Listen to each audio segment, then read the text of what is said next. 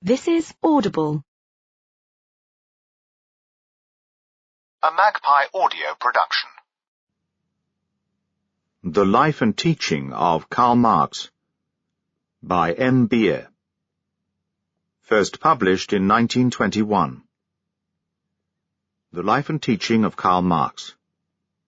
Translated by T.C. Partington and H.J. Stenning, and revised by the author. Contents. Introduction. 1. The significance of Marx. 2. The work of Hegel. Chapter 1. Parents and Friends. 1. Marx's apprenticeship. 2. Student. 3. Beginnings of public life. Chapter 2. The formative period of Marxism. 1. The Franco-German yearbooks. 2. Friendship with Friedrich Engels. 3. Controversy with Bauer and Rouge. 4. Controversy with Proudhon. Chapter 3. Years of agitation and varying fortunes. 1. The revolutionary spirit of the 40s. 2. The Communist Manifesto. 3. The Revolution of 1848. 4. Days of cloud and sunshine in London. 5. The International. 6. The Paris Commune. 7. The Evening of Life. Chapter 4. The Marxian System. 1. The Materialist Conception of History. 2. Classes, class struggles, and class consciousness. 3. The role of the labor movement and the proletarian dictatorship. 4. Outlines of the economic doctrines. Chapter 5. Conclusion. Introduction. 1. The significance of Marx. Karl Marx belongs to the ranks of those philosophical and sociological thinkers who throw potent thought ferment into the world and set in motion the masses of mankind. They awaken slumbering doubts and contradictions. They proclaim new modes of thought, new social forms. Their systems may sooner or later become obsolete, and the ruthless march of time may finally overthrow their intellectual edifice. Meanwhile, however, they stimulate into activity the minds of countless men, inflame countless human hearts, imprinting on them characteristics which are transmitted to coming generations. This is the grandest and finest work to which any human being can be called. Because these thinkers have lived and worked, their contemporaries and successors think more clearly, feel more intensely, and are richer in knowledge and self-consciousness. The history of philosophy and of social science is comprised in such systems and generalizations. They are the index to the annals of mankind. None of these systems is complete. None comprehends all human motives and capacities. None exhausts all the forces and currents of human society. They all express only fragmentary truths which, however, become effective and achieve success because they are shining lights amidst the intellectual confusion of the generation which gives them birth, bringing it to a consciousness of the questions of the time, rendering its further development less difficult, and enabling its strongest spirits to stand erect with fixity of purpose in critical periods. Hegel expresses himself in a similar sense where he remarks, "When the refutation of a philosophy is spoken of, this is usually meant in an abstract negative, completely destructive sense, so that the confuted philosophy has no longer any validity whatever, and is set aside and done with. If this be so, the study of the history of philosophy must be regarded as a thoroughly depressing business, seeing that this study teaches that every system of philosophy which has arisen in the course of time has found its refutation. But if it is as good as granted that every philosophy has been refuted, yet at the same time it must be also asserted that no philosophy has been refuted, nor ever can be refuted, for every philosophical system is to be considered as the presentation of a particular moment, or a particular stage in the evolutionary process of the idea. The history of philosophy is not, in its totality, a gallery of the aberrations of the human intellect, but is rather to be compared to a pantheon of deities. Hegel, Encyclopedia, Volume 1, Section 86, Note 2. What Hegel says here about philosophy is true also of systems of social science, and styles and forms in art. The displacement of one system by another reflects the historical sequence of the various stages of social evolution. The characteristic which is common to all these systems is their vitality. In spite of their defects and difficulties, there surges through them a living spirit from the influence of which contemporaries cannot escape. Opponents may put themselves to endless trouble to contradict such systems and show up their shortcomings and inconsistencies, and yet, with all their pains, they do not succeed in attaining their object. Their logical sapping and mining, their passionate attacks break against the vital spirit which the creative genius has breathed into his work. The deep impression made on us by this vitality is one of the main factors in the formation of our judgments upon scientific and artistic achievements. Mere formal perfection and beauty through which the life of the times does not throb can never create this impression. Walter Scott, who was often reproached with defects and inconsistencies in the construction of his novels, once made answer with the following anecdote. A French sculptor who had taken up his abode in Rome was fond of taking to the Capitol his artistically inclined countrymen who were travelling in Italy, to show them the equestrian statue of Marcus Aurelius, on which occasions he was at pains to demonstrate that the horse was defectively modelled and did not meet the requirements of anatomy. After one of these criticisms, a visitor urged him to prove his case in a concrete form by constructing a horse on correct artistic principles. The critic set to work, and when, after the lapse of a year, his friends were again visiting Rome, exhibited to them his horse. It was anatomically perfect. Proudly he had it brought to the Capitol, in order to compare both productions, and so celebrate his triumph. Quite absorbed in his critical comparison, the French sculptor, after a while, gave way to a burst of genuine artistic feeling, which caused him pathetically to exclaim, "Et pourtant, cette bête-là est vivante, et la mienne est morte." And yet that animal is alive, while mine is dead. Quite a number of Marxian critics find themselves in the same position as the hypercritical French sculptor. Their formal and logically complete economic doctrines and systems of historical philosophy, provided with pedantically correct details and definitions, remain dead and ineffective. They do not put us into contact with the relations of the time, whereas Marx has bequeathed both to the educated and the uneducated, to his readers and to non-readers, a multitude of ideas and expressions relating to social science, which have become current throughout the world. In Petrograd and in Tokyo, in Berlin and in London, in Paris and in Pittsburgh, people speak of capital and of capitalist system, of means of production and of the class struggle, of reform and revolution, of the proletariat and of socialism. The extent of Marx's influence is shown by the economic explanation of the World War, which is even accepted by the most decided opponents of the materialist conception of history. A generation after Marx's death, the sovereignty of capital shrinks visibly.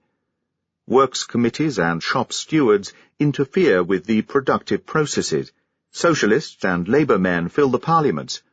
Working men and their representatives rise to or take by storm the highest position of political power in states and empires. Many of their triumphs would scarcely have received Marx's approval. His theory, white-hot with indomitable passion, demanded that the new tables of the law should be given to men amidst thunder and lightning. But still the essential thing is that the proletariat is loosening its bonds, even if it does not burst them noisily asunder. We find ourselves in the first stages of the evolution of socialist society. Through whatever forms this evolutionary process may pass in its logical development, this much is certain. that only by active thought on the part of socialists and by the loyal cooperation of the workers can it be brought to its perfection. We are already using Hegelian expressions, and must therefore pause here to note briefly Hegel's contribution to the subject. Without a knowledge of this, no one can be in a position to appreciate the important factors in the life and influence of Marx, or even to understand his first intellectual achievements during his student years. 2. The work of Hegel. Until towards the end of the 18th century, learned and unlearned philosophers and Philistines had some such general notions as the following. The world has either been created, or it has existed from eternity. It is either governed by a personal, supernatural God or universal spirit, or it is kept going by nature like some delicate machine. It exists in accordance with eternal laws, and is perfect, ordained to fulfill some design, and constant. The things and beings which are found in it are divided into kinds, species, and classes. All is fixed, constant, and eternal. Things and beings are contiguous in space, and succeed one another in time, as they have done ever since time was. It is the same with the incidents and events of the world and of mankind. Such common proverbs as "there is nothing new under the sun" and "history repeats itself" are but popular expressions of this view. Correlative to this philosophy was logic, or the science of the laws of thinking, Greek logos, reason, word.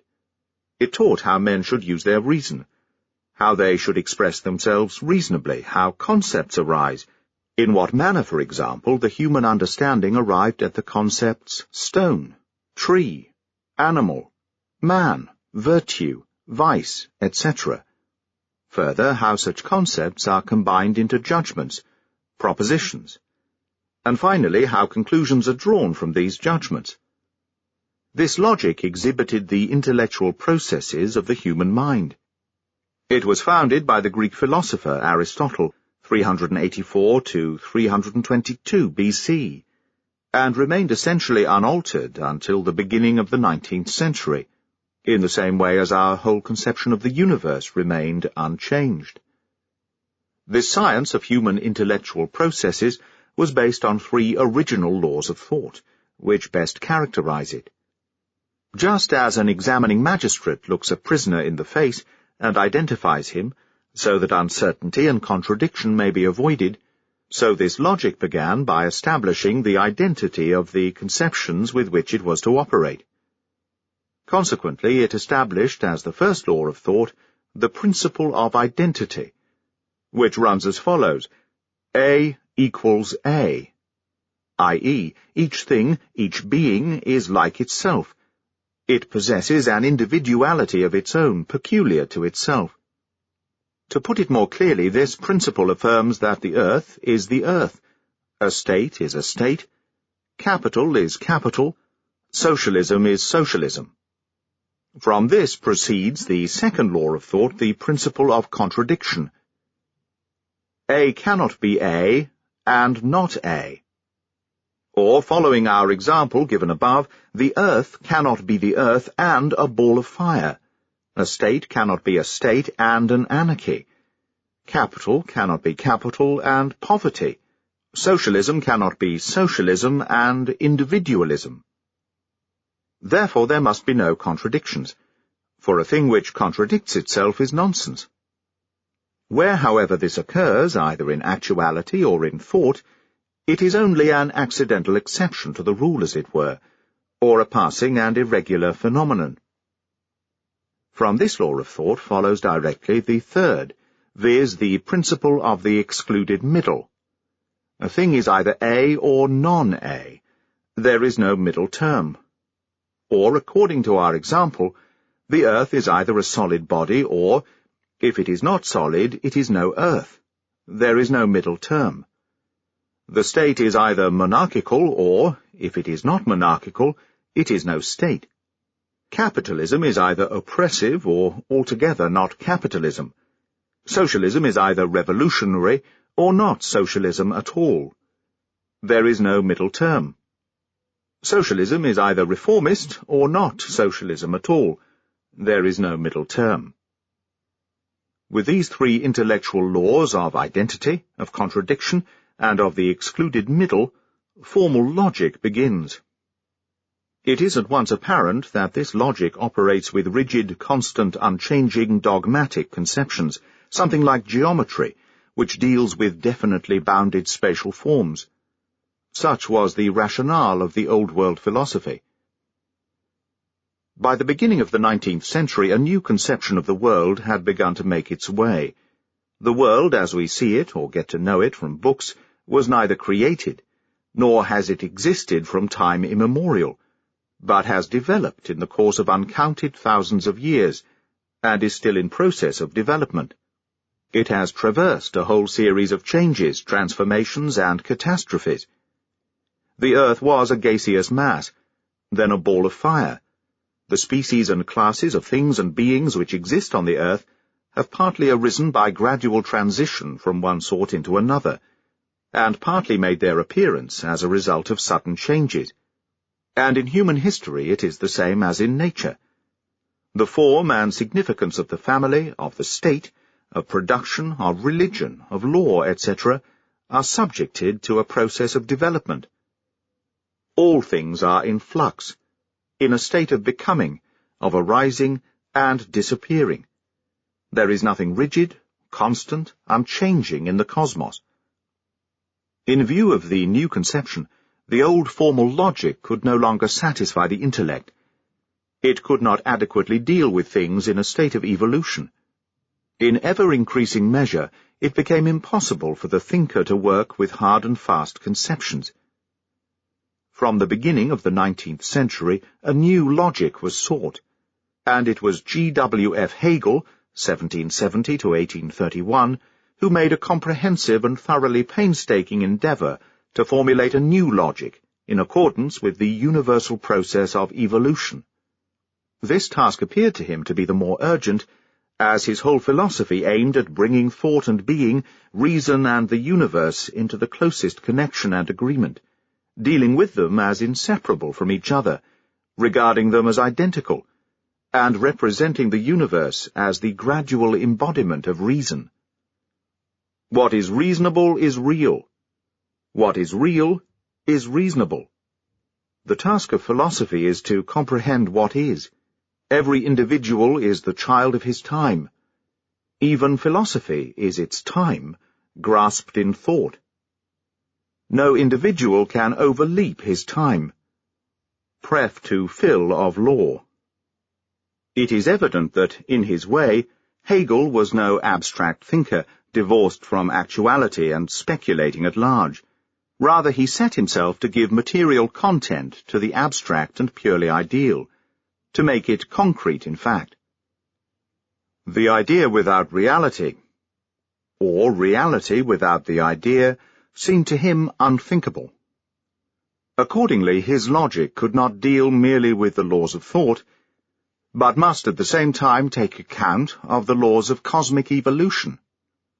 Merely to play with the forms of thought and to fence with ideas, as the old logicians, especially in the Middle Ages, were wont to do, seemed to him a useless, abstract, unreal operation.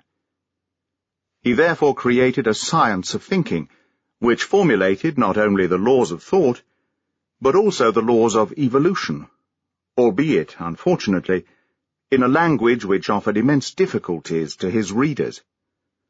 The essence of his logic is the dialectic. By dialectic the old Greeks understood the art of discourse and rejoinder, the refutation of an opponent by the destruction of his assertions and proofs, the bringing into relief of the contradictions and antitheses.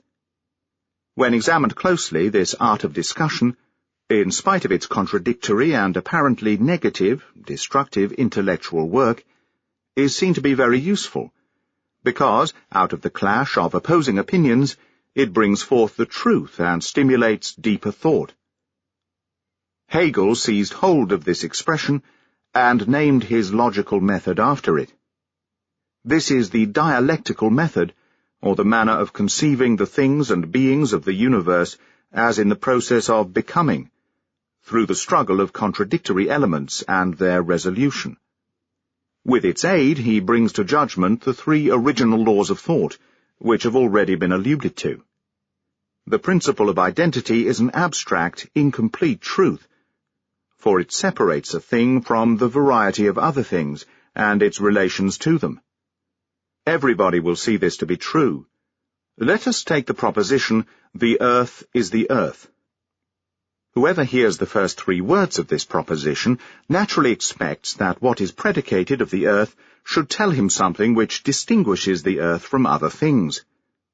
Instead of this, he is offered an empty, hard-and-fast identity, the dead husk of an idea. If the principle of identity is at best only an incomplete truth, the principles of contradiction and of the excluded middle are complete untruths.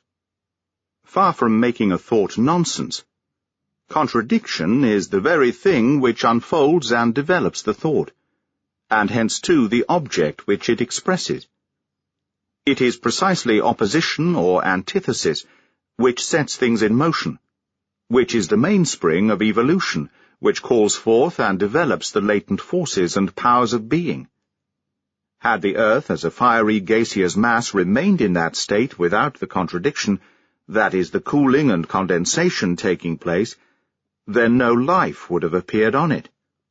Had the state remained autocratic, and the contradictory principle, middle-class freedom, been absent, then the life of the state would have become rigid, and the bloom of culture rendered impossible. Had capitalism remained without its proletarian contradiction, then it would have reverted to an industrial feudalism. It is the contradiction or the antithesis which brings into being the whole kingdom of the potentialities and gifts of nature and of humanity. Only when the contradictory begins to reveal itself does evolution to a higher plane of thought and existence begin. It is obvious that we are not concerned here with logical contradictions, which usually arise from unclear thinking or from confusion in the presentation of facts. Hegel, and after him Marx, dealt rather with real contradictions, with antitheses and conflicts, as they arise of themselves in the process of evolution of things and conditions. The thing or the being, against which the contradiction operates, was called by Hegel the positive, and the contradiction, the antagonistic element or the antithesis, he called the negation.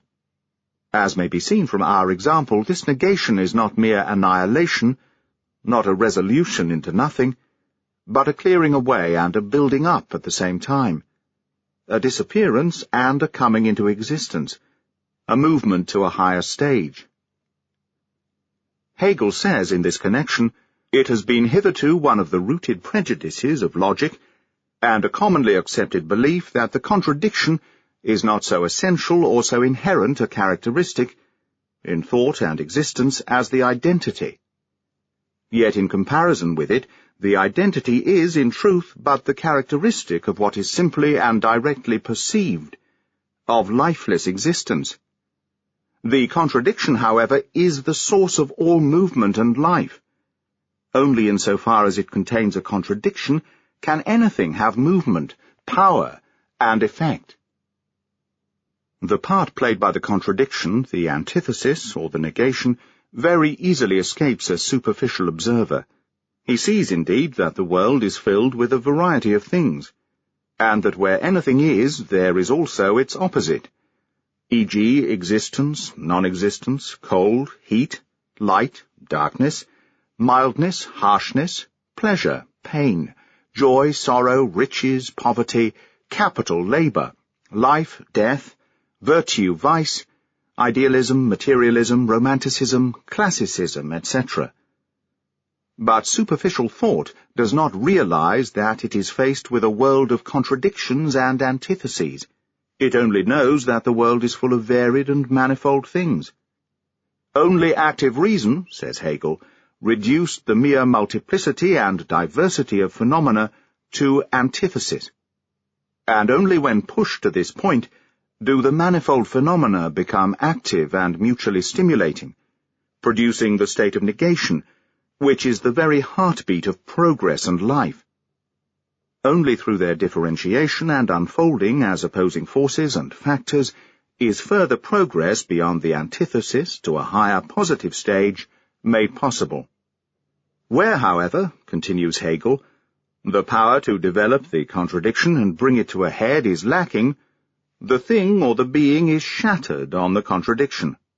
Hegel, Science of Logic, Part 1, Section 2, pages 66, 69, 70. This thought of Hegel's is of extraordinary importance for the understanding of Marxism. It is the soul of the Marxian doctrine of the class struggle, nay, of the whole Marxian system. One may say that Marx is always on the lookout for contradictions within the social development, for wherever the contradiction, antithesis, class struggle, shows itself, there begins, according to Marx, Hegel, the process to a higher plane. Note 1. In one of the later chapters, the reader will find the series of contradictions discovered by Marx in the evolution of capitalism. Section 4, Outlines of the Economic Doctrine, Chapter 8, Economic Contradictions. End of note. We have now become familiar with two expressions of the dialectical method, the positive and the negation. We have seen the first two stages of the process of growth in thought and in reality. The process is not yet complete. It still requires a third stage. This third step Hegel called the negation of the negation. With the continued operation of the negation, a new thing or being comes into existence. To revert to our examples, the complete cooling and condensation of the Earth's crust, the rise of the middle-class state, the victory of the proletariat. These things represent the suspension or the setting aside of the negation. The contradiction is thus resolved, and a new stage in the process of evolution is reached. The expressions positive or affirmation, negation, and negation of the negation are also known as thesis, antithesis, and synthesis. In order to understand this more distinctly and to visualize it, let us consider an egg. It is something positive, but it contains a germ which, awakening to life, gradually consumes, i.e. negatives, the contents of the egg.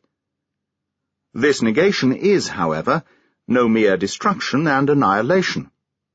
On the contrary, it results in the germ developing into a living thing.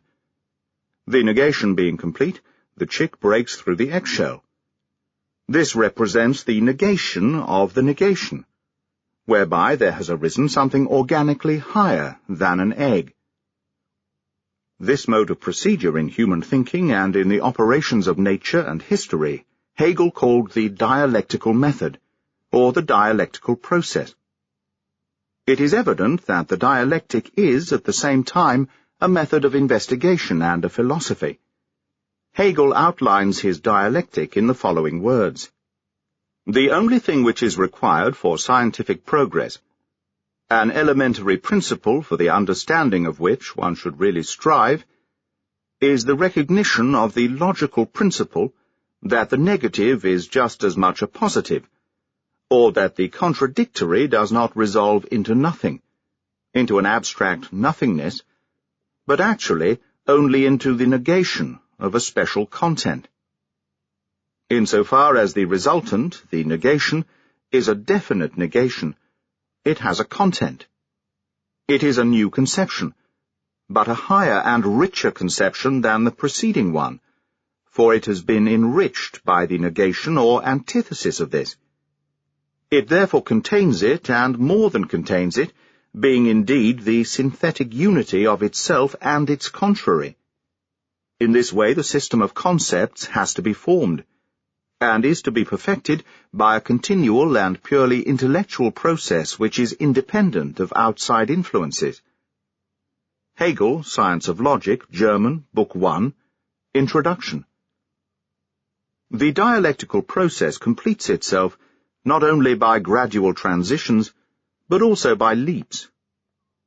Hegel remarks, "It has been said that there are no sudden leaps in nature, and it is a common notion that things have their origin through gradual increase or decrease. But there is also such a thing as sudden transformation from quantity into quality. For example, water does not become gradually hard on cooling, becoming first pulpy and ultimately attaining the rigidity of ice, but turns hard at once. If the temperature be lowered to a certain degree, the water is suddenly changed into ice, i.e. the quantity, the number of degrees of temperature, is transformed into quality, a change in the nature of the thing." Logic, German, Part 1, Section 1, page 464, edition 1841. Marx handled this method with unsurpassed mastery. With its aid, he formulated the laws of the evolution of socialism. In his earliest works, The Holy Family, 1844, and The Poverty of Philosophy, 1847, written when he was formulating his materialist conception of history, as also in his Capital, it is with the dialectic of Hegel that he investigates these laws. Proletariat and riches, later Marx would have said capital, are antitheses. As such, they constitute a whole. Both are manifestations of the world of private property. The question to be considered is the specific position which both occupy in the antithesis. To describe them as two sides of a whole is not a sufficient explanation. Private property, as riches, is compelled to preserve its own existence, and along with it that of its antithesis, the proletariat. Private property satisfied in itself is the positive side of the antithesis. The proletariat, on the other hand, is obliged, as proletariat, to abolish itself, and along with it private property, its conditioned antithesis, which makes it the proletariat. It is a negative side of the antithesis, the internal source of unrest, the disintegrated and disintegrating proletariat. Within the antithesis, therefore, the owner of private property is the conservative, and the proletarian is the destructive party. From the former proceeds the action of maintaining the antithesis, from the latter the action of destroying it. From the point of view of its national economic movement, private property is, of course, continually being driven towards its own dissolution, but only by an unconscious development which is independent of it, and which exists against its will, and is limited by the nature of things.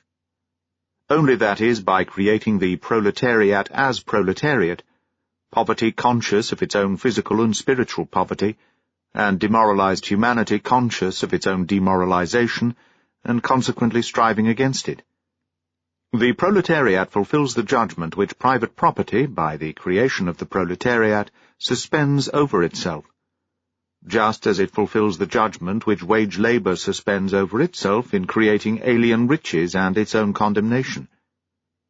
If the proletariat triumphs, it does not thereby become the absolute side of society, for it triumphs only by abolishing itself and its opposite.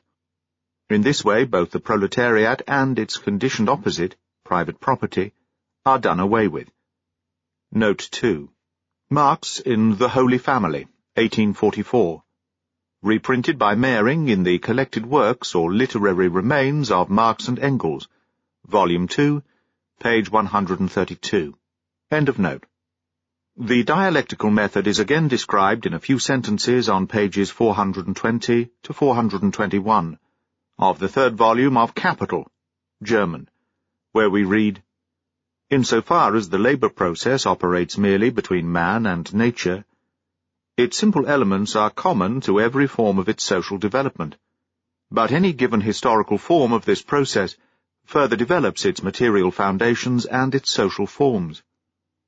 When it has attained a certain degree of maturity, the given historical form is cast off and makes room for a higher one.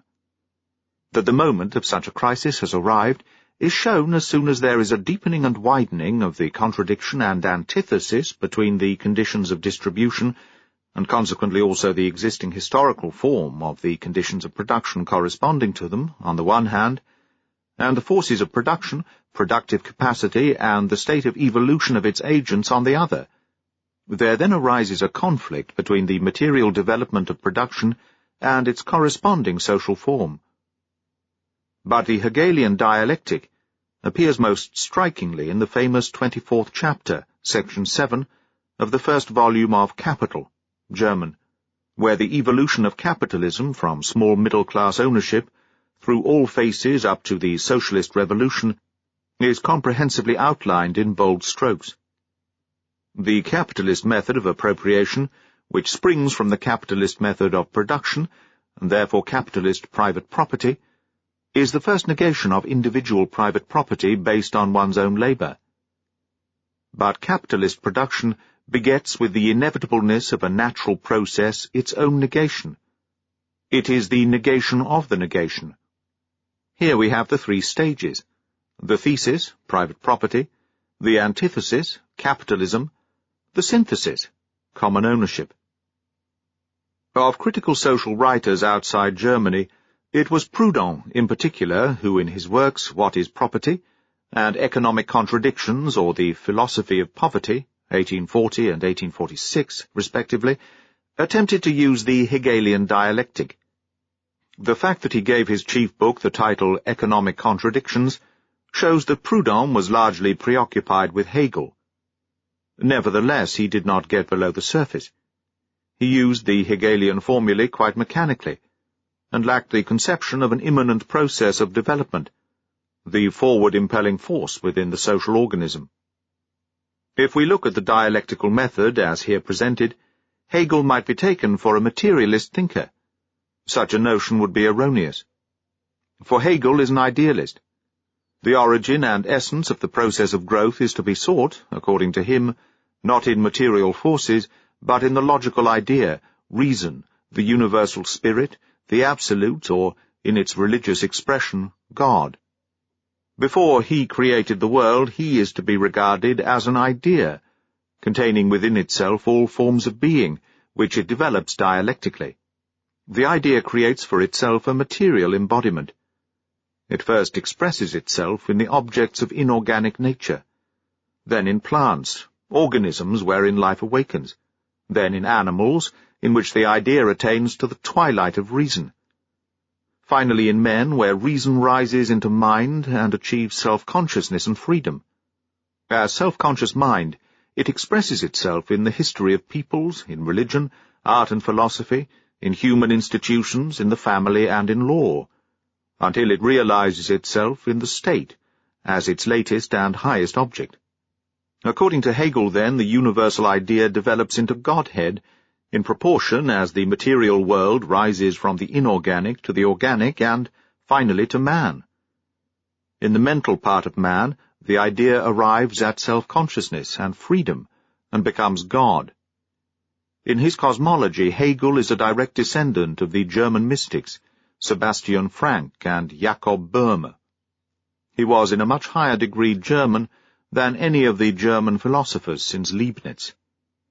The strangest thing, however, is that Germanism, Protestantism, and the Prussian state appeared to Hegel as the highest expression of the universal mind, particularly the Prussian state as it existed before March 1848, with its repudiation of all middle-class forms and liberalism of any kind, and its basis of strong governmental force. There is little purpose in trying to acquire a logical conception of Hegelian cosmology. It is not only idealist, but, as we said, mystical. It is as inconceivable to human reason as the biblical. It is irrational and lies beyond the sphere of reason. Making the universe arise out of pure reason, out of the logical idea, developing through the dialectical process with a consciousness of freedom, it yet concludes in unreason and an obstinate determinism. In liberalism, Hegel saw only a simple negation, a purely destructive factor which disintegrates the state and resolves it into individuals, thus depriving it of all cohesion and organizing strength. He blamed parliamentarism for demanding that everything should take place through their, the individual's, expressed power and consent. The will of the many overturns the ministry, and what was the opposition now takes control. But so far as it is the government, the latter finds the many against it. Thus agitation and unrest continue. This collision, this knot, this problem, is what confronts history, a problem which it must resolve at some future time. One would have thought that it was precisely parliamentarism, with its unrest and agitation, its antitheses and antagonisms, which would have had a special attraction for Hegel, but nevertheless he turned aside from it. How is this to be explained? Hegel's relation to the Prussian state is to be accounted for by his strong patriotic sentiments. His disposition inclined him strongly to nationalism in politics. In his early manhood he witnessed the complete dissolution of the German Empire, and deeply bewailed the wretchedness of German conditions. He wrote, "Germany is no longer a state. Even the wars which Germany waged have not ended in a particularly honourable manner for her. Burgundy, Alsace, Lorraine have been torn away. The Peace of Westphalia has often been alluded to as Germany's Palladium, although by it the complete dismemberment of Germany has only been established more thoroughly than before. The Germans have been grateful to Richelieu, who destroyed their power." On the other hand, the achievements of Prussia in the 7 Years' War and in the War of Liberation against the French awoke in him the hope that it was this state which could save Germany. To this thought he gave eloquent and enthusiastic expression in his address at the opening of his Berlin lectures in October 1818, and also in his lecture on Frederick the Great. Hegel therefore rejected everything which seemed to him to spell a weakening of the Prussia state power. The dialectician was overcome by national feelings. However, Hegel's place in the history of thought rests not on his explanations of the creation of the world, nor on his German nationalist politics, but upon the dialectical method. In exploring by means of this method the wide expanse of human knowledge, he scattered an astonishing abundance of materialistic and strictly scientific observations and suggestions, and inspired his pupils and readers with a living conception of history, of the development of mankind to self-consciousness and freedom, thus rendering them capable of pushing their studies further and emancipating themselves from all mysticism. As an example of the materialist tendency of his philosophy, the following references will serve. His Philosophy of History contains a whole chapter upon the geographical foundations of universal history. In this chapter he expresses himself, quite contrary to his deification of the state, as follows. A real state and a real central government only arise when the distinction of classes is already given, when riches and poverty have become very great, and such conditions have arisen that a great multitude can no longer satisfy their needs in the way to which they have been accustomed. Or take his explanation of the founding of colonies by the Greeks. This projecting of colonies, particularly in the period after the Trojan War until Cyrus, is here a peculiar phenomenon, which may thus be explained. In the individual towns the people had the governing power in their hands, in that they decided the affairs of state in the last resort. In consequence of the long peace, population and development greatly increased, and quickly brought about the accumulation of great riches, which is always accompanied by the phenomenon of great distress and poverty. Industry, in our sense, did not exist at that time, and the land was speedily monopolized. Nevertheless, a section of the poorer classes would not allow themselves to be depressed to the poverty line, for each man felt himself to be a free citizen. The sole resource, therefore, was colonization. Or even the following passage, which conceives the philosophical system merely as the result and reflection of the accomplished facts of existence, and therefore rejects all painting of utopias. Besides, philosophy comes always too late to say a word as to how the world ought to be. As an idea of the universe, it only arises in the period after reality has completed its formative process and attained its final shape. What this conception teaches is necessarily demonstrated by history, namely that the ideal appears over against the real only after the consummation of reality. that the ideal reconstructs the same world, comprehended in the substance of reality, in the form of an intellectual realm. A form of life has become old when philosophy paints its grey on grey, and with grey on grey it cannot be rejuvenated but only recognized.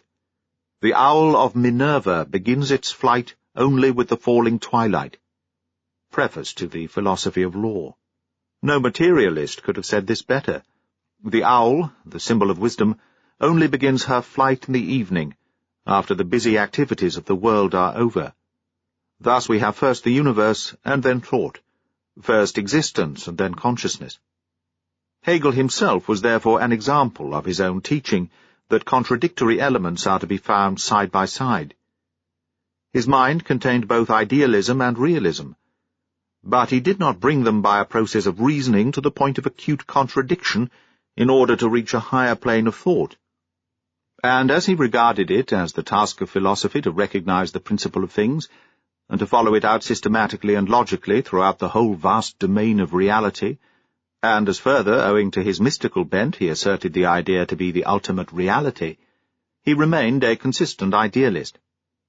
The conservatism of Hegel, who was the philosophical representative of the Prussian state, was, however, sadly incompatible with the awakening consciousness of the German middle class, which, in spite of its economic weakness, aspired to a freer state constitution and greater liberty of action.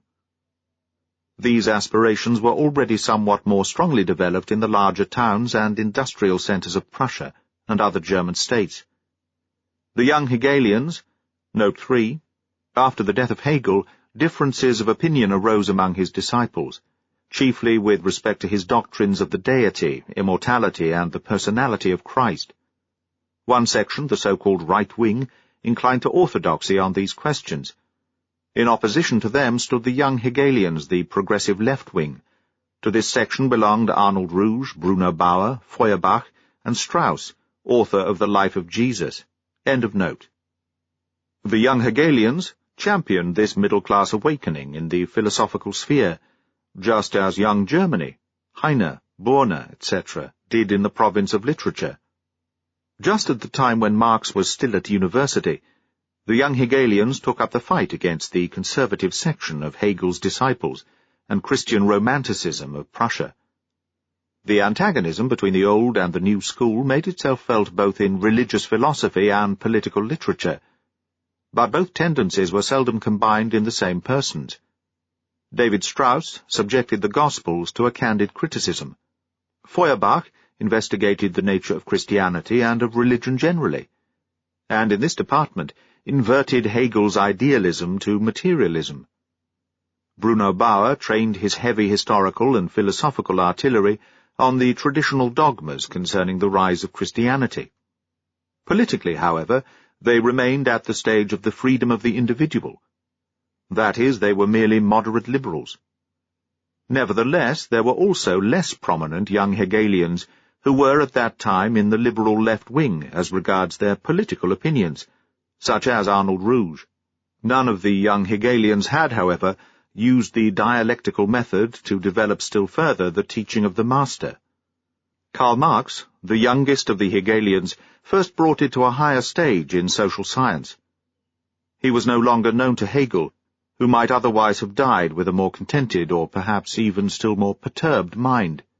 Heinrich Heine, who belonged to the Hegelians in the 30s and 40s, relates the following anecdote, which, if not true, yet excellently illustrates the extraordinary difficulties of the master's doctrines.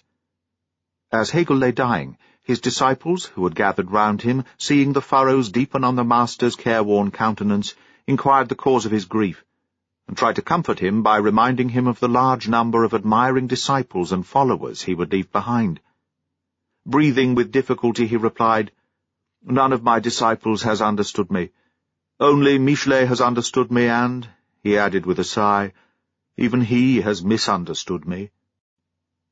The Life and Teaching of Karl Marx. Chapter 1. Parents and Friends. 1. Marx's Apprenticeship. Karl Heinrich Marx first saw the light of day in Treves on May 5, 1818. His father, an enlightened, fine-feeling and philanthropic Jew, was a jurist who had slowly risen from the humble circumstances of a German rabbi family and acquired a respectable practice, but who never learned the art of making money. His mother was a Dutch woman, and came of a rabbi family called Pressburg, which, as the name indicates, had emigrated from Pressburg in Hungary to Holland in the 17th century. She spoke German very imperfectly. Marx has handed on to us one of her sayings. If Karl made a lot of capital instead of writing a lot about capital, it would have been much better. The Marxes had several children, of whom Karl alone showed special mental gifts. In the year 1824, the family embraced Christianity. The baptism of Jews was at that time no longer a rarity. The Enlightenment of the last half of the 18th century had undermined the dogmatic beliefs of many cultured Jews, and the succeeding period of German Christian Romanticism brought a strengthening and idealizing of Christianity and of national feeling, from which, for practical just as much as for spiritual reasons, the Jews who had renounced their own religion could not escape. They were completely assimilated, felt and thought like the rest of their Christian and German fellow citizens. Marx's father felt himself to be a good Prussian, and once recommended his son to compose an ode in the grand style on Napoleon's downfall and Prussia's victory. Karl did not in truth follow his father's advice, but from that time of Christian enthusiasm and German patriotic sentiment until his life's end, there remained with him an anti-Jewish prejudice. The Jew was generally, to him, either a usurer or a cadger. Karl was sent to the grammar school in his native town, leaving with a highly creditable record. The school was, however, not the only place where he developed his mind.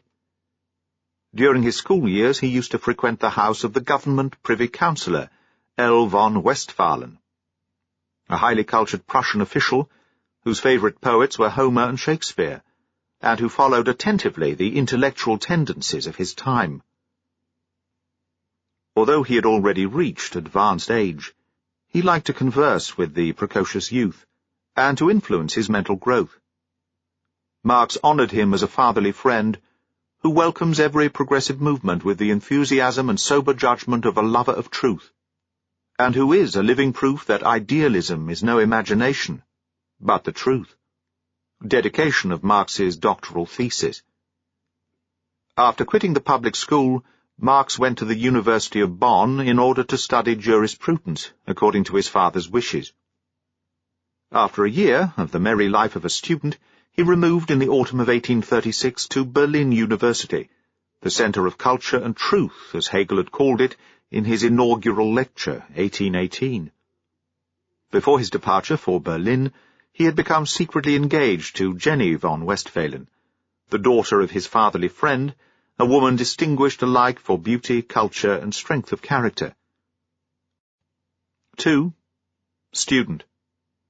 In Berlin, Marx threw himself into the study of philosophy, jurisprudence, history, geography, literature, the history of art, etc. He had a Faust-like thirst for truth, and his appetite for work was insatiable. In these matters only superlatives can be used to describe Marx. In one of his poems dating from this period, he says of himself, "Ne'er can I perform in calmness what has seized my soul with might, but must strive and struggle onward in a ceaseless, restless flight. All divine, enhancing graces would I make of life a part, penetrate the realms of science, grasp the joys of song and art." Giving up all social intercourse, he worked night and day, making abstracts of what he read, translating from Greek and Latin, working at philosophical systems, setting down a considerable number of his own thoughts, and drafting outlines of philosophy or jurisprudence, as well as writing 3 volumes of poems. The year 1837 marks one of the critical periods of Marx's intellectual development. It was a time of vacillation and ferment, and of internal struggle, at the end of which he found refuge in the Hegelian dialectics. In doing so, he turned his back on the abstract idealism of Kant and Fichte, and made the first step towards reality. And indeed at that time Marx firmly believed that Hegel actually stood for reality. In a somewhat lengthy letter dated November the 10th, 1837, a truly human document, Marx gives his father an account of his intense activity during that remarkable period, comprising his first 2 terms at the University of Berlin, when he was still so very young. Dear Father, there are times which are landmarks in our lives, and they not only mark off a phase that has passed, but at the same time point out clearly our new direction. At such turning points we feel impelled to make a critical survey of the past and the present, so as to attain to a clear knowledge of our actual position. Nay, mankind itself, as all history shows, loves to indulge in this retrospection and contemplation, and thereby often appears to be going backward or standing still, when after all it has only thrown itself back in its armchair the better to apprehend itself, to grasp its own doings, and to penetrate into the workings of the spirit. The individual, however, becomes lyrical at such times, for every metamorphosis is in part an elegy on the past, and in part the prologue of a great new poem that is striving for permanent expression in a chaos of resplendent but fleeting colours. Be that as it may, we would fain set up a monument to our past experiences, that they may regain in memory the significance which they have lost in the active affairs of life. And what more fitting way can we find of doing that than by bringing them and laying them before the hearts of our parents? And so now, when I take stock of the year which I have just spent here, and in so doing answer your very welcome letter from Ems, let me consider my position, in the same way as I look on life altogether, as the embodiment of a spiritual force that seeks expression in every direction, in science, in art, and in one's own personality. On my arrival in Berlin, I broke off all my former connections, paid visits rarely and unwillingly, and sought to bury myself in science and art. In accordance with my ideas at the time, poetry must of necessity be my first concern, or at least the most agreeable of my pursuits, and the one for which I most cared. But, as might be expected from my disposition and the whole trend of my development, it was purely idealistic. Next I had to study jurisprudence, and above all I felt a strong impulse to grapple with philosophy. Both studies, however, were so interwoven that on the one hand I worked through the jurists Heinekius and Thibaut, and the sources, docilely and quite uncritically, translating, for instance, the first 2 books of the Pandects of Justinian, while on the other hand I attempted to evolve a philosophy of law in the sphere of jurisprudence.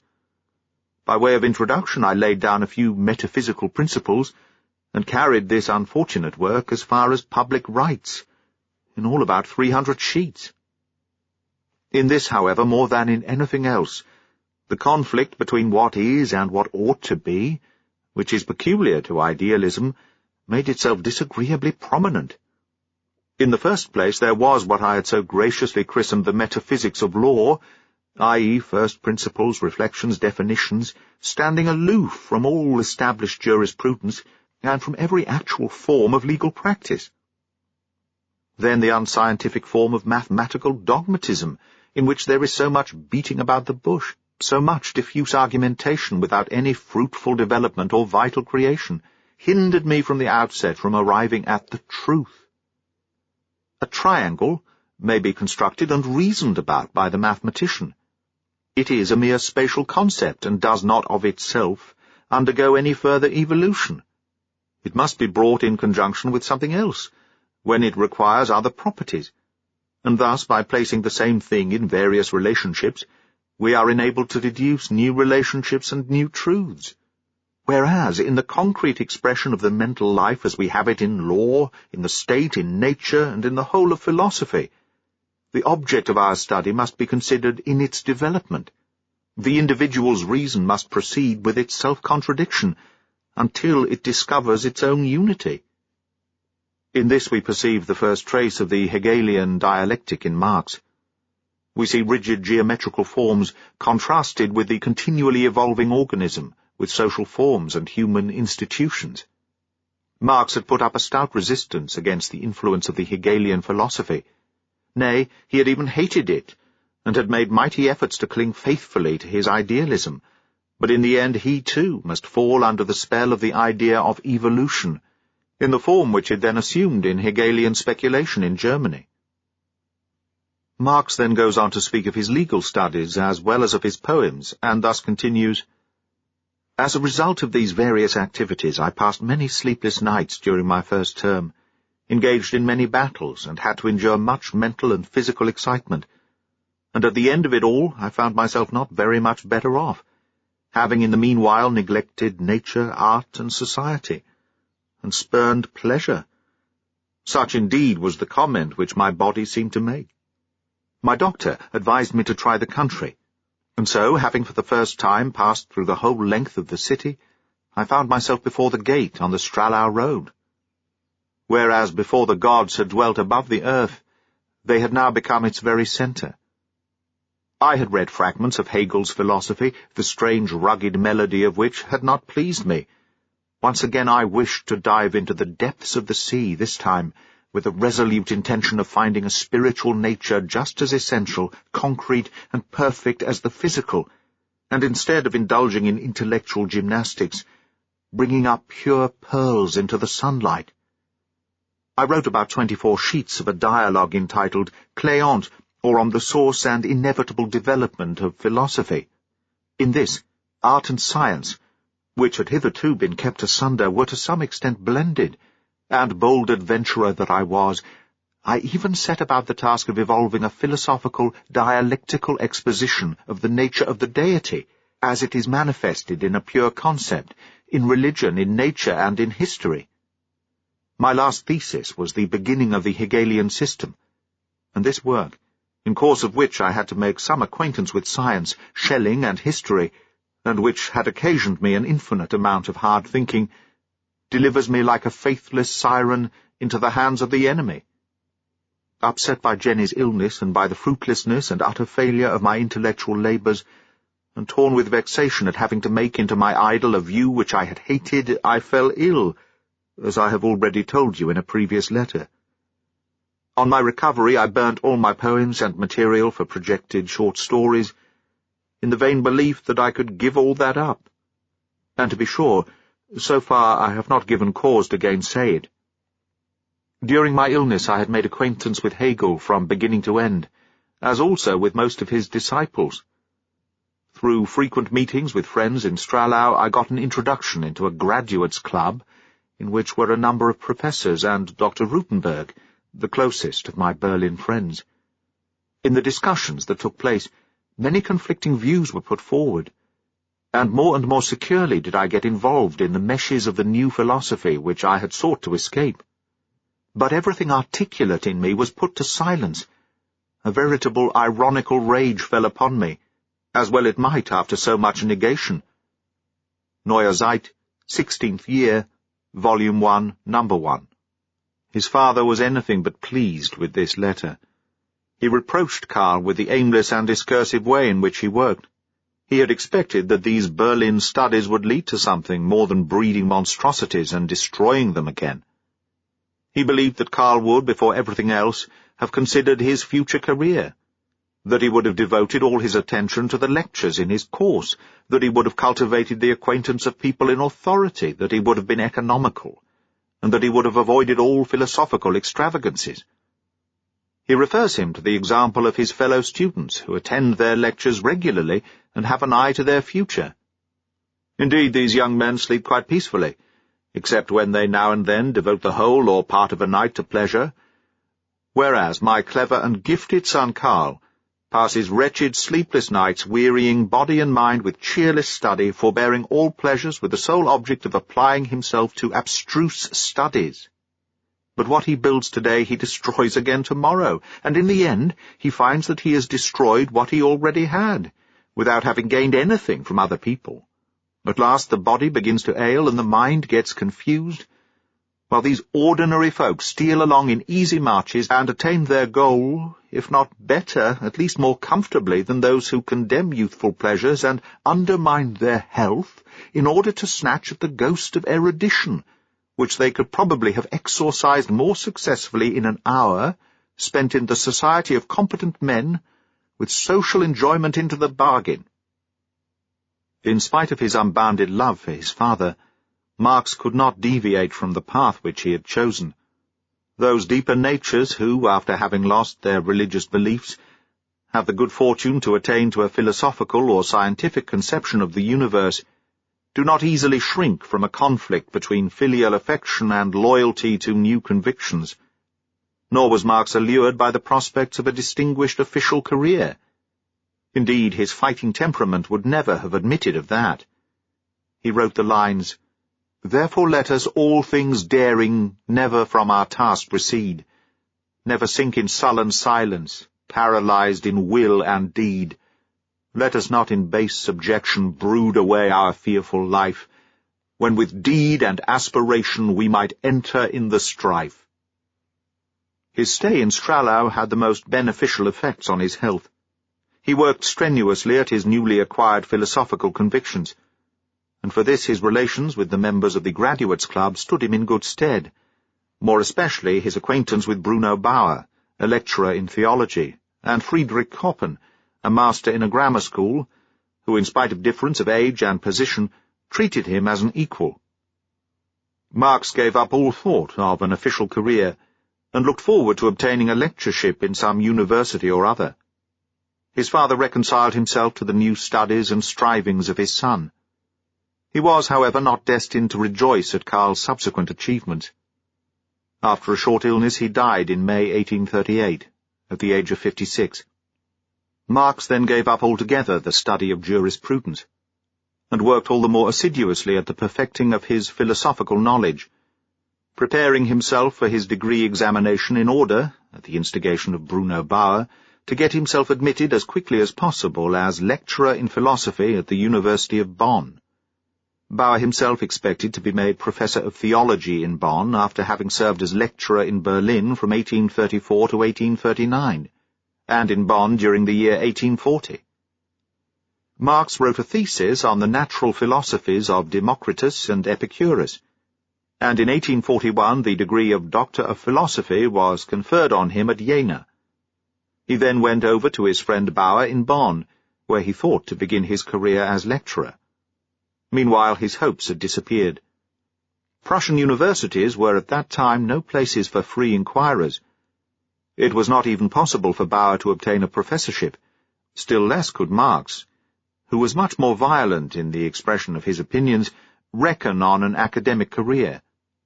His only way out of this blind alley was freelance journalism, and for this an opportunity soon presented itself. 3. Beginnings of public life. Marx made his entry into public life with a thorough philosophical training, and with an irrestrainable impulse to enter into the struggle for the spiritual freedom of Germany.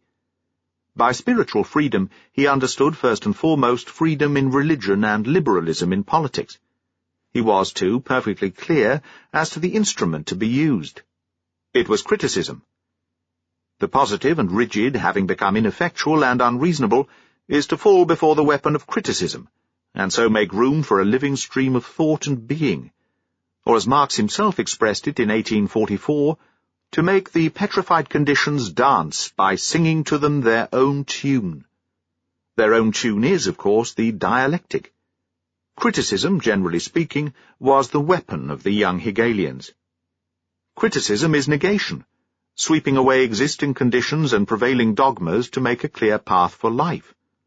Not the setting up of new principles or new dogmas, but the clearing away of the old dogmas, is the task of the young Hegelians.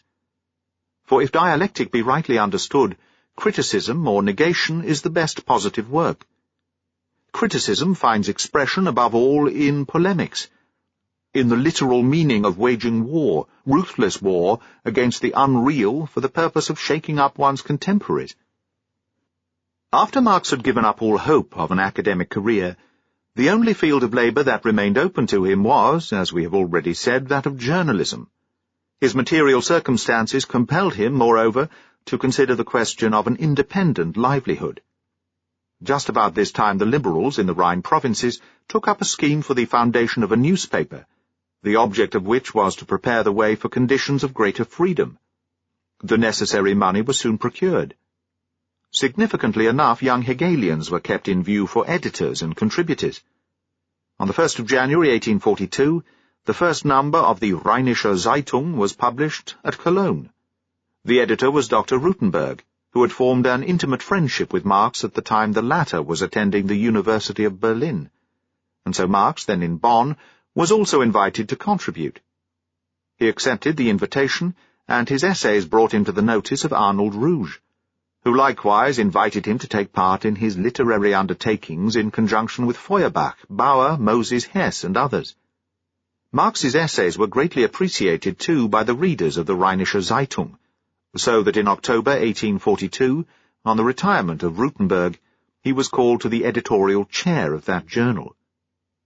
In his new position he had to deal with a series of economic and political questions which, no doubt with a less conscientious editor, would have occasioned little hard thinking, but which for Marx showed the need of a thorough study of political economy and socialism. In October 1842 a congress of French and German intellectuals was held in Strasbourg, and amongst other things French socialist theories were discussed. Likewise in the Rhine provinces arose questions concerning landed property and taxes, which had to be dealt with from the editorial chair, questions which were not to be answered by a purely philosophical knowledge. Besides, the censorship made the way hard for a paper conducted with such critical acumen, and did not allow the editor to fulfill his real mission. In the preface to the Critique of Political Economy, 1859, Marx gives a short sketch of his editorial life. As editor of the Rheinische Zeitung, in 1842 and 1843, I came up, for the first time, against the difficulty of having to take part in the controversy over so-called material interests. The proceedings of the Diet of the Rhine provinces, with regard to wood stealing and parcelling out of landed property, and their action towards the farmers of the Moselle districts, and lastly debates on free trade and protection, gave the first stimulus to my investigation of economic questions. On the other hand, an echo of French socialism and communism, feebly philosophical in tone, had at that time made itself heard in the columns of the Rheinische Zeitung. I declared myself against superficiality, confessing, however, at the same time, that the studies I had made so far did not allow me to venture any judgment of my own on the significance of the French tendencies. I readily took advantage of the illusion cherished by the directors of the Rheinische Zeitung, who believed they could reverse the death sentence passed on that journal as a result of weak management, in order to withdraw from the public platform into my study. And so the intellectual need, which he felt of studying economics and socialism, as well as his thirst for free unfettered activity, resulted in Marx's retirement from his post as editor, although he was about to enter upon married life, and had to make provision for his own household. But he was, from the beginning, determined to subordinate his material existence to his spiritual aspirations.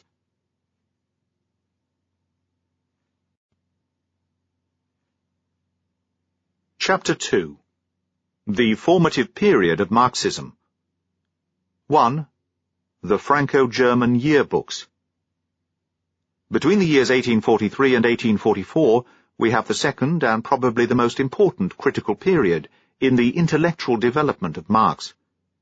In 1837 he had become a disciple of Hegel, into whose philosophy he penetrated deeper and deeper during the 2 years which ensued. Between 1843 and 1844 he became a socialist, and in the following 2 years he laid the foundations of those social and historical doctrines associated with his name. Of the way he came to be a socialist and by what studies he was led to socialism we know nothing. All that can be said is that in the summer of 1848 he must have pursued the reading of French socialist literature just as assiduously as he did the study of Hegel in 1837. In his letters to Arnold Rouge, written about 1843, and printed in the Franco-German Yearbooks, we find a few passages which bear witness to his sudden turnover. In a letter from Cologne, May 1843, he remarks, "This system of acquisition and commercialism, of possession and of the exploitation of mankind, is leading even more swiftly than the increase of population to a breach within the present society, which the old system cannot heal, because indeed it has not the power either to heal or create, but only to exist and enjoy. That is still in the sentimental vein, and anything but dialectical criticism. In the following few months, however, he made surprisingly rapid progress towards the fundamental ideas of that conception of history and society, which later on came to be known as Marxism, and which he almost built up into a complete system during those restless years of exuberant creative activity, 1845 to 46. In a letter from Kreuznach, dated September 1843, he shows already an acquaintance with Fourier, Proudhon, Cabet, Weitling, etc., and sees his task not in the setting up of utopias, but in the criticism of political and social conditions, in interpreting the struggles and aspirations of the age. And by the winter of 1843 he has already advanced so much as to be able to write the introduction to the criticism of Hegel's Philosophy of Law, which is one of the boldest and most brilliant of his essays. He deals with the question of a German revolution, and asks which is the class that could bring about the liberation of Germany. His answer is that the positive conditions for the German Revolution and liberation are to be sought in the formation of a class in chains, a class which finds itself in bourgeois society, but which is not of it, of an order which shall break up all orders. The product of this dissolution of society, reduced to a special order, is the proletariat. The proletariat arises in Germany only with the beginning of the industrial movement, for it is not poverty resulting from natural circumstances, but poverty artificially created. Not the masses who are held down by the weight of the social system, but the multitude arising from the acute break-up of society, especially of the middle class, which gives rise to the proletariat. When the proletariat proclaims the dissolution of the existing order of things, it is merely announcing the secret of its own existence, for it is in itself the virtual dissolution of this order of things. When the proletariat desires the negation of private property, it is merely elevating to a general principle of society what it already involuntarily embodies in itself as the negative product of society. Marx wrote this in Paris, whither he had removed with his young wife in October 1843, in order to take up the editorship of the Franco-German yearbooks founded by Arnold Rouge. In a letter addressed to Rouge from Kreuznach in September 1843, Marx summed up the program of this periodical as follows: "If the shaping of the future and its final reconstruction is not our business, yet it is all the more evident what we have to accomplish with our joint efforts. I mean the fearless criticism of all existing institutions. Fearless in the sense that it does not flinch either from its logical consequences or from the conflict with the powers that be. I am therefore not with those who would have us set up the standard of dogmatism. Far from it. We should rather try to give what help we can to those who are involved in dogma, so that they may realize the implications of their own principles. So, for example, communism, as taught by Cabet, Des Amis, Weitling, and others, is a dogmatic abstraction. Moreover, we want to work upon our contemporaries, and particularly on our German contemporaries. The question is, how is that to be done? Two factors cannot be ignored. In the first place, religion, in the second place, politics, are the two things which claim most attention in the Germany of today. As far as everyday life is concerned, the political state, even where it has not been consciously perfected through socialist demands, exactly fulfills in all its modern forms the demands for reason. Nor does it stop there. It presupposes reason everywhere as having been realized. But in so doing it lands itself everywhere in the contradiction between its ideal purpose and its real achievements. Out of this conflict, therefore, of the political state with itself, social truth is evolved. Without a doubt, the Hegelian conception of the state as the embodiment of reason and morality did not accord well with the constitution and the working of the actual state, and Marx goes on to remark that in its history, the political state is the expression of the struggles, the needs, and the realities of society. It is not true, then, as the French and English utopians have thought, that the treatment of political questions is beneath the dignity of socialists. Rather is it work of this kind which leads into party conflict, and away from the abstract theory. We do not, then, proclaim to the world in doctrinaire fashion any new principle, this is the truth, bow down before it. We do not say, refrain from strife, it is foolishness. We only make clear to men for what they are really struggling, and to the consciousness of this they must come whether they will or not. That is conceived in a thoroughly dialectical vein. The thinker propounds no fresh problems, brings forward no abstract dogmas, but awakens an understanding for the growth of the future out of the past, inspiring the political and social warriors with the consciousness of their own action. 2. Friendship with Friedrich Engels. Of the Franco-German yearbooks, only one number appeared, spring 1844.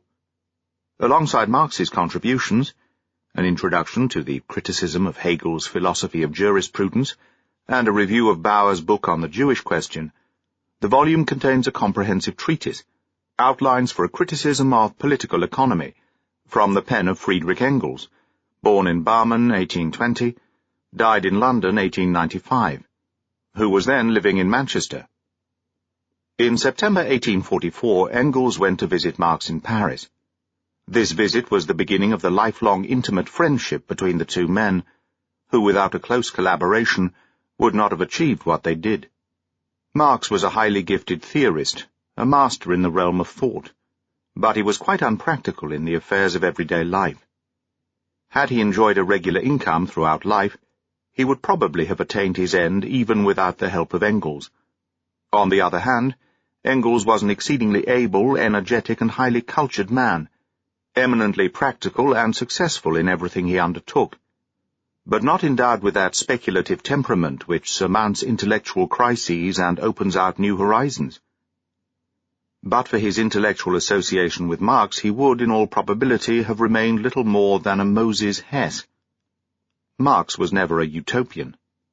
The complete saturation of his mind with Hegelian dialectics made him immune to all eternal truths and final social forms. On the contrary, up to 1844, Engels was a utopian, until Marx explained to him the meaning of political and social conflicts, the basis of the motive force, the statics and dynamics of the history of civilized mankind. Engels' criticism of political economy is a very noteworthy performance for a youth of 23 engaged in commerce, but it does not rise above the level of the writings of Owen, Fourier, and Proudhon. Engels' contributions to Owen's New Moral World, 1843-44, are indeed more philosophical than the other articles by Owenites, but as far as matter goes, there is no perceptible difference between them. The system of economic contradictions, on which Proudhon was working when Engels published his outlines, is couched, as far as the critical side is concerned, in the same strain of thought as we find in Engels. Both sought to expose the contradictions of the middle-class economic system, not in order to discover in them the source of the progress of society, but to condemn them in the name of justice. Whereas the Owenites considered their system as perfect, Proudhon and Engels had, independently of one another, striven to free themselves from the socialist utopias. Proudhon became a peaceful anarchist, and found salvation in the scheme of autonomous economic groups, which should carry on an exchange of labor equivalents with one another. Engels, on the other hand, found a solution of his difficulties in Marx, whom he rewarded with a lifelong friendship and devotion, which proved to be Marx's salvation. Without Engels' literary and financial help, Marx, with his unpractical, helpless, and, at the same time, proud and uncompromising disposition, would most probably have perished in exile. 3. Controversies with Bauer and Rouge. After the Franco-German yearbooks had been discontinued, Marx, recognizing the importance of economics, studied English and French systems of political economy with still greater zeal than before, and continued his studies in socialism and history with remarkable steadiness of purpose. No longer now did he show signs of hesitation or wavering. He knew exactly what he wanted. He had left behind him that period of ideological speculation when he was still a disciple of Hegel, and he was impelled, as in the autumn of 1837, to envisage, from his new standpoint, the past and the future. He takes such a survey in The Holy Family, which had its genesis in the autumn of 1844, and to which Engels also furnished a slight contribution. It is a settling of accounts with his former friend and master Bruno Bauer, and his brother Edgar, who had not been able to break away from Hegel. The aim of the book was to force the young Hegelians into the path of social criticism, to urge them forward and prevent them from falling into stereotyped and abstract ways of thinking.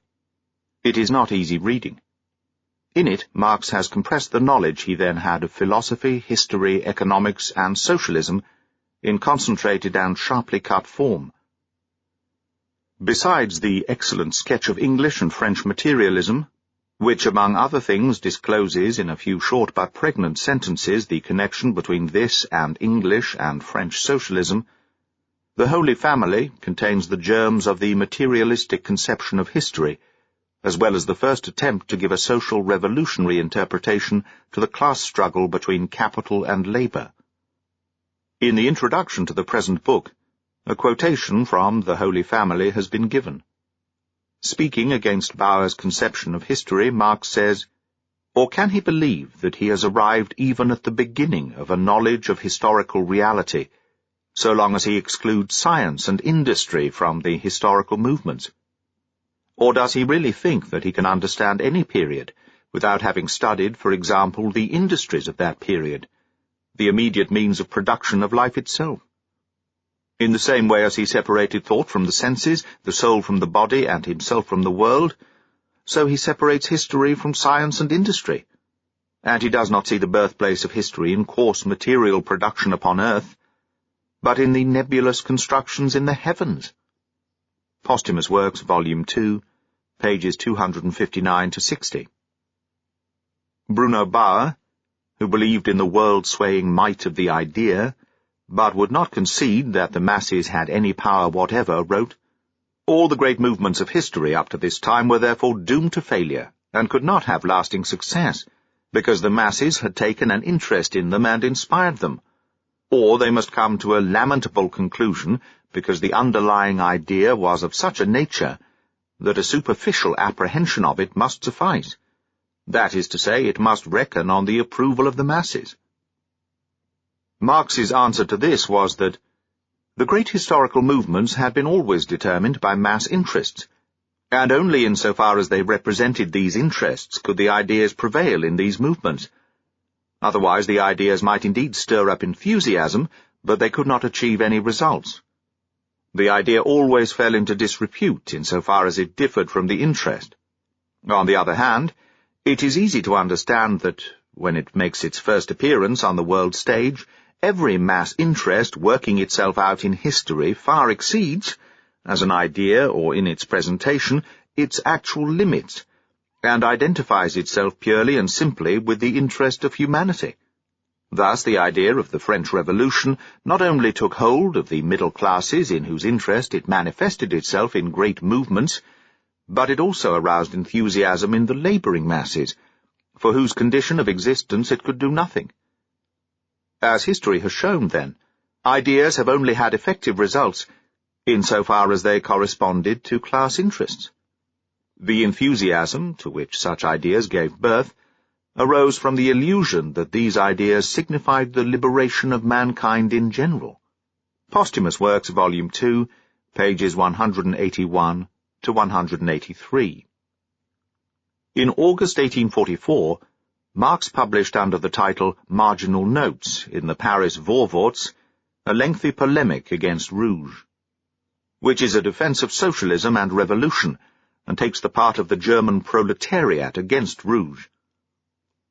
As regards the stage of culture, or the capacity for culture of the German workers, let me refer to Weitling's clever writings, which in their theoretical aspect often surpass those of Proudhon, however much they may fall behind them in execution. Where would the middle classes, their scholars and philosophers included, be able to show a work like Weitling's Guarantees of Peace and Concord bearing on the question of emancipation? If one compares the insipid, spiritless mediocrity of German political literature with this unconstrained and brilliant literary debut of the German workers, if one compares these gigantic baby shoes of the proletariat with the dwarfishness of the worn-out political shoes of the German middle classes, one can only prophesy an athletic stature for the German Cinderella. One must admit that the German proletariat is the philosopher of the European proletariat, just as the English proletariat is its political economist, and the French proletariat its politician. One must admit that Germany is destined to play just as classic a role in the social revolution as it is incompetent to play one in the political. For, as the impotence of the German middle classes is the political impotence of Germany, so the capacity of the German proletariat, even leaving out of account German philosophy, is the social capacity of Germany. At that time, 1844, Marx had already begun to mix among the German working classes resident in Paris, who clung to the various socialist and anarchist doctrines which then held sway, and he sought to influence them according to his own ideas. With Heine, too, who at that time was coquetting with communism, he carried on a sprightly and not unfruitful intercourse. He likewise came into frequent contact with Proudhon, whom he endeavoured to make familiar with Hegelian philosophy. Already in his first work, What is Property, 1840, Proudhon had played with Hegelian formulae, and Marx probably believed that he could win him over to socialism. Proudhon, who like the German Weitling sprang from the proletariat, ushered in his activity as a social theorist with the above-mentioned work, which had a stimulating effect on Marx and on German socialists in general, all the more so as Proudhon manifested some acquaintance with classical German philosophy. In this book, What is Property, German edition, 1844, page 289, he sums up the whole matter as follows. Expressing this according to the Hegelian formula, I should say that communism, the first kind, the first determination of social life, is the first link in social evolution, the thesis. Property is the antagonistic principle, the antithesis. If only we can get the third factor, the synthesis, the question is solved. This synthesis comes about only through the cancelling of the thesis by the antithesis. One must therefore, in the last instance, examine its characteristics, discard what is antisocial, and in the union of the remaining two is then seen the real kind of human social life. That was indeed a superficial conception of Hegelian dialectics, for what Proudhon wanted to find was not a synthesis, but a combination. Still, for a French working man, it was a smart performance to have manipulated German philosophical formulae, and would justify the most sanguine hopes. Marx did not want to let this opportunity slip, and in debates both late and long, he discussed Hegelian philosophy with Proudhon. Marx, The Poverty of Philosophy, German edition, Stuttgart, 1885, page 29. In the midst of this activity, however, Marx and other German contributors to the Paris Vorwärts were expelled from France in January 1845, at the instigation of the Prussian government. Marx packed up his traps and left for Brussels, where he lived with short interruptions until the outbreak of the European Revolution in February 1848. During his sojourn in Brussels, his time was occupied mainly with economic studies, for which Engels placed his library of works on political economy at his disposal. Marx embodied the result of these studies in the criticism directed against Proudhon in his Misère de la Philosophie, Poverty of Philosophy, published in 1847. 4. Controversy with Proudhon. Marx's Misère de la Philosophie indicates the culmination of the first phase of his creative work.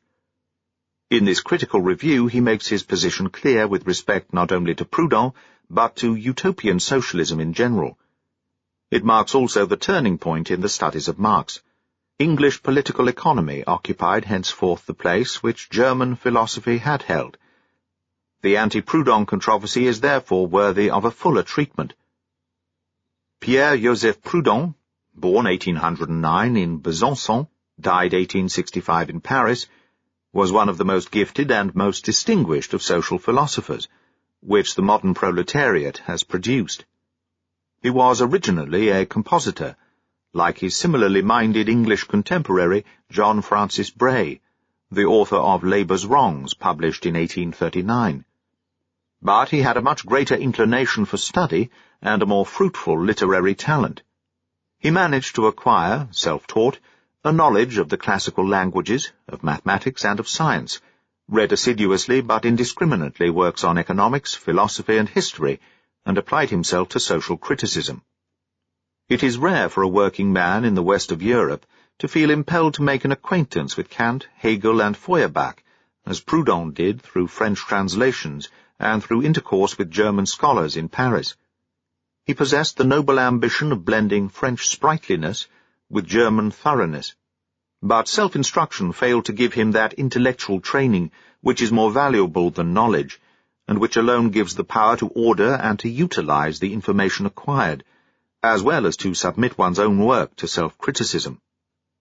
The value of a systematic education does not consist in the main in the acquisition of knowledge, but in the training of our intellectual faculties as instruments of inquiry and apprehension, of methodical thinking and of sound judgment, to enable us to find our bearings more easily in the chaos of phenomena, experiences, and ideas.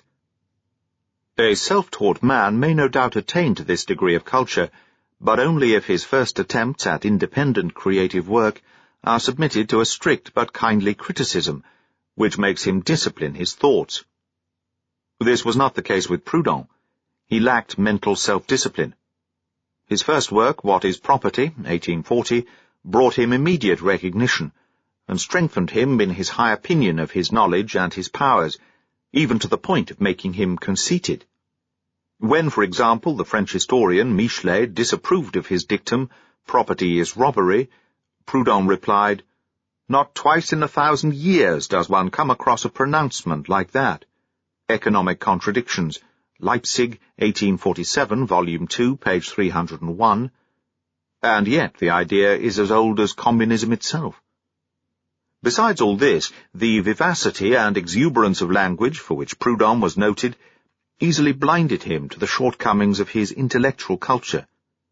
Thus it often happened that he rediscovered ideas of his predecessors, and published them to the world with naive pride. Through page after page of argument, he holds the reader in expectation of the explanation which he is about to give of the nature of value, which he rightly characterizes as the cornerstone of political economy. At last he will disclose the secret. It is time to make ourselves acquainted with this power. This power is labor. His main work, The System of Economic Contradictions, swarms with philosophical formulae and expressions like thesis, antithesis, antinomies, synthesis, dialectics, induction, syllogisms, etc., as also with Latin, Greek, and Hebrew etymologies. It often wanders into irrelevant theological and philosophical digressions and side issues, not so much with the intention of parading the author's knowledge, as from his lack of intellectual discipline and insufficient command of his material. The work in question was to combine German philosophy with French and English political economy, and its author believed that it would secure for him before everything else the admiration of the German socialists, especially of Marx. He drew the latter's attention to it by letter and awaited his rigorous criticism.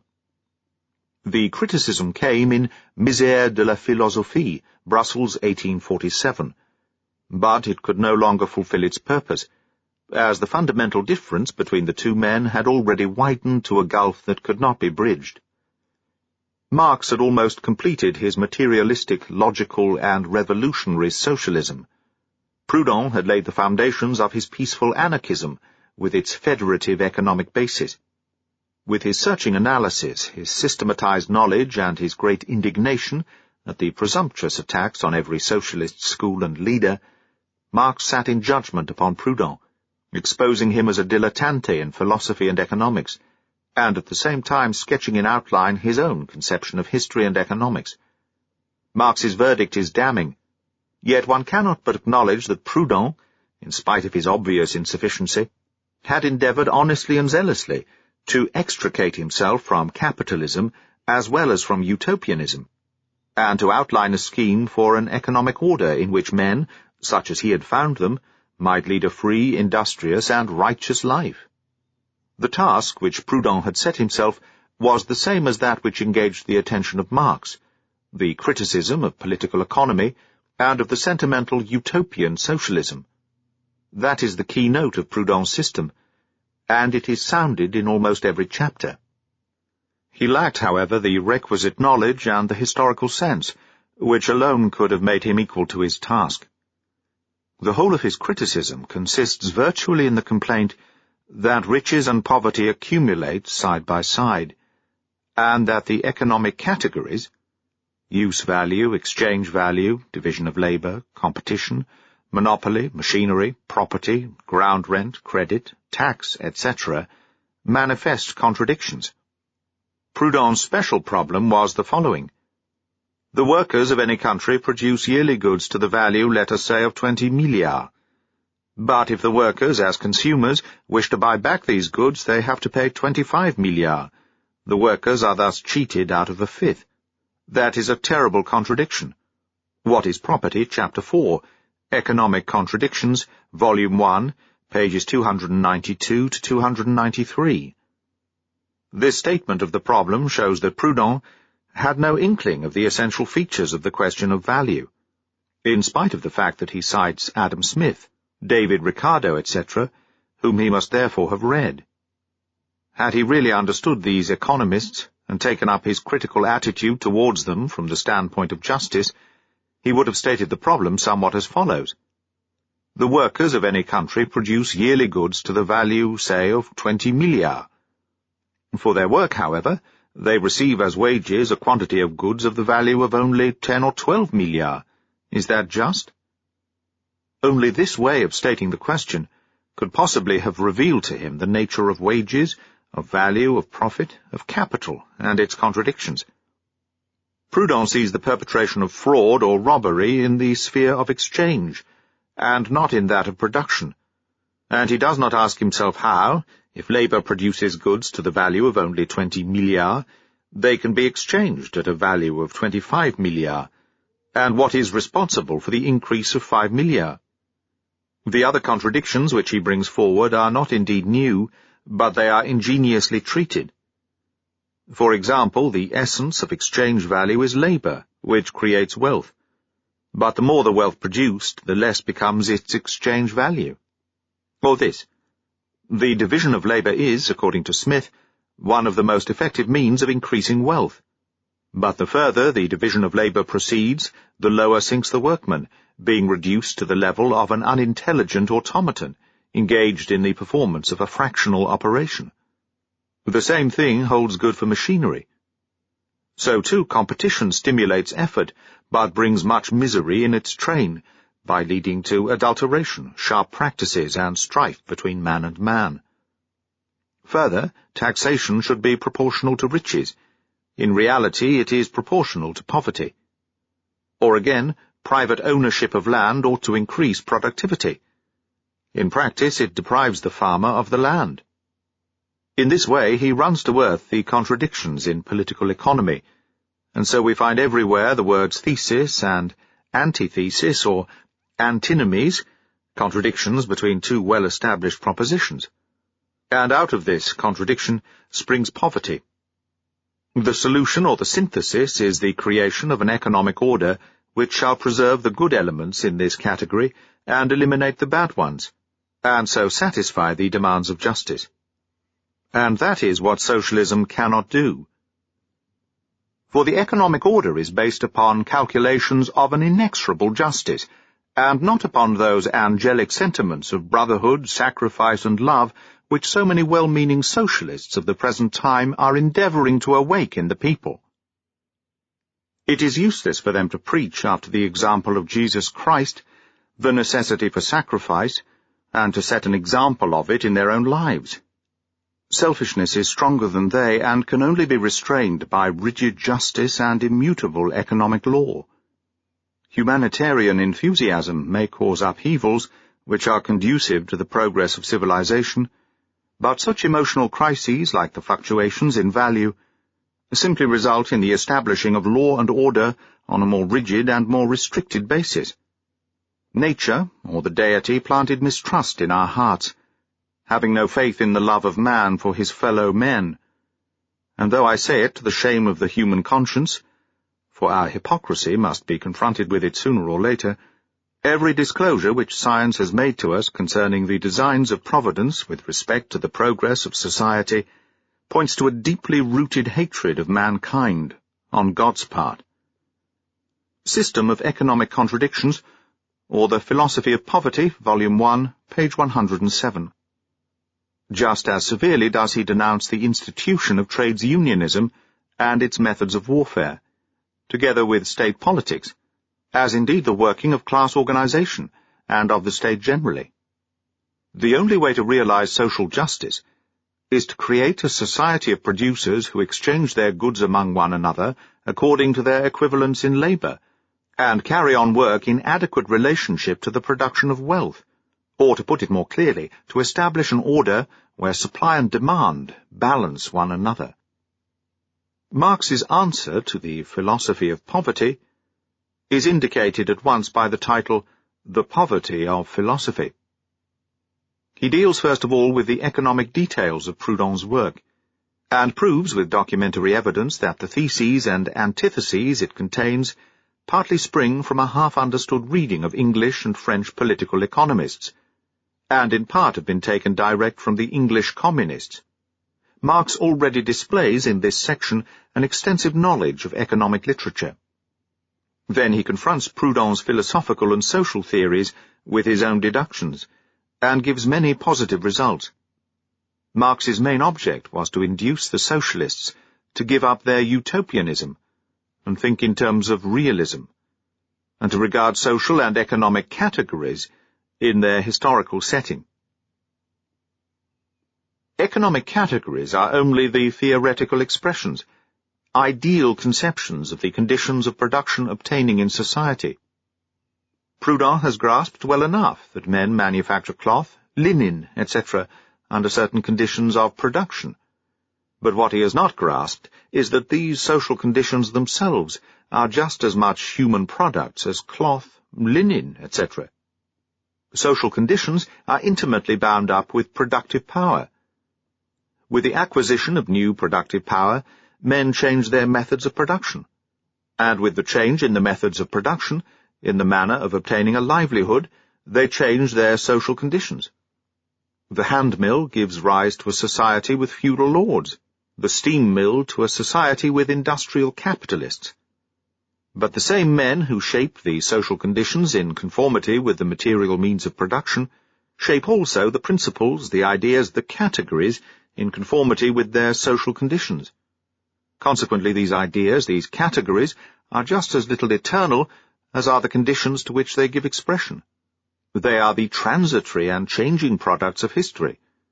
We are living in the midst of a continuous movement of growth in productive power, of destruction of existing social conditions, of formation of ideas. Poverty of Philosophy, Stuttgart, 1885, pages 100 to 101. Here it should above all be noticed that Marx ascribes to industrialism a powerful revolutionary effect, and that he characterizes the different forms of society by their different methods of labor, or, as he says later in Capital, not what is produced but how it is produced distinguishes the various forms of society. What he means to say, then, is that ideas and systems are limited by their time, that they are conditioned by the prevailing means of production. To understand them, one must study the times which have preceded them, as well as investigate the ideas and systems themselves, and find out whether new forms have not arisen, which stand in contradiction or in contrast to the old one. Or, as Marx says, feudalism too had its proletariat, the villanage, which contains all the germs of the middle class.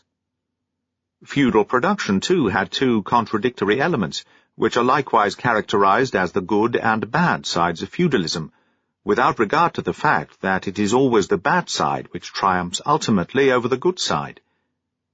It is the bad side which calls into being the movement which makes history, in that it brings the struggle to a head. If, at the time of the supremacy of feudalism, the economists, in their enthusiasm for knightly virtues, for the beautiful harmony between rights and duties, for the patriarchal life of the towns, for the flourishing home industries in the country, for the development of industry organized in corporations, companies, and guilds, In a word, for everything which forms the finer side of feudalism, had set themselves the problem of eliminating everything which could throw a shadow on this picture, serfdom, privileges, anarchy, where would it all have ended? They would have destroyed every element which called forth strife. They would have nipped in the bud the development of the middle class. They would have set themselves the absurd problem of blotting out history. When the middle class had come to the top, neither the good nor the bad side of feudalism come into question. The productive forces which had been developed under feudalism through its agency fell to its control. All old economic forms, the legal relations between private individuals which corresponded to them, the political order which was the official expression of the old society, were shattered. Those socialists and social revolutionaries who regard the hardships and struggles of society as an absolute evil and plan the construction of a society comprised solely of good elements have not grasped the meaning of the history of mankind. They think abstractly. They misjudge both the past and the present. Hence, to form a correct judgment of production under feudalism, one must consider it a method of production based upon contradiction. One must show how wealth was produced within this contradiction, how productive power developed contemporaneously with the antagonism of classes, how one of these classes, the bad side, the social evil, constantly increased until the material conditions for its liberation were fully ripe. Does that not show clearly enough that the means of production, the conditions under which productive power is developed, are anything but eternal laws, that they rather correspond to a definite stage in the evolution of mankind and of its productive power, and that a variation in the productive power of mankind necessarily brings about a variation in its conditions of production?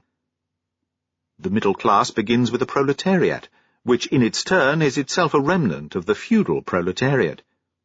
In the course of its historical development, the middle class necessarily develops its contradictory character, which on its first appearance is more or less veiled, existing only in a latent form. In proportion as the middle class develops, there develops in its bosom a new proletariat, a modern proletariat, and a struggle arises between the proletarian class and the middle class, a struggle which, before being felt, observed, estimated, understood, acknowledged, and finally openly proclaimed on both sides, issues in the meanwhile only in partial and transitory conflicts and acts of destruction. In a special chapter, Marx shows the necessity and the historical significance of the trade unions, which, in spite of all the apprehensions and warnings of utopians and economists, the workers have gone on establishing and perfecting, in order to be able to withstand the domination of capital. That means the gathering together of the divided interests and activities of the workers in a vast class movement, standing in opposition to the middle class, which, however, does not exclude the possibility of conflicting interests within the classes themselves, though these shall be put aside as soon as class is brought against class.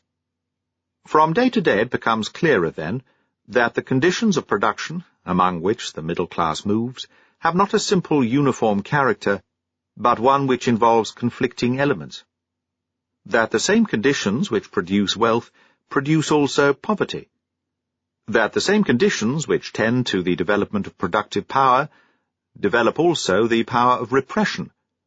That these conditions only create bourgeois wealth, i.e. the wealth of the middle class, at the cost of the continued destruction of the wealth of individual members of this class, and the creation of an ever-increasing proletariat.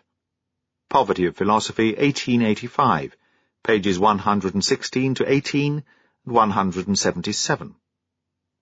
This antithetical character of capitalist society has for its effect that the political economists, who are the philosophers of the existing order, lose their bearings, while the socialists, who are the philosophers of the proletariat, look round for means to relieve the distress. They condemn class struggles. Note 4. The socialists of those times were the Owenites and the Fourierists, who condemned all class struggles, trade unionist strikes, and labour politics. End of note. Build utopias and plan schemes of salvation, whereas the only real solution, because it is the only one which arises from the actual conditions, must be to further the organization of the oppressed class, and make it conscious of the objects of its struggles.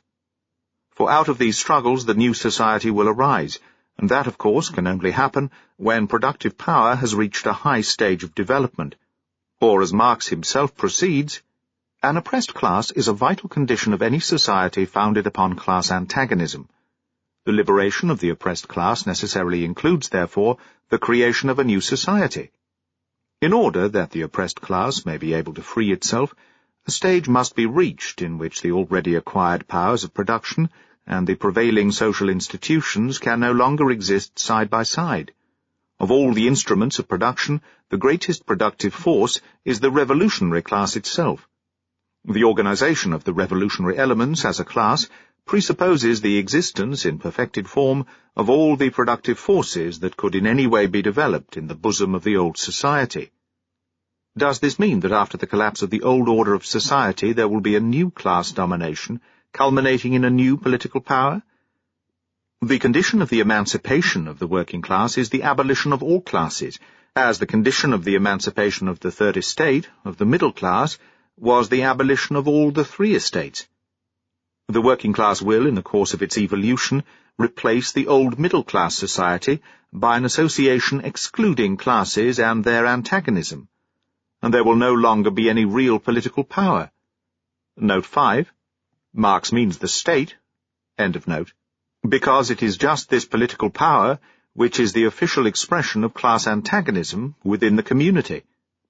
Meanwhile, the antagonism between proletariat and bourgeoisie is a struggle of class against class, a struggle which, when brought to its highest expression, means a complete revolution. And can one indeed be surprised that a society founded upon class antagonism should, at its final dissolution, issue in brutal conflict and collision of man against man? Let it not be said that the social movement excludes the political. There never was a political movement which was not at the same time a social movement. Only in an order of things where there are no classes and no class antagonism will social evolution cease to be political revolution. Until then, the last word of social science on the eve of every general reconstruction of society must ever be, fight or die, bloody war or annihilation. Thus are we confronted with the inexorable question. George Sand. With this battle cry, the poverty of philosophy comes to a close. It is the prologue to the Communist Manifesto, which in itself is but a popular version of the positive doctrines developed in the controversy against Proudhon. Chapter 3. Years of Agitation and Varying Fortunes. 1. The revolutionary spirit of the 40s. Marx was a revolutionary not only in the sense that he was the representative of a new conception of society and the founder of a theory of a new economic order, but also in the popular sense of advocating the use of force, in which connection he looked to the first years of the French Revolution as a model. He had a keen ear for the revolutionary rumblings in the depths of the populace. The years during which the elements of his new conception of society were accumulating in his mind and shaping themselves into a system were involved in a revolutionary atmosphere. In 1842, England witnessed the first strike on a large scale, which threatened to extend into a general strike and bore a political revolutionary character. In 1843 and 1844, the idea of the impending revolution was widely spread in England. Insurrections broke out among the Silesian weavers in 1844. In 1845 and 1846, socialism spread rapidly on all sides in Germany, and socialist periodicals appeared in the industrial centres. France swarmed with socialist systems, socialist novels, and newspaper articles. The spectre of communism was abroad in Europe. The convention of the United Assembly by Frederick William IV, at the beginning of February 1847, was looked upon as the harbinger of the German Revolution. The connection between these phenomena could not escape acute intellects. Hand in hand with the extension of industry and the rapid construction of railways and telegraphs came alternations of economic prosperity and crisis. Poverty grew, and the workers fought with ever-increasing bitterness against the iron law of wages and against the scanty pay which hardly allowed the proletariat to eke out a bare subsistence. The cry in England was, More factories, more poverty. But at the same time, the greater the political rights of the masses, the surer becomes emancipation.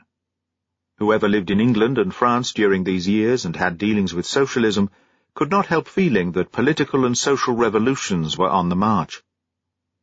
Already in his first letter to Rouge, written from Holland in March 1843, Marx deals with the coming revolution, and foresees, to the astonishment of Rouge, who refused to believe it, that the government of Frederick William IV was drifting towards a revolution. At that time Marx had hardly begun his studies in socialism, and the further he advanced in these studies, elaborating his social dialectics and evolving the ideas of the class struggle, the more inevitably was he driven to the conclusion that the proletarian revolution, the seizure of political power by the proletariat, was the indispensable preliminary to the triumph of communism.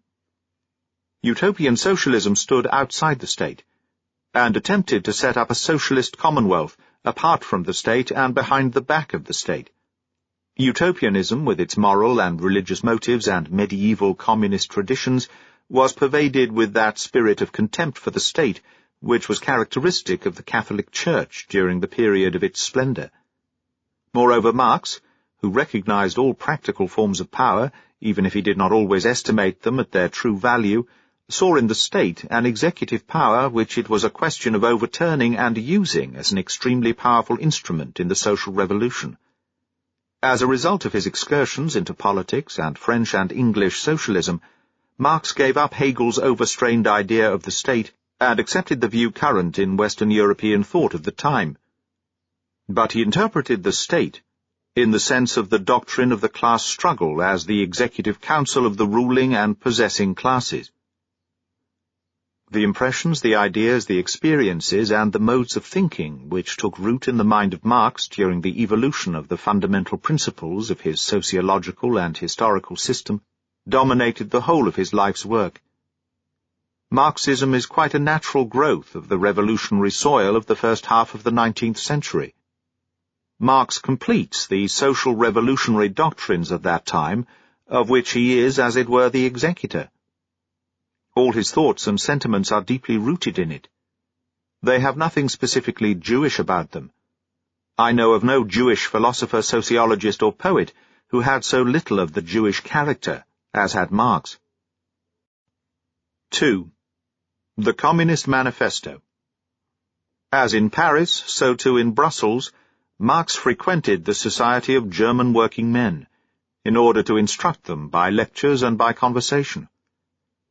He was loyally seconded by Engels, who had more time and more money to devote to this task, and who worked for the new doctrine in Paris, Cologne, Elberfeld, and other towns. Since 1836, the German working men living abroad had been organized in the League of the Just, which from 1840 had its headquarters in London. The individual groups were kept in touch with one another by means of communist correspondence committees.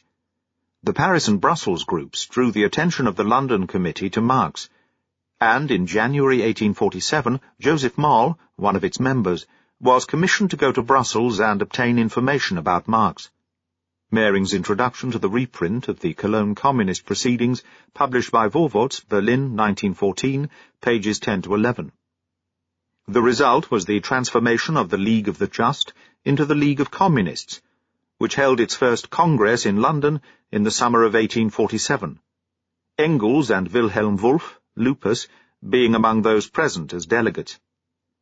At the second Congress, held in London towards the end of November and beginning of December 1847, Marx also appeared, and together with Engels was commissioned to prepare a new program.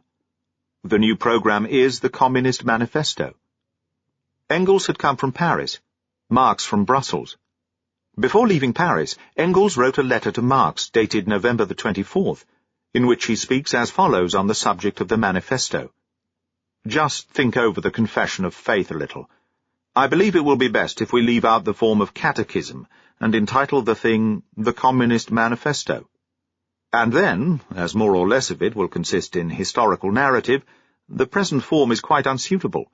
I am bringing along the manuscript which I have written. It is a plain narrative, but is badly put together, and has been done in a frightful hurry. I begin, what is communism?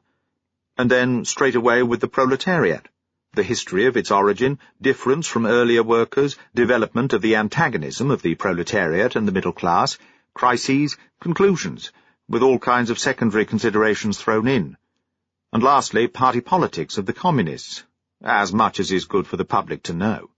Correspondence of Marx and Engels, Volume 1, page 84. Engels' draft of the Communist Manifesto has been edited by Eduard Bernstein. Grundsatz des Kommunismus, published by Vorwärts, 1914. A comparison of this draft with the actual Communist Manifesto makes evident the full extent of Marx's intellectual superiority to Engels. The Communist Manifesto contains four main groups of ideas. 1. The history of the evolution of the middle class, its character, its positive and negative achievement, modern capitalism and the rise of the proletariat. 2. Theoretical conceptions and conclusions, the doctrine of the class struggle and the role of the proletariat. 3. Practical application, revolutionary action by the communists. 4. Criticism of other socialist schools. The last section has long ago lost all practical interest, so that we need only deal with the first three sections. 1. The middle class developed in the bosom of feudal society, in the medieval industrial towns. With the geographical discoveries of the 16th and 17th centuries, its sphere of activity was extended. It revolutionized the methods of industry, agriculture, and communication. It broke through the medieval economic and political bonds. It overthrew feudalism, the guilds, the little self-governing regions, absolute monarchy, and established modern industry, with its accelerated and concentrated production, middle-class franchise, the national state, and at the same time international trade. It was the middle class which first showed what human activity can accomplish. It has achieved greater miracles than the construction of Egyptian pyramids, Roman aqueducts, or Gothic cathedrals. It has carried out greater movements than the migration of peoples, or the Crusades. Although it is scarcely a century since it came to be the dominating class, the middle class has created more powerful and more gigantic forces of production than all past generations put together. The subjugation of natural forces, machinery, the application of chemistry to industry and to agriculture, steamships, railways, electric telegraphs, the clearing of whole continents, making the rivers navigable, the conjuring forth of whole peoples out of the ground. That is the positive achievement of the middle class. Now for the negative. It created the proletariat.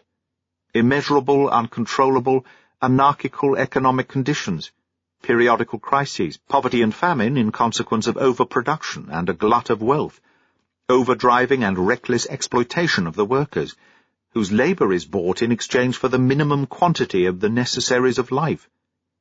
These facts show that the forces of production are more extensive and more powerful than is demanded by the conditions under which they are operative. The economic system can produce and deliver more goods than society can use under the existing laws concerning property, i.e., the distribution and the effective demand fall short of the manufacture and the supply. The material forces of production press upon the limits imposed upon them by the laws of private property. This happens, too, because the working class must reduce its consumption of goods to a minimum in consequence of the existing laws of property, which give to capital the right of distribution. All these conditions taken together, the positive as well as the negative ones, make possible and give rise to the struggles of the workers against the middle class, and so the productive agents rise in rebellion. These struggles lead to the organization of the workers in trade unions, to the awakening of class consciousness, and, as a result, to the formation of the political Labour Party. 2.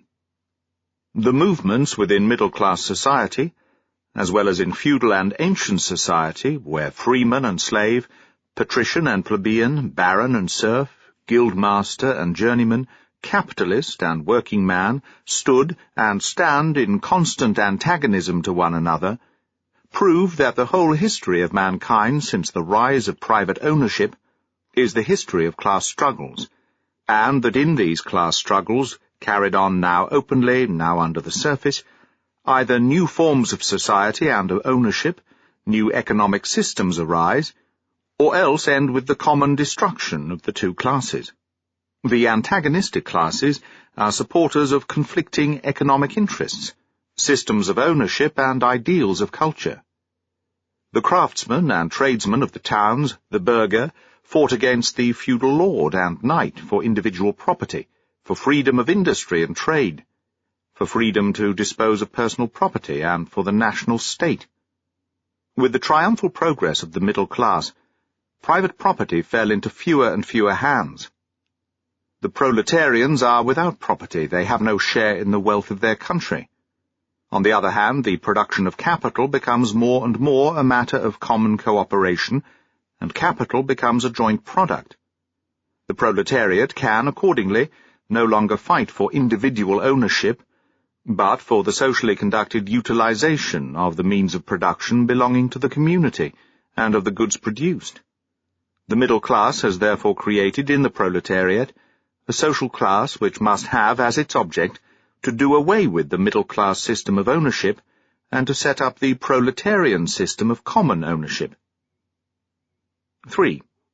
In this struggle of the working classes, the communists are therefore the pioneers of the movement. They are at once the philosophers and the self-sacrificing champions of the proletariat, awakened into class consciousness. The communists are not a special party in contradistinction to the other labour parties. They have no interests apart from the interests of the whole proletariat. They set up no special principles according to which they wish to mould the proletarian movement. The communists lay stress on the common interests of the whole proletariat and of the collective movement. Their aim is the organization of the proletariat into a class, the overthrow of middle-class domination, and the conquest of political power by the proletariat. They support everywhere any revolutionary movement against the existing social and political conditions. In all these movements they emphasize the question of property, in whatever state of evolution it may appear, as the foundation of the movement. And finally, the communists work everywhere for the union and agreement of democratic parties of all nationalities. Note 6. By democratic parties were then understood working-class political movements, such as Chartism, etc. End of note. The communists disdain to conceal their views and intentions. They declare openly that their ends can only be attained by the forcible overthrow of every obtaining order of society. Let the ruling classes tremble before a communist revolution. The workers have nothing to lose by it but their chains. They have the world to win.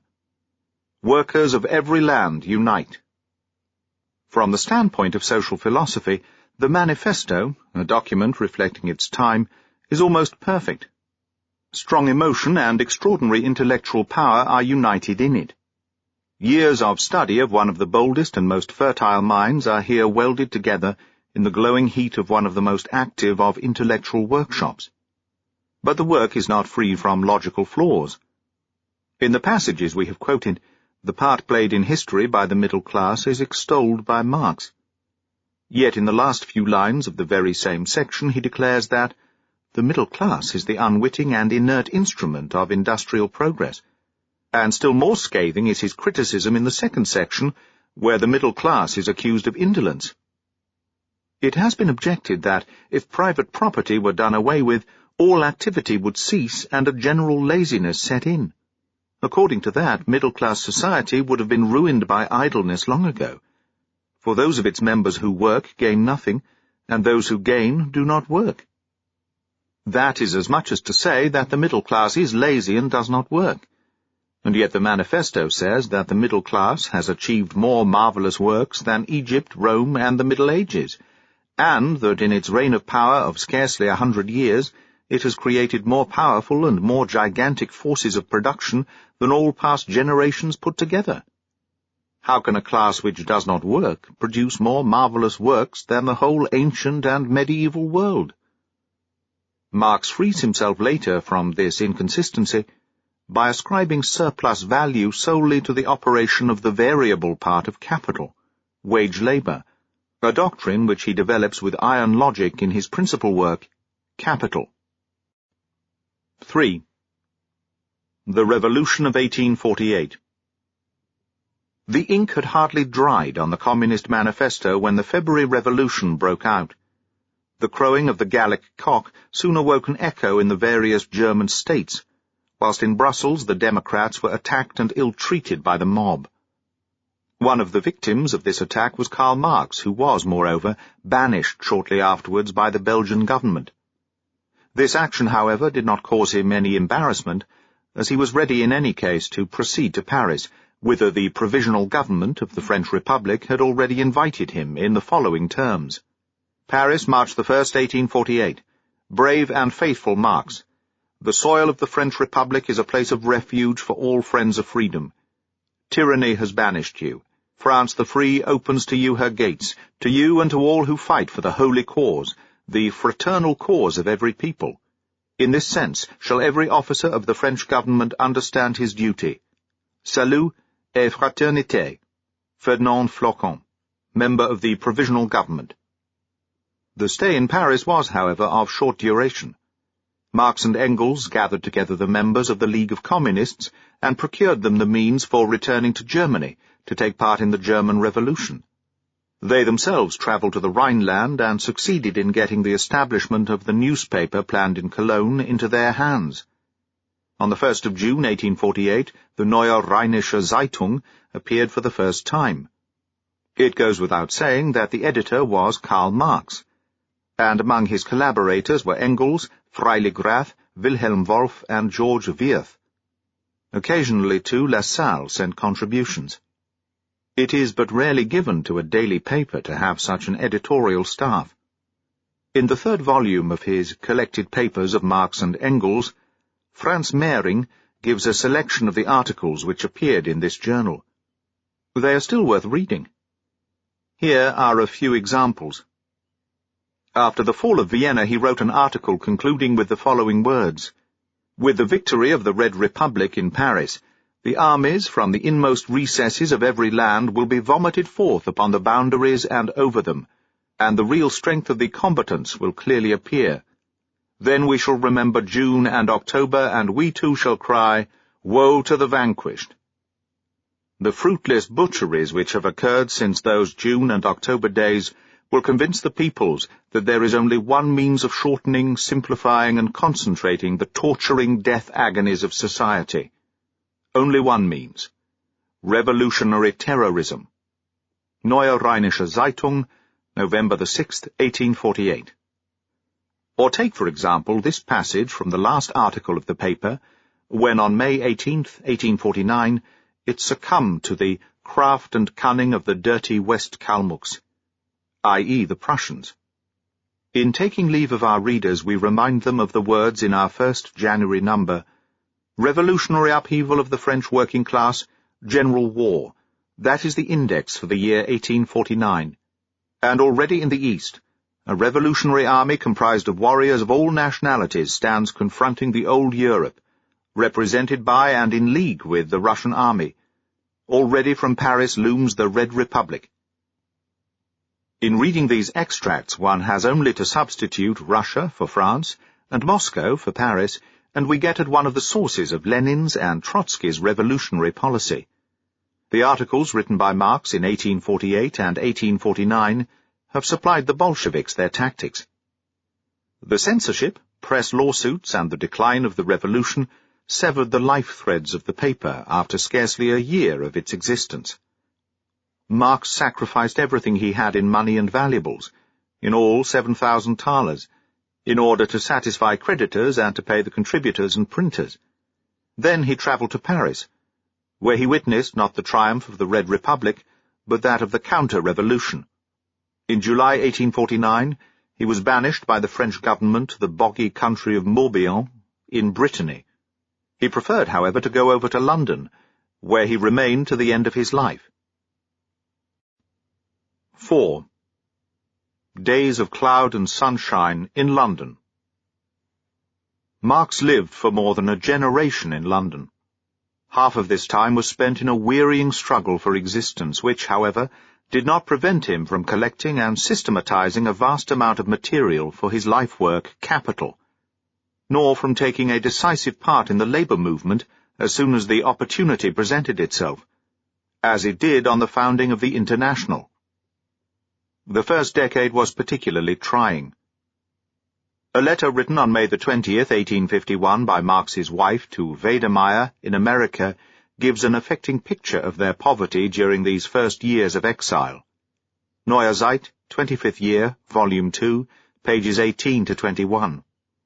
The attempt to continue the Neue Rheinische Zeitung under the title Neue Rheinische Review had only the negative result of swallowing up Marx's last resources.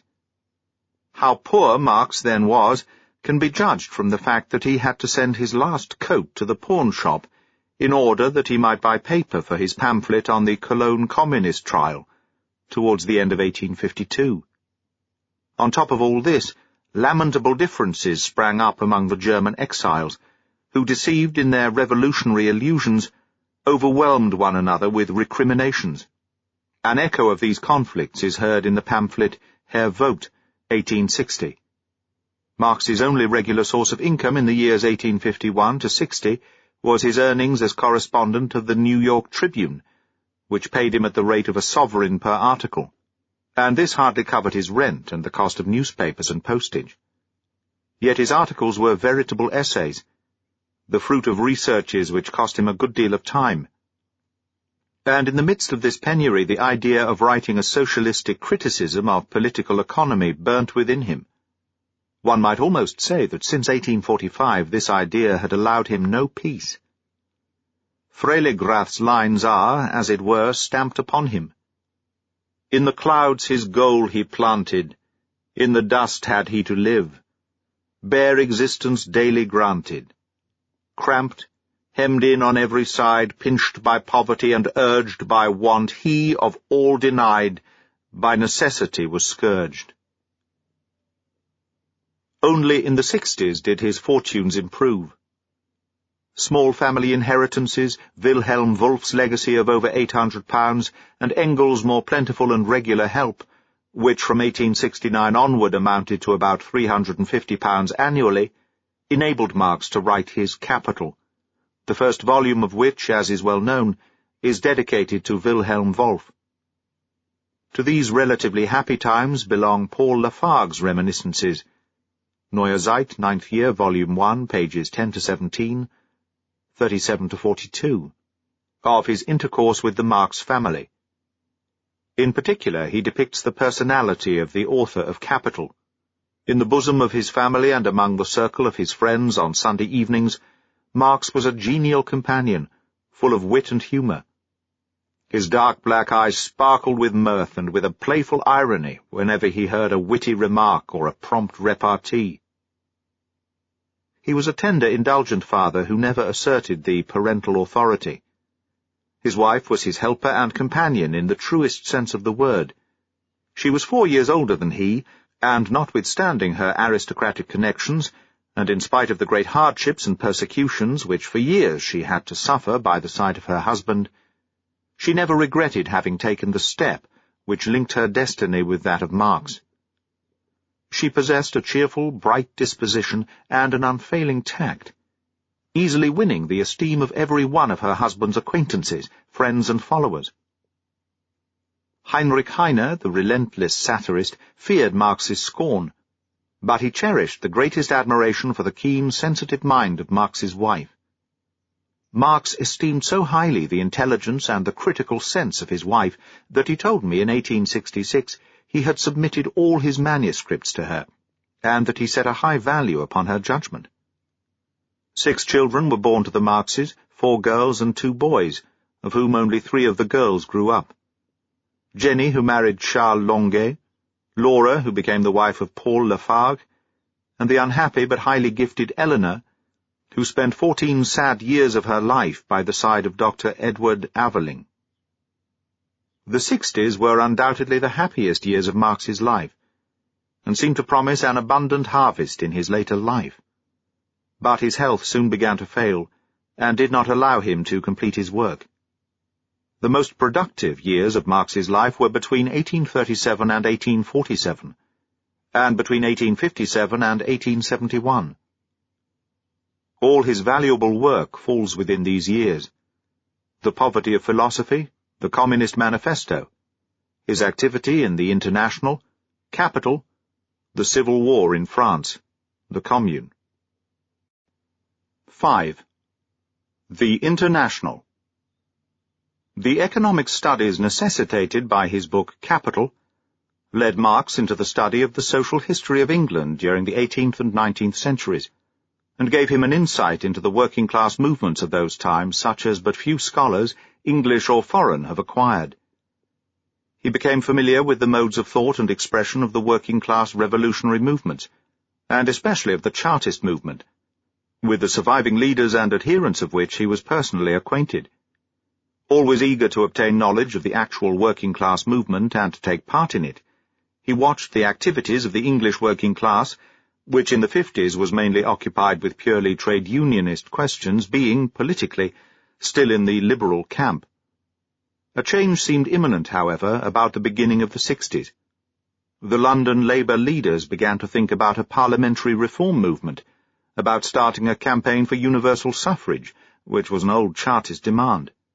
Likewise, they manifested an interest in the fate of Poland and in other international questions concerning liberty. At the International Exhibition held in London in 1862, the Labour leaders made the acquaintance of a deputation of French working men, with whom they afterwards carried on a correspondence.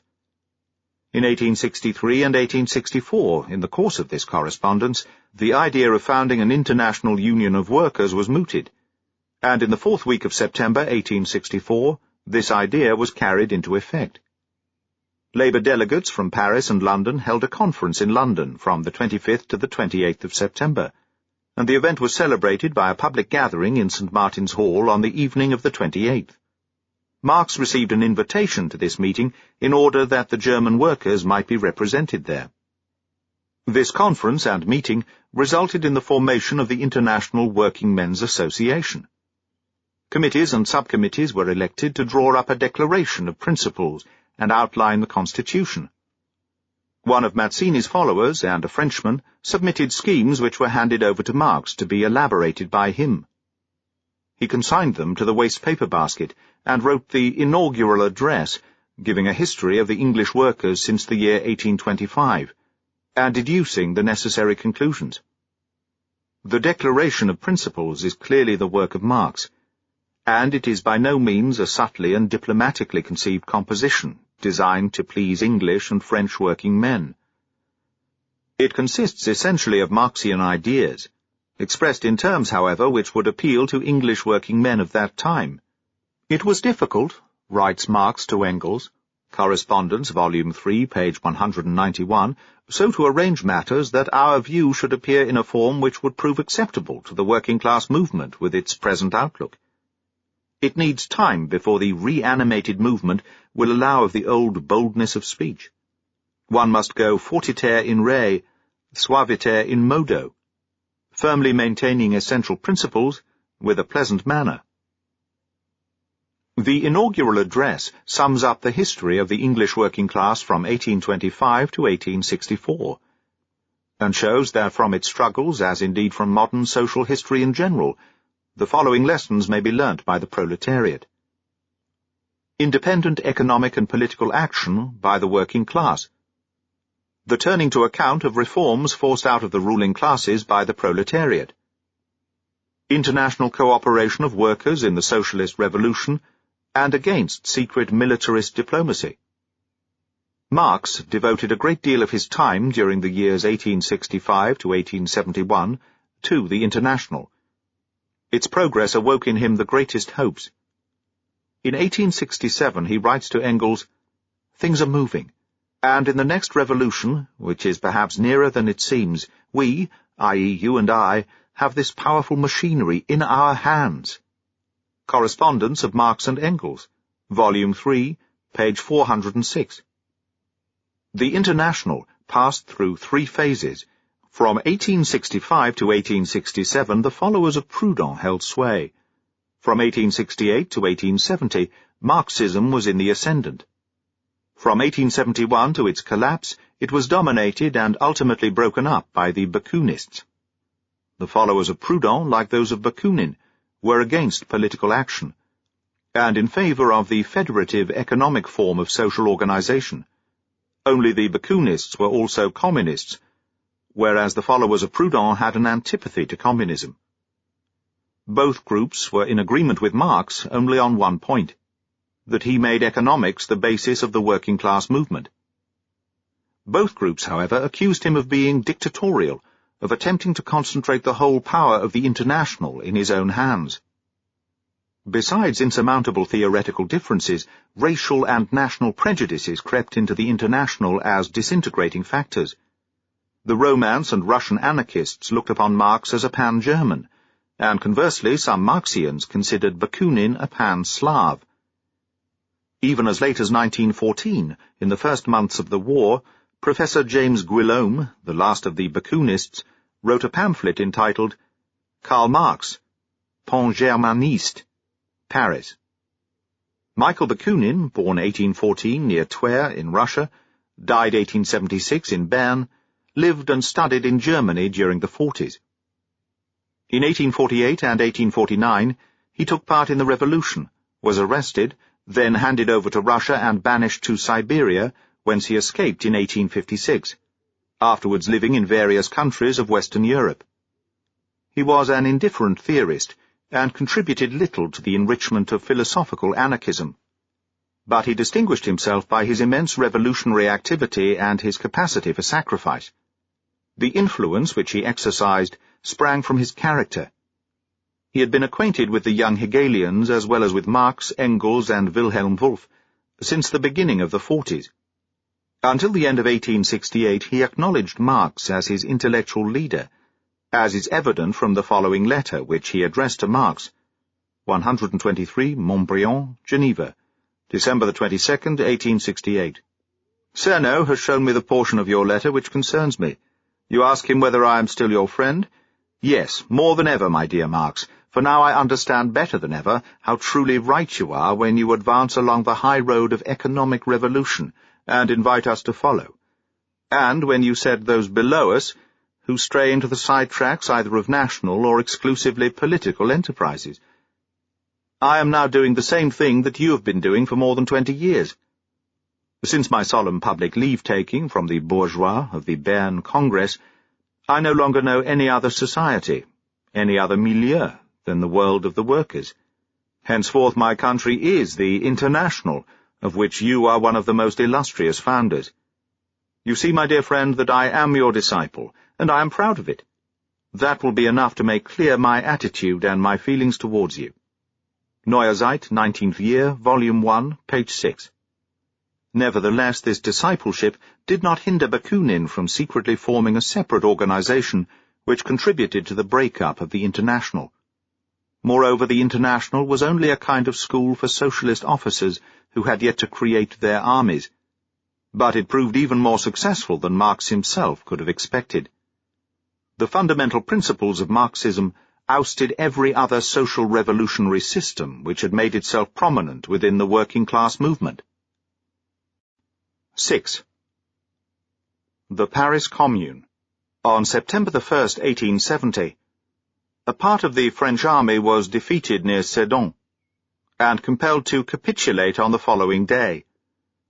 Among the prisoners was Louis Bonaparte, the French emperor.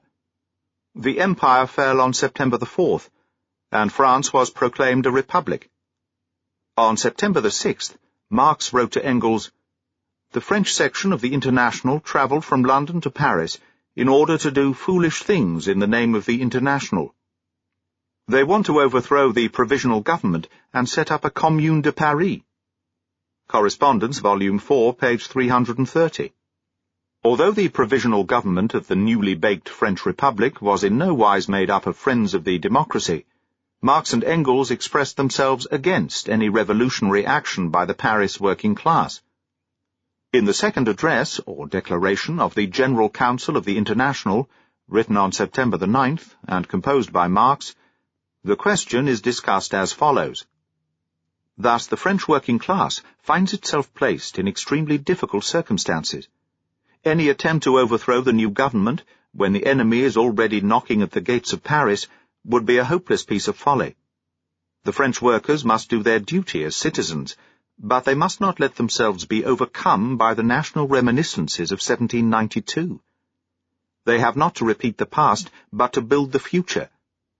Let them quietly and with determination make the most of the republican freedom granted to them, in order to carry out thoroughly the organization of their own class. That will give them new Herculean strength for the rebirth of France and for our common task, the emancipation of the proletariat. Civil War in France, second address. Marx then urged the French workers not to do anything foolish, not to set up a revolutionary commune of Paris, but to make use of their republican liberties to create proletarian organizations and to save and discipline their forces for future tasks. Circumstances, however, proved much stronger than any words of wisdom. Goaded by the anti-democratic moves of the government supporters, deeply humiliated by the defeats of the French army, burning with patriotism and whipped up into fury against the capitulats, the Paris working men cast Marx's words to the winds and rose in revolution on March the 18th, 1871, proclaiming the Paris Commune. Paris was to be the capital of a socialist republic. In 7 weeks the Paris Revolution was overthrown, and Vae Victis, woe to the vanquished, Marx afterwards wrote the pamphlet on The Civil War in France 1871, which is one of the most mature of his writings. He did not cut himself entirely adrift from the revolutionaries, the Bolsheviks of that time, but defended them with unsurpassable energy. It is the swan song of Marx, and of the First International. 7. The Evening of Life. During the last 12 years of his life, Marx had to fight almost uninterruptedly against various bodily ailments, all of which had their origin in his chronic liver complaint and overexertion. His work, for which he had sacrificed, as he wrote to an American friend, health, happiness, and family, remained unfinished. He devoted his enforced leisure to making a study of American agriculture and of rural conditions in Russia, for which purpose he learned Russian. He likewise occupied himself with studies of the stock exchange, banking, geology, physiology, and higher mathematics. In 1875 he wrote his Criticism of the Gotha Program, Neue Zeit, 9th year, Volume 1, Number 18, which contained some very important data as to Marx's attitude to the state, to the revolutionary period of transition from capitalism to socialism, and lastly, to socialist society itself. He went to Carlsbad for the purpose of recovering his health. In 1877 and 1878 he was in some measure capable of carrying on his work, and set about arranging his manuscripts and getting the second volume of Capital ready for the press. It soon appeared, however, that his capacity for work had gone. The decline in body and mind could no longer be checked.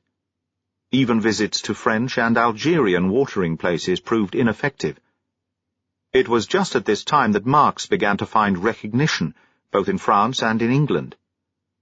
Jules Guesde, Henry M. Hindman, Belfort Bax set about spreading Marxian doctrines, and Marxian and anti-Marxian parties were formed. But the man to whom this recognition had come was already a ruin. Bronchial catarrh, inflammation of the lungs, spasmodic asthma, together with the loss of his wife on December 2nd, 1881, and of his eldest daughter, Madame Longuet, in January 1883, gave the finishing stroke to his enfeebled body. On March 14th, 1883, Marx breathed his last. Engels gives an account of the last moments in a letter to his American friend Sorge, dated March 15th, 1883. Yesterday, at 2:30 in the afternoon, the best time for visiting him, I went down to see him. Everybody was in tears. It looked as if the end had come. I made inquiries, trying to get at the truth of the matter and to offer consolation. There had been a slight hemorrhage, but a sudden collapse had supervened. Our good old Lena, who attended him better than any mother does her child, went up, came down. He was half asleep, she said. I could go up. As we went in, he lay there, sleeping, never to wake again. Pulse and breathing had ceased. In those 2 minutes he had gone painlessly and peacefully to sleep. Mankind is less by a head, and indeed by the most important head it had today. The working-class movement will pursue its course, but its central point, to which French, Russians, Americans, and Germans turned of their own accord in decisive moments, always to receive that clear, unambiguous counsel which genius and perfect mastery alone can give, is gone. On Saturday, March the 17th, he was buried in the Highgate Cemetery, London. Among those who spoke at the graveside were Friedrich Engels and Wilhelm Liebknecht. The former gave a brief account of his revolutionary struggles, in which he said, "Just as Darwin discovered the law of the evolution of organic nature, so Marx discovered the evolutionary law of human history, the simple fact, hitherto hidden under ideological overgrowths, that above all things men must eat, drink, dress, and find shelter before they can give themselves to politics, science, art, religion, or anything else, and that therefore the production of the material necessaries of life and the corresponding stage of economic evolution of a people or a period provides the foundation upon which the national institutions, legal systems, art, and even religious ideas of the people in question have been built, and upon which, therefore, their explanation must be based, a procedure the reverse of that which has hitherto been adopted. Marx discovered also the special law of motion for the modern capitalist mode of production, and for the middle-class society which it begets. With the discovery of surplus value, light was at once thrown upon a subject, all the earlier investigations of which, whether by middle-class economists or by socialist critics, had been gropings in the dark. After him spoke Liebknecht, who had hastened from Germany to pay a last tribute to his friend and master. The dead one, whose loss we mourn, was great in his love and in his hate. His hate sprang from his love. He had a great heart as he had a great intellect. He has raised social democracy from a sect, from a school, to a party, which now already fights unconquered and, in the end, will win the victory. Engels, who outlived him by 12 years, edited the last 2 volumes of Capital, while Karl Kautsky, the disciple and successor of Engels, and the real disseminator of Marxian doctrines, edited the 3 volumes of Marx's historical studies on surplus value. The latter work is not far short of being a great history of political economy. Chapter 4. The Marxian System. 1. The materialist conception of history. As a guide to his studies from 1843 to 4 onwards, Marx used the conception of history, or method of investigation which, in contradistinction to the idealist conception of history of Hegel, was named materialistic. As its nature is dialectic, as it seeks to conceive in thought the evolving antagonisms of the social process, it is, like Hegel's dialectic, a conception of history and a method of investigation at the same time. Nowhere did Marx work out his method of investigation in a special and comprehensive form. The elements of it are scattered throughout his writings, particularly in the Communist Manifesto and in the Poverty of Philosophy, and serve the purpose of polemics or demonstration. Only in the preface to his book on the Critique of Political Economy, 1859, did he devote 2 pages to a sketch of his conception of history, but in phraseology which is not always clear, sequential, or free from objection. It was the intention of Marx to write a work on logic, where he would certainly have formulated clearly his materialistic dialectic. As, however, his fundamental ideas on this subject are available, we are able to extract the essentials of his position. A glance over human history suffices to teach us that from age to age man has held to be true or false various opinions on rights, customs, religion, the state, philosophy, landholding, trade, industry, etc., that he has had various economic arrangements and forms of the state and of society, and that he has gone through an endless series of struggles and wars and migrations. How has this complicated variety of human thought and action come about? Marx raises that question which, so far as he is concerned, does not aim in the first place at the discovery of the origin of thought, of rights, of religion, of society, of trade, etc. These he takes to be historically given. He is rather concerned to find out the causes, the impulses or the springs which produce the changes and revolutions of the essentials and forms of the mental and social phenomena, or which create the tendencies thereto. In a sentence, what interested Marx here was not the origin, but the development and change of things. He is searching for the dynamic law of history. Marx answered, the prime motive power of human society, which is responsible for the changes of human consciousness and thought, or which causes the various social institutions and conflicts to arise, does not originate in the first place from thought, from the idea, from the world reason or the world spirit, but from the material conditions of life. The basis of human history is therefore material. The material conditions of life. That is the manner in which men as social beings, with the aid of environing nature and of their own indwelling physical and intellectual qualities, shape their material life, provide for their sustenance, and produce, distribute, and exchange the necessary goods for the satisfaction of their needs. Of all categories of material conditions of existence, the most important is production of the necessary means of life, and this is determined by the nature of the productive forces.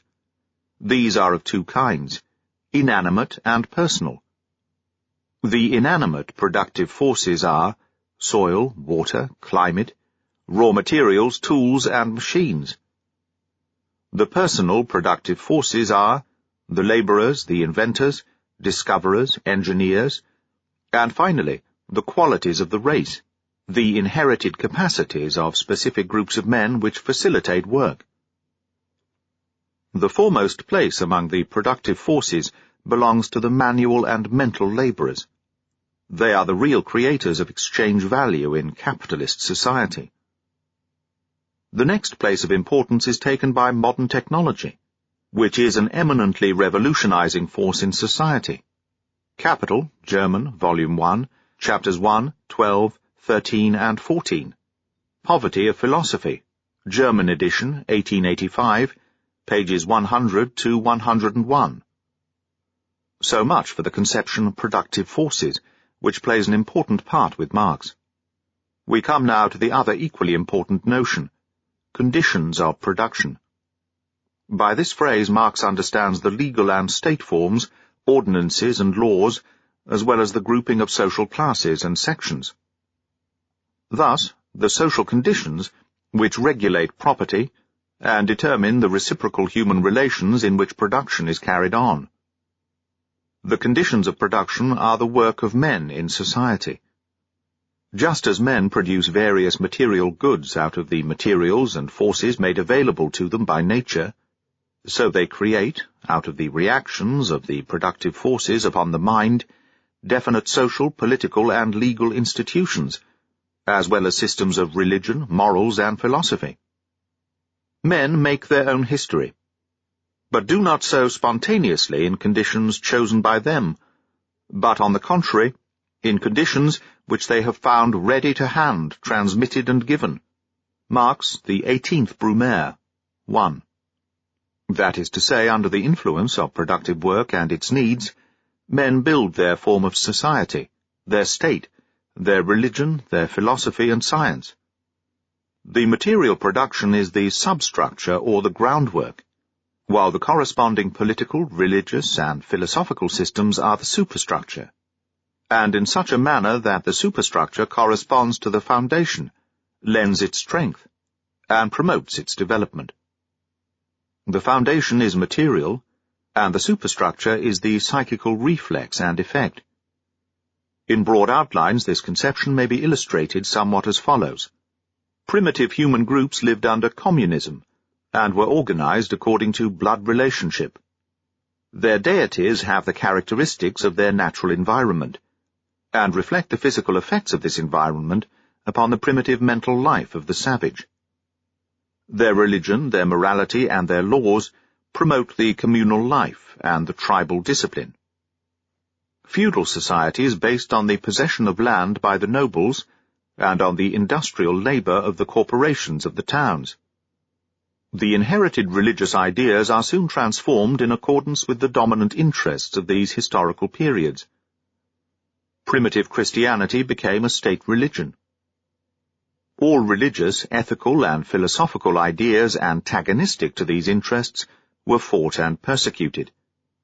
The middle-class society, which is based on personal property, is endeavoring to sweep away all vestiges of communal and corporation rights, to set free the individual, to mobilize labor and property, to abolish feudalism and the old church and monasterial institutions, and to put in their place the individual relation between man and God, or the personal conscience, the Reformation, introducing individual rights as well. It struggles against the independent sovereignty of the feudal domains, and labours for a united national territory, which will afford greater scope to trade and commerce. It supports absolutism, so long as the latter is in conflict with the feudal lords. And when afterwards absolutism is a hindrance to the development of middle-class society, this also is fought, and a constitutional monarchy or a republic demanded. And all this takes place not because certain human intelligences, by reason of more intense thought or enlightenment, or the call of a supernatural power are primarily at work, but as a consequence of the influence of the material basis, of the economic foundation of society upon the mind, which translates and transforms these external realities into religious, juridical, and philosophic conceptions. It is not the consciousness of men which determines their existence, but, on the contrary, their social existence determines their consciousness. Marx, Preface to Critique of Political Economy. Man, even the most heroic, is not the sovereign maker and lawgiver of social life, but its executive. He only follows out the tendencies and currents set up by the material foundation of society. Nevertheless, a great deal depends upon the executive officials. If they possess comprehensive knowledge, energetic natures, and outstanding capacities, they are able, within the boundaries drawn for them, to accomplish great things and to accelerate the development. Up to the present, the philosophers have but interpreted the world. It is, however, necessary to change it. Marx, Theses to Feuerbach. We have referred in various places to interests. We are not to understand by this personal but general social or class interests. Marx is not of the opinion that everybody acts in accordance with his personal welfare. This is not Marxian doctrine, but that of the middle-class moral philosophers like Helvetius, 1715 to 1771, and Jeremy Bentham, 1748 to 1832, who regarded pleasure and pain of the individual as the measure and motive of his actions and conduct.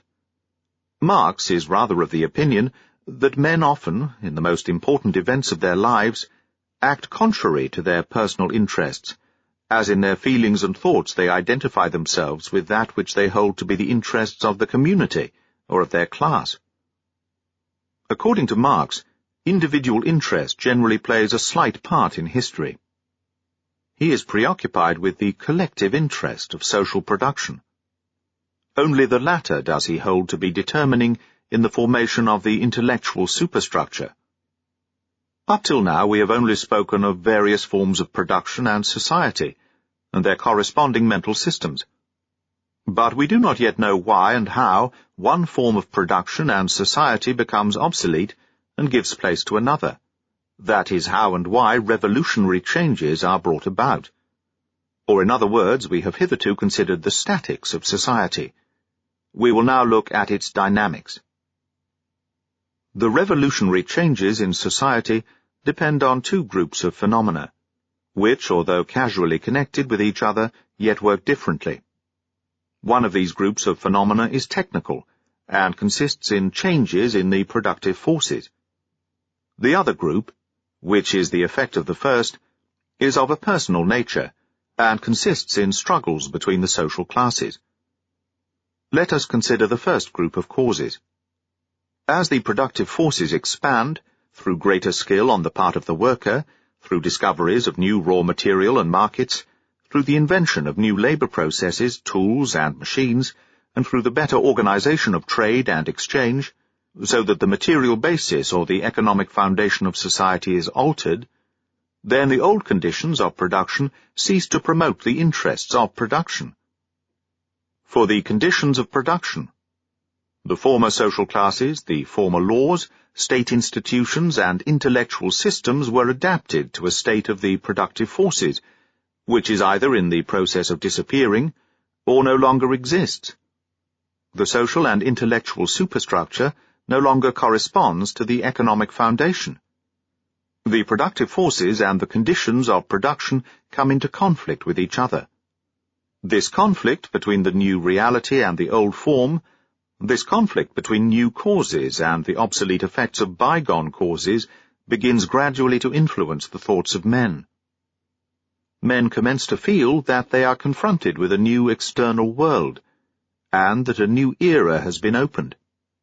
Social divisions acquire a new significance. Classes and sections which were formerly despised gain in social and economic power. Classes which were formerly honored decline. While this transformation of the social foundation is proceeding, the old religious, legal, philosophical, and political systems cling to their inherited positions and insist on remaining, although they are obsolete and can no longer satisfy mental needs. For human thought is conservative. It follows external events slowly, just as our eye perceives the sun at a point which the sun has in reality already passed, as the rays require several minutes of time in order to strike our optic nerves.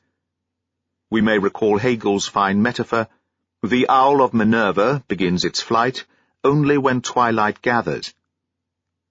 However late, it does begin. Great thinkers gradually arise who explain the new situation, and create new ideas and trains of thought, which correspond to the new situation. The human consciousness gives birth to anxious doubts and questionings, and then new truths, leading to differences of opinion, disputes, strifes, schisms, class struggles, and revolutions. In the next chapter we will consider more closely the class struggle between labor and capital. Meanwhile, we will look at the class struggle generally.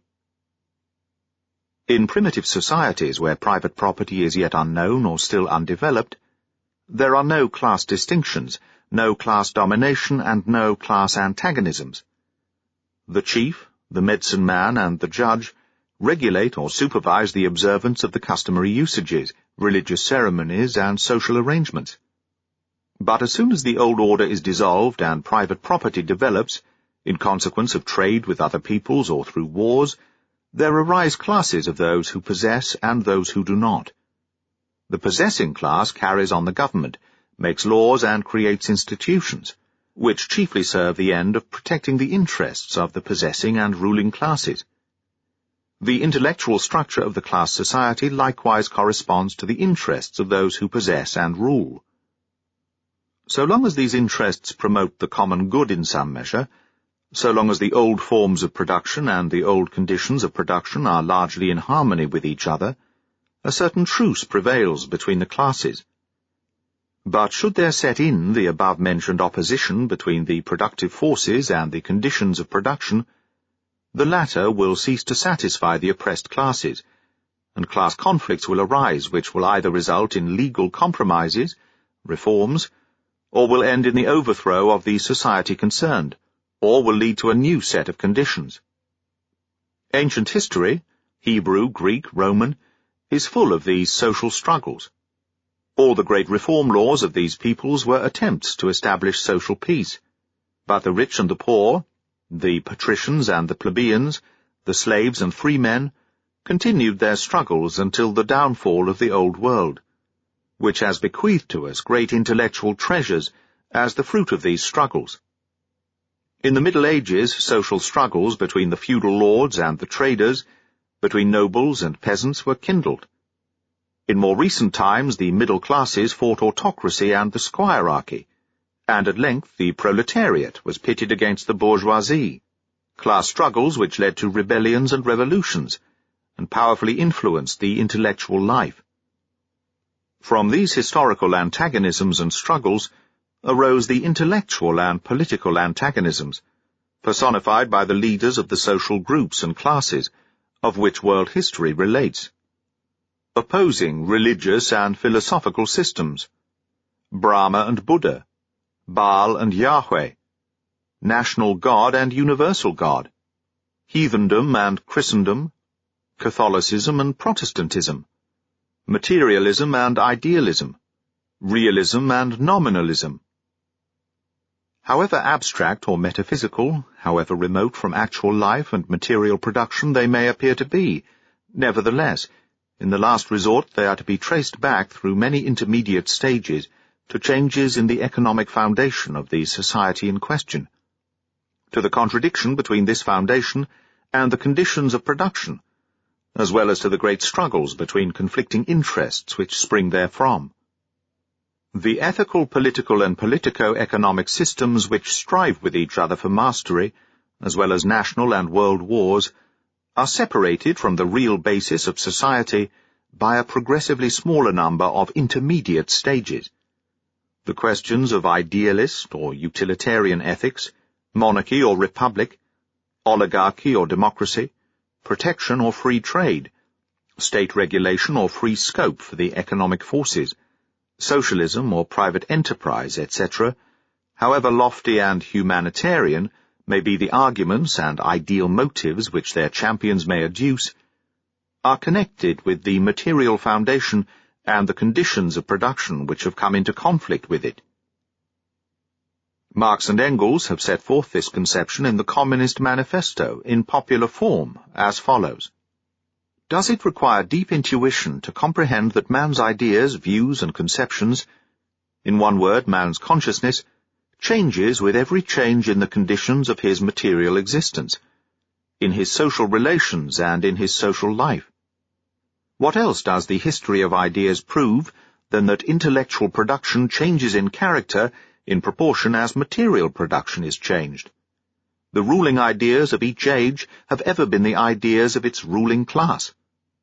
When people speak of ideas that revolutionize society, they do but express the fact that within the old society, the elements of a new one have been created, and that the dissolution of the old ideas keeps even pace with the dissolution of the old conditions of existence. When the ancient world was in its last throes, the ancient religions were overcome by Christianity. When Christian ideas succumbed in the 18th century to rationalist ideas, feudal society fought its death battle with the then revolutionary bourgeoisie. The ideas of religious liberty and freedom of conscience merely gave expression to the sway of free competition within the domain of knowledge. Now one step farther, when the conditions of production, the social divisions into classes and the laws of property become fetters to the productive forces, when the conflict of interests condense themselves into class struggles, then comes a period of social revolution. With the change of the economic foundation, the entire immense superstructure is more or less rapidly transformed. In considering such transformations, the distinction should always be made between the material transformation of the economic conditions of production, which can be determined with the precision of natural science, and the legal, political, religious, aesthetic, or philosophic, in short, ideological forms in which men become conscious of this conflict and fight it out.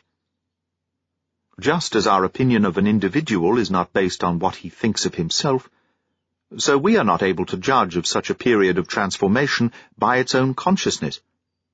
On the contrary, this consciousness must rather be explained from the contradictions of material life, from the existing conflict between the social forces of production and the conditions of production.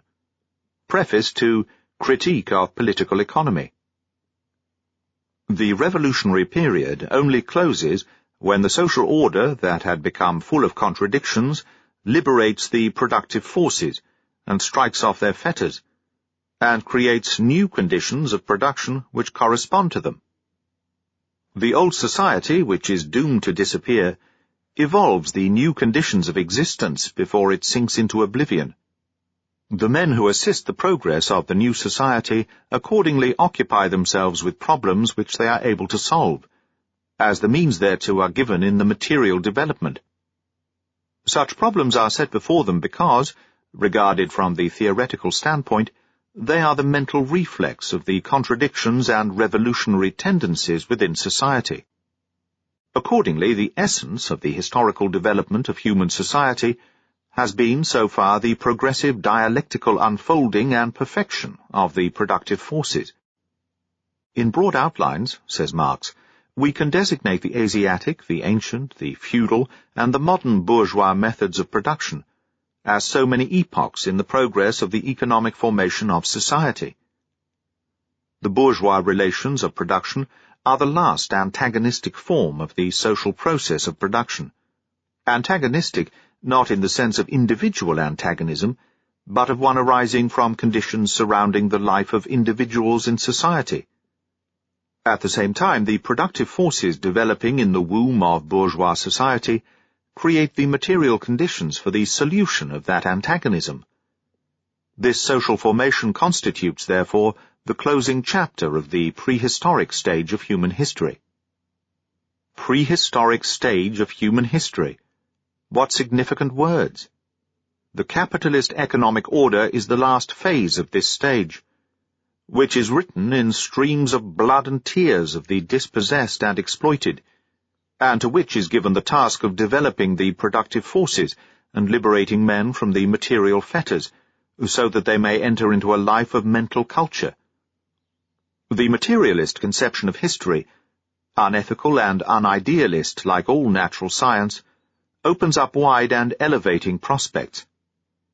During thousands of years man struggled on the physical plane to obtain release from the animal kingdom, and was subjected to the discipline of unfeeling nature.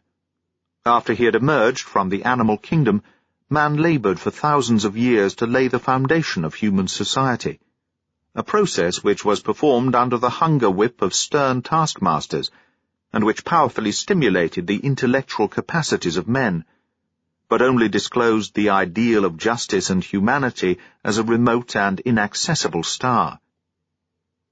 The materialist conception of history has shown itself to be a fruitful method of historical investigation.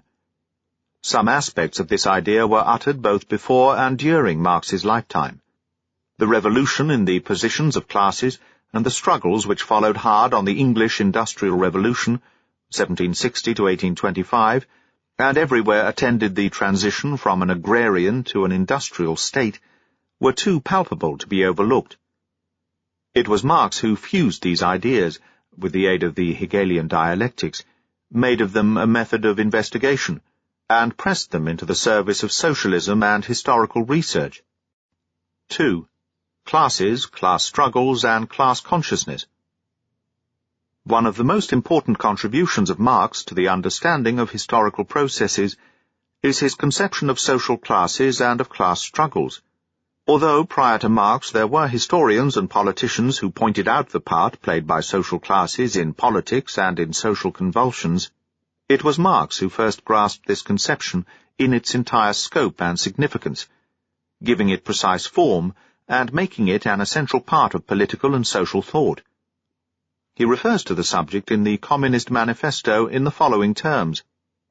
The socialist and communist systems properly so called, those of Saint-Simon, Fourier, Owen, and others, spring into existence in the early undeveloped period of the struggle between proletariat and bourgeoisie. The founders of these systems see, indeed, the class antagonisms, as well as the action of the decomposing elements in the prevailing form of society.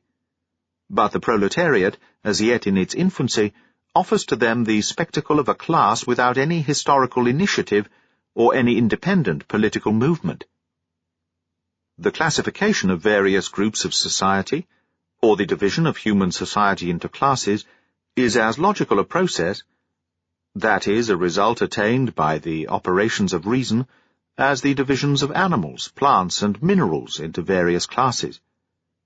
A specific group of social beings, which bear the stamp of common characteristics, is put in a certain class by social science. This classification cannot be made by purely empirical methods of immediate sensuous perceptions. It cannot be determined from the appearance of modern men whether they are capitalists or workers. We must look for certain scientifically established features which determine the social classification of men. As we have just seen, Marx held economic facts to be fundamental, and he contended that the economic characteristics were valid for purposes of classification. In his view, the manner in which a specific human group obtained its sustenance was the chief characteristic. Men whose chief means of life are wages form the working class. Men whose most important source of livelihood is the ownership of capital, land, buildings, workshops, and raw material, form the capitalist class. It is of little moment that a worker owns a savings bank book and draws interest or dividends from a cooperative society, or that a capitalist personally supervises his undertaking or organizes his business so that his profits partly consist in wages of superintendence or salary. The outstanding feature is that the chief interest of the worker is concentrated on wages, whilst that of the capitalist is directed on property. It goes without saying that the social classes are not completely homogeneous. Like botanical and zoological classes, they may be divided into kinds and species. The working classes include well-paid hand and brain workers, as well as sweated sections. But all the subdivisions of the social classes possess the common outstanding quality of the same source of livelihood, which is either personal labor or the possession of capital. One class disposes only of labor power, while the other class owns the means of production. Between these two classes, says Marx, there are deep-seated unbridgeable antagonisms which lead to a class struggle. The antagonisms are primarily of an economic nature. The wage earners, as the owners of labor power, are constrained to sell this as dear as possible, i.e. to obtain the highest possible wages, whereas the owners of capital endeavor to buy such labor power as cheap as possible, i.e. to pay the least possible wages. This antagonism is indeed fundamental, but at first sight does not touch the intellectual sphere very deeply. On the surface, this antagonism is only one, as between buyer and seller, but in reality the distinction is very great, as the seller of labor power will quickly starve if he does not market his commodity. The owner of the means of production is therefore in a position to cause the seller of labor power to starve, if the latter does not accept the conditions which the capitalist imposes. Ownership of capital reveals itself as a power that can oppress the owner of labor power. This antagonism leads to the formation of trade unions. It is also the prime cause of the class struggle, but mere trade unionism is but its incipient stage. It develops into a class struggle when the workers recognize that their condition of subjection is not a temporary state, but the result of the economic system of private capitalism, that the subjection will last so long as this economic system exists, and that the latter could be replaced by an economic order in which the means of production belong to all the members of society. The wage workers only participate in the class struggle when they learn to think in a socialist sense, when hostility to the existing social order develops out of the sporadic and unrelated wage struggle and actions of trade unions, and when the proletariat, as an organized class, turns from the preoccupations of the present to the tasks of the future, and strives to change the basis of society from private property to common property. The workers then become aware that there can be neither freedom nor equality for them in the existing society, and that their emancipation can only be attained through socialism. The class struggle may, however, stop short at the recognition of these facts.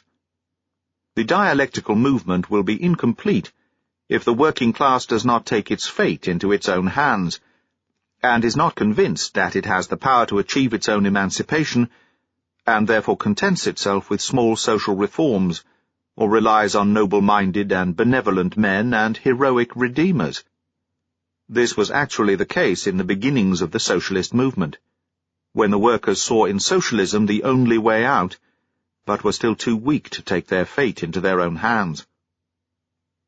This was the period which Marx called utopian, when outstanding personalities spread socialist ideas and made socialist plans and experiments to free the labouring masses.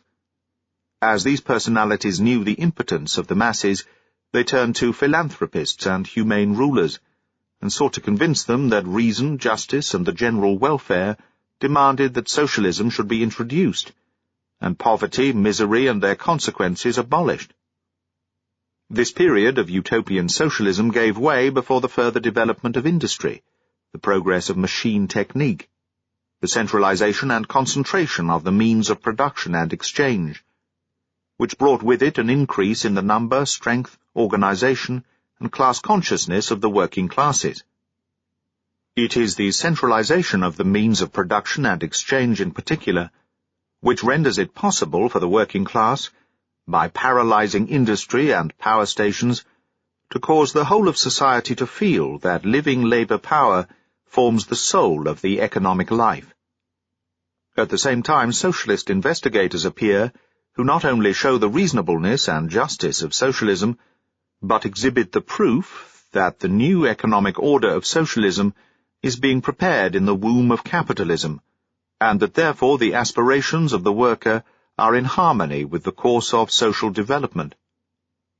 In this wise, a science and an aspiring socialist movement founded upon reality develops from utopian socialism, and, conscious of class, of power, and of aim, enters upon the decisive struggle with the capitalist economic order. The class struggle acts as a lever of social revolution.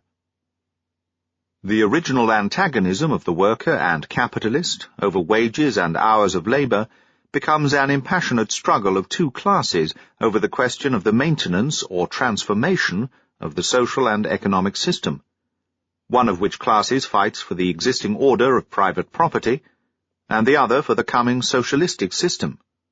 Great social class struggles inevitably become political struggles. The immediate object of the struggle is the possession of the power of the state, with the aid of which the capitalist class endeavours to maintain its position, while the working class aims at the conquest of the power of the state in order to accomplish its larger objects. The following chapter will show the direction taken by the labour movement. Here we will but briefly refer to the profound influence of Marx's doctrine of the class struggle, as exercised in political thought. Prior to Marx, political thought and the struggles of political parties seemed to revolve around ideas and great personalities. Ideology and hero worship were prevalent. Now, political thought, consciously or unconsciously, proceeds along class and economic lines. This is equally true of historical investigations. These new political and historical orientations are largely the result of Marx's life work. Rigidly conceived and applied, the Marxian doctrine of the class struggle may lead to ultra-revolutionary tactics of the socialist and labour movement, to the system of workers' councils and proletarian dictatorship. If the emerging class and its struggle constitutes the lever of social revolution and the impulse of the dialectical social process, the dictatorship of the proletariat is justified, and in any case, democracy, which includes both the capitalist and working class, cannot be the state form during the transition period from private property to socialism. Considered from the economic standpoint, political democracy is generally impossible, or only sham democracy so long as economic inequality exists. The Communist Manifesto does not contain a single political democratic reform. The conclusion can be drawn from Marx's idea, as a whole, that in his estimation the class stood higher than so-called democracy. This is one of the sources of Bolshevism. 3. The role of the labour movement and the proletarian dictatorship. The Labour Party is the political expression of the whole trade union movement, so far as the latter formulates national demands, directed towards the state and society generally. The Labour Party will function the more effectively, and be able to accomplish its allotted task as its foundation, the trade union movement, becomes established and strengthened, and the more comprehensive will be its effects. The trade unions are not merely to be satisfied with the work of the present, but are to become the focus and centre of gravity of the proletarian aspirations which arise out of the social transformation process, and are to work for the abolition of capitalism. The most effective lever for the achievement of this object is the conquest of political power. With its aid, the proletariat can consciously carry out the transformation of a capitalist into a communist society. To this transformation there also corresponds a political transition period, the state of which can be nothing else than a revolutionary dictatorship of the proletariat. Marx, Letter to the German Social Democracy, 1875, on their Gotha program. Marx considered himself to be the real author of the idea of the dictatorship of the proletariat. In a letter written by him in 1852 to his American friend Wedemeyer, he declares, "As far as I am concerned, I can't claim to have discovered the existence of classes in modern society, or their strife against one another. Middle-class historians long ago described the evolution of the class struggles, and political economists showed the economic physiology of the classes. I have added as a new contribution the following propositions. 1. That the existence of classes is bound up with certain phases of material production. 2. That the class struggle leads necessarily to the dictatorship of the proletariat. 3. That this dictatorship is but the transition to the abolition of all classes, and to the creation of a society of free and equal." Neue Zeit, Volume 25, Second Part, page 164. With the exception of the year 1870, Marx remained true to his doctrine of proletarian dictatorship. He thought in 1875 as he did in 1847, when he sketched the groundwork of the proletarian dictatorship in the Communist Manifesto. The first step in the revolution by the working class is to raise the proletariat to the position of ruling class, to win the battle of democracy. The proletariat will use its political supremacy to wrest, by degrees, all capital from the bourgeoisie, to centralize all instruments of production in the hands of the state, i.e., of the proletariat organized as the ruling class, and to increase the total of productive forces as rapidly as possible. Of course, in the beginning, this cannot be effected except by means of despotic inroads on the rights of property, and on the conditions of bourgeois production, by means of measures, therefore, which appear economically insufficient and untenable, but which, in the course of the movement, outstrip themselves, necessitate further inroads upon the old social order, and are unavoidable as a means of entirely revolutionizing the mode of production. But suppose that it is not the revolutionary working class which first attains to power in the revolution, but the democracy of the lower middle class and the social reformists.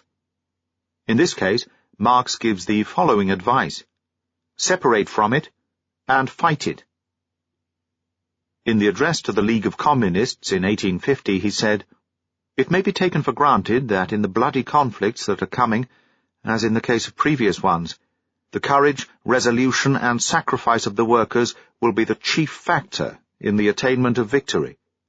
As hitherto, so in this struggle, the mass of the lower middle class will maintain an attitude of delay, irresolution, and inactivity as long as possible, in order that, as soon as victory is assured, to arrogate it to themselves, and call on the workers to remain quiet, return to work, avoid so-called excesses, and to exclude the proletariat from the fruits of victory.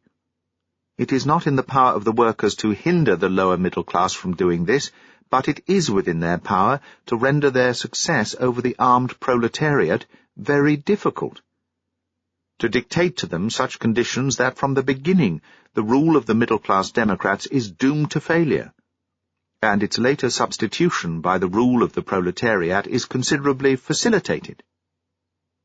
The workers must, during the conflict and immediately afterwards, as much as ever possible, oppose the compromises of the middle class, and compel the Democrats to execute their present terrorist threats.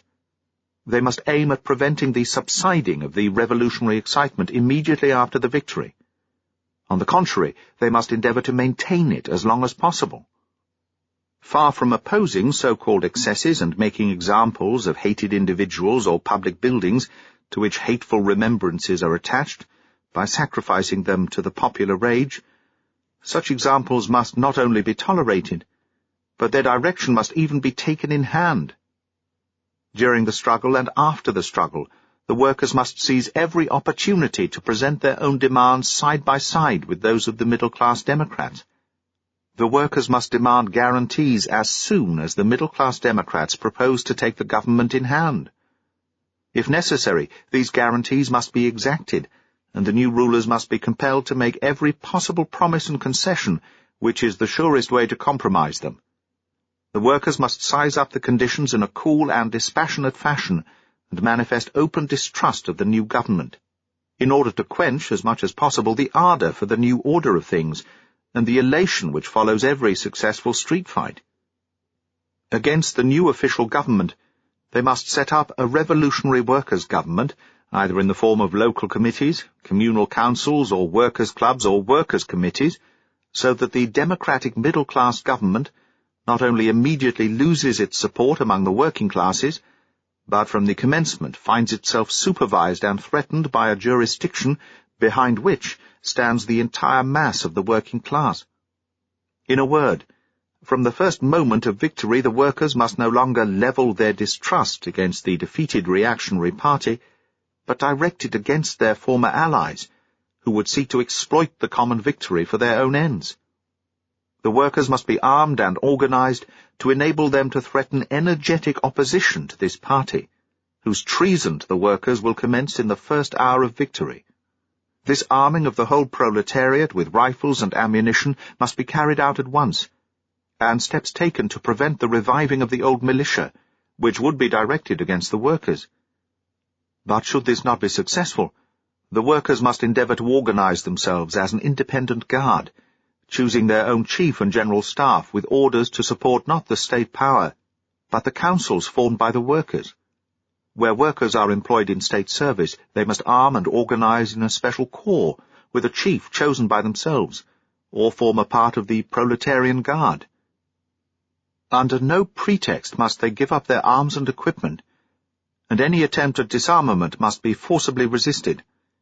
Destruction of the influence of the middle-class Democrats over the workers, immediate independent and armed organization of the workers, and the imposition of the most irksome and compromising conditions possible upon the rule of the bourgeois democracy, which is for the time unavoidable. We have noted that the Democrats come to power in the next phase of the movement, and how they will be obliged to impose measures of a more or less socialistic nature. It will be asked what contrary measures should be proposed by the workers. Naturally, in the beginning of the movement, the workers cannot propose actual communist measures, but they can, 1. Compel the Democrats to attack the old social order from as many sides as possible, disturb its regular course, and compromise themselves, and concentrate in the hands of the state as much as possible of the productive forces, means of transport, factories, railways, etc. 2. When the Democrats propose measures which are not revolutionary but merely reformist, the workers must press them to the point of turning such measures into direct attacks on private property. Thus, for example, if the small middle class propose to purchase the railways and factories, the workers must demand that such railways and factories, being the property of the reactionaries, shall be simply confiscated by the state, without compensation. If the Democrats propose a proportional tax, the workers must demand a progressive tax. If the Democrats themselves declare for a moderate progressive tax, the workers must insist on a tax so steeply graduated as to cause the collapse of large fortunes.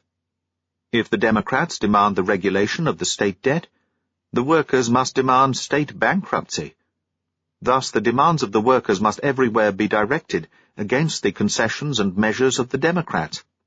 Further, the Democrats will either work directly for a federal republic, or at least, if they cannot avoid the republic one and indivisible, will seek to paralyze it by granting the greatest possible independence to the municipalities and provinces.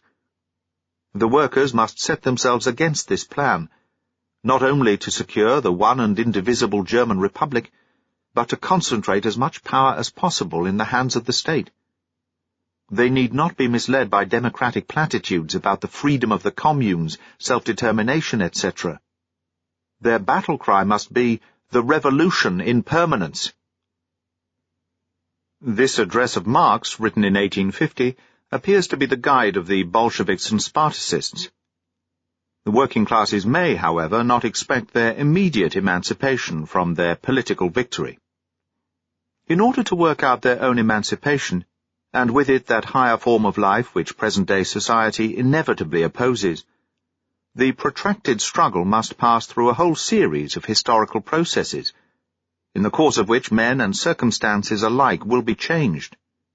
They have no ideal to realize.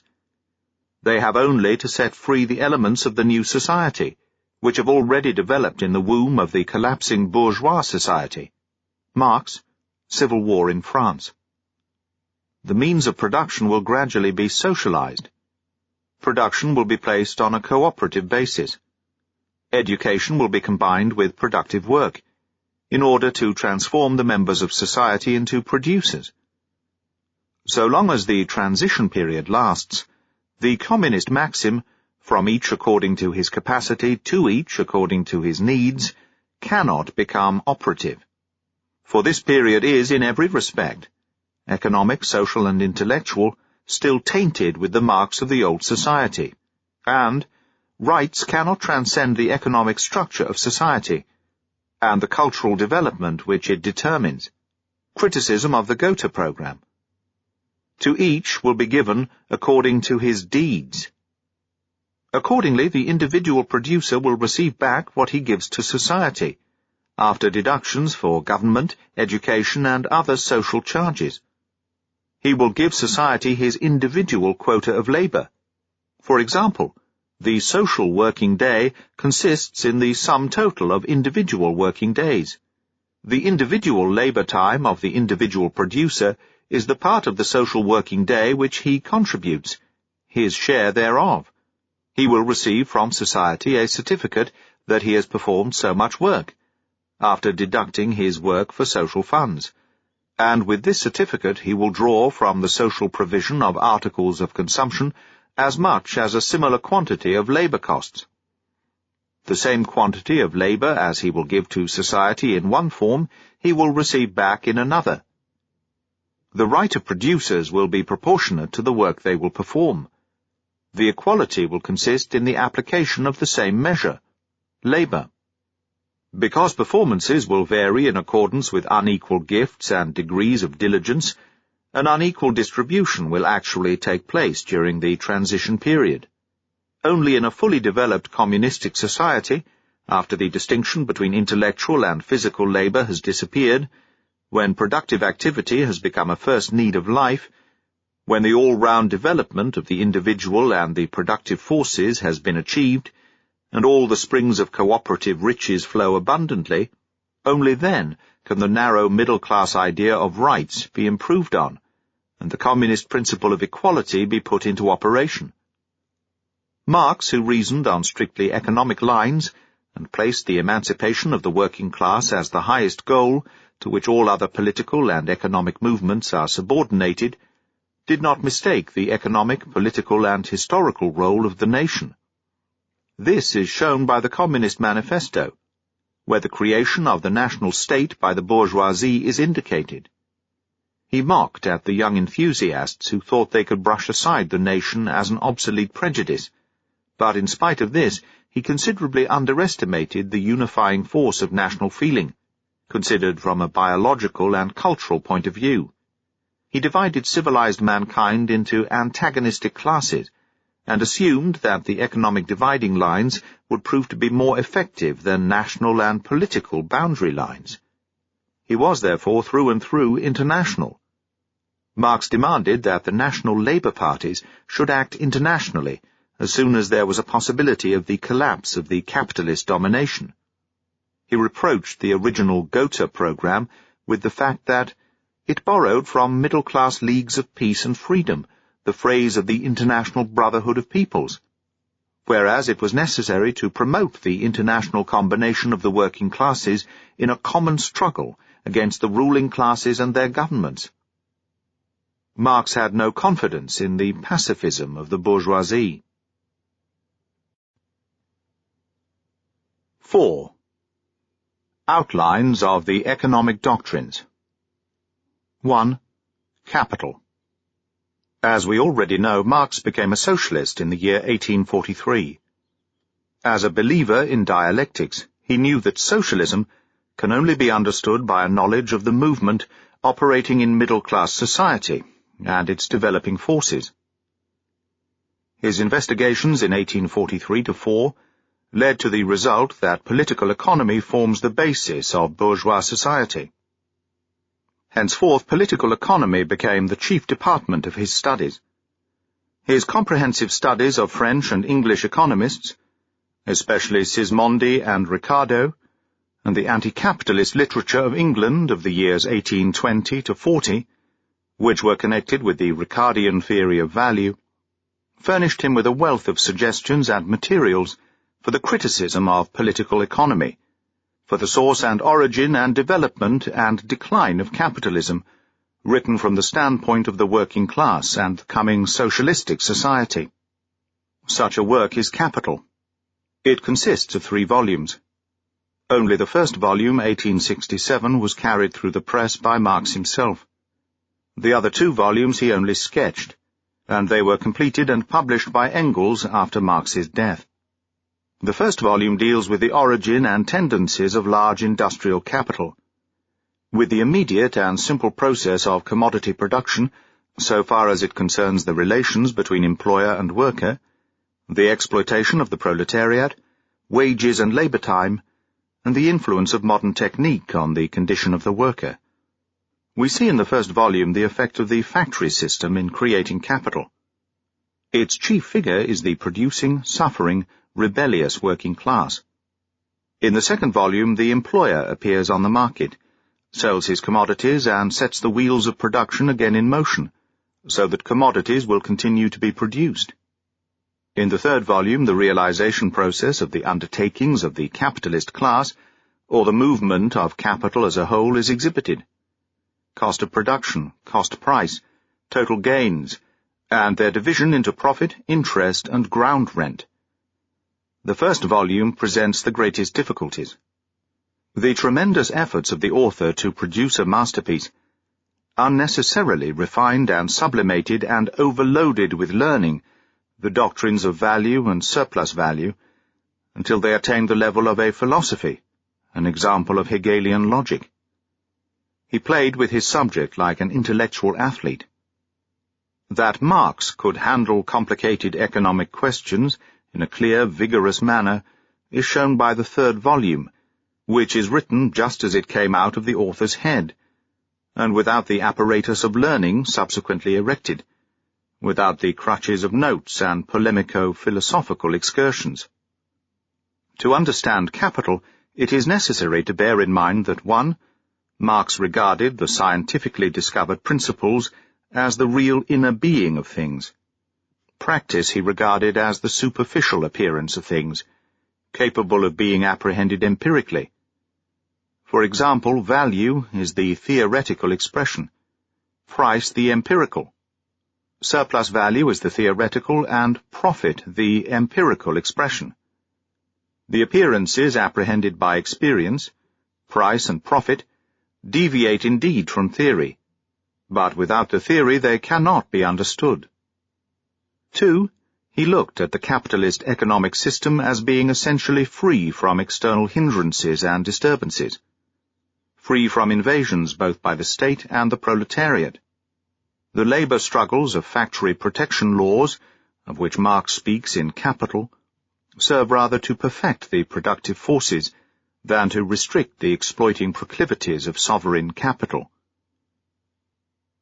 2. Value. The life and motion of capitalistic society appears as an infinite net of exchange operations, formed out of numerous entwined meshes. Through the medium of money, men continually exchange the most varied commodities and services. A ceaseless buying and selling, an uninterrupted series of exchanges of things, and labour power. This constitutes the essential part of human relations in capitalistic society. An economic map of these relations, graphically displayed, would not be less confusing than an astronomical map, which exhibited the manifold and intersected orbits of the heavenly bodies. And yet there must be some rule or law which operates in this seeming medley of movements. For men do not work or exchange their goods by hazard, like savages who give their entire lumps of gold or rough diamonds for a necklace of glass pearls. The English and French economists in the 17th, 18th, and 19th centuries, amongst whom Petty, 1623-87, Quesnay, 1694-1759, Adam Smith, 1723-96, and Ricardo, 1772-1823, were the most original, sought for the laws which regulated exchange operations, and their theories were designated by Marx as classical bourgeois economy. Following up their investigations, Marx declared, "Every commodity, that is, everything or good produced under capitalism and brought to the market, possesses a use value and an exchange value. The use value is the utility of the commodity to satisfy a physical or mental need of its user. A commodity without use value is not exchangeable or saleable. As use values, commodities are materially different from each other. Nobody will exchange a ton of wheat for a ton of wheat of the same kind, but he will for clothes. In what measure will commodities exchange with one another? The measure is the exchange value, and this consists in the trouble and quantity of labour which the production of a commodity costs. Equal quantities of labour are exchanged with each other on the market. As exchange values, as the embodiment of human labour, commodities are essentially equal to each other. Only quantitatively are they different, as different categories of commodities embody different quantities of labour. It is obvious that the quantities of labour will not be calculated according to the working methods of the individual producers, but according to the prevailing social working methods. If, for example, hand weaver A requires 20 hours for the production of a piece of cloth, which in a modern factory will be produced in 5 hours, the cloth of the hand weaver does not therefore possess fourfold exchange value. If hand weaver A demands of consumer B an equivalent of 20 working hours, B answers that a similar piece of cloth can be produced in 5 hours, and therefore it only represents an exchange value of 5 working hours. Thus, according to Marx, the exchange value of a commodity consists in the quantity of socially necessary labour power which its reproduction would require. This quantity of labour is no constant factor. New inventions, improvements in labour processes, increase in the productivity of labour, etc., cause a diminution in the quantity of labour necessary for the reproduction of a commodity. Its exchange value, or expressed in terms of money, its price, will therefore sink, provided that other things, demand, medium of exchange, remain equal. Consequently, labour is the source of exchange value, and the latter is the principle which regulates exchange operations. Exchange value even measures the extent of the commodity wealth of society. Wealth may increase in volume, but decrease in value, insofar as a less quantity of socially necessary labour becomes necessary for its reproduction.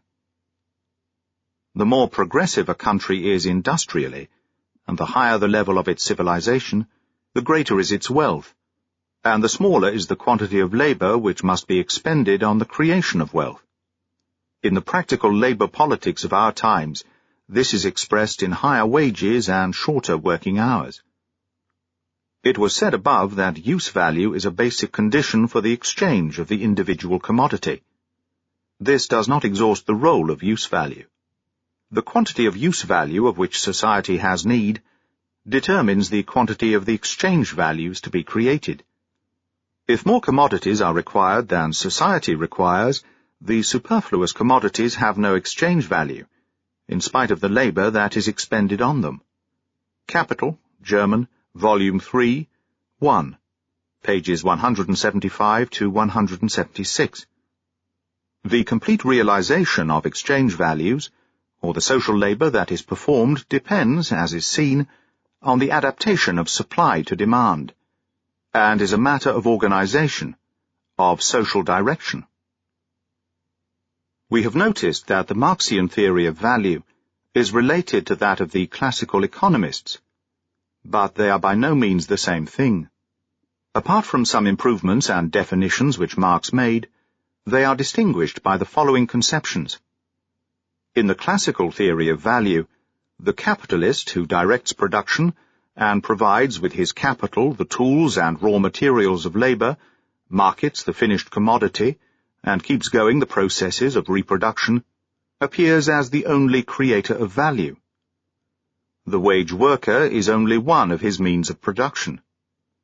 In the Marxian theory of value, on the other hand, the wage worker who transforms the raw materials into commodities, or removes the raw materials to the place of production, appears as the sole creator of value. Value is only created by the worker in production, and in distribution connected therewith. 3. Wages and labor. The worker appears to receive wages for his work.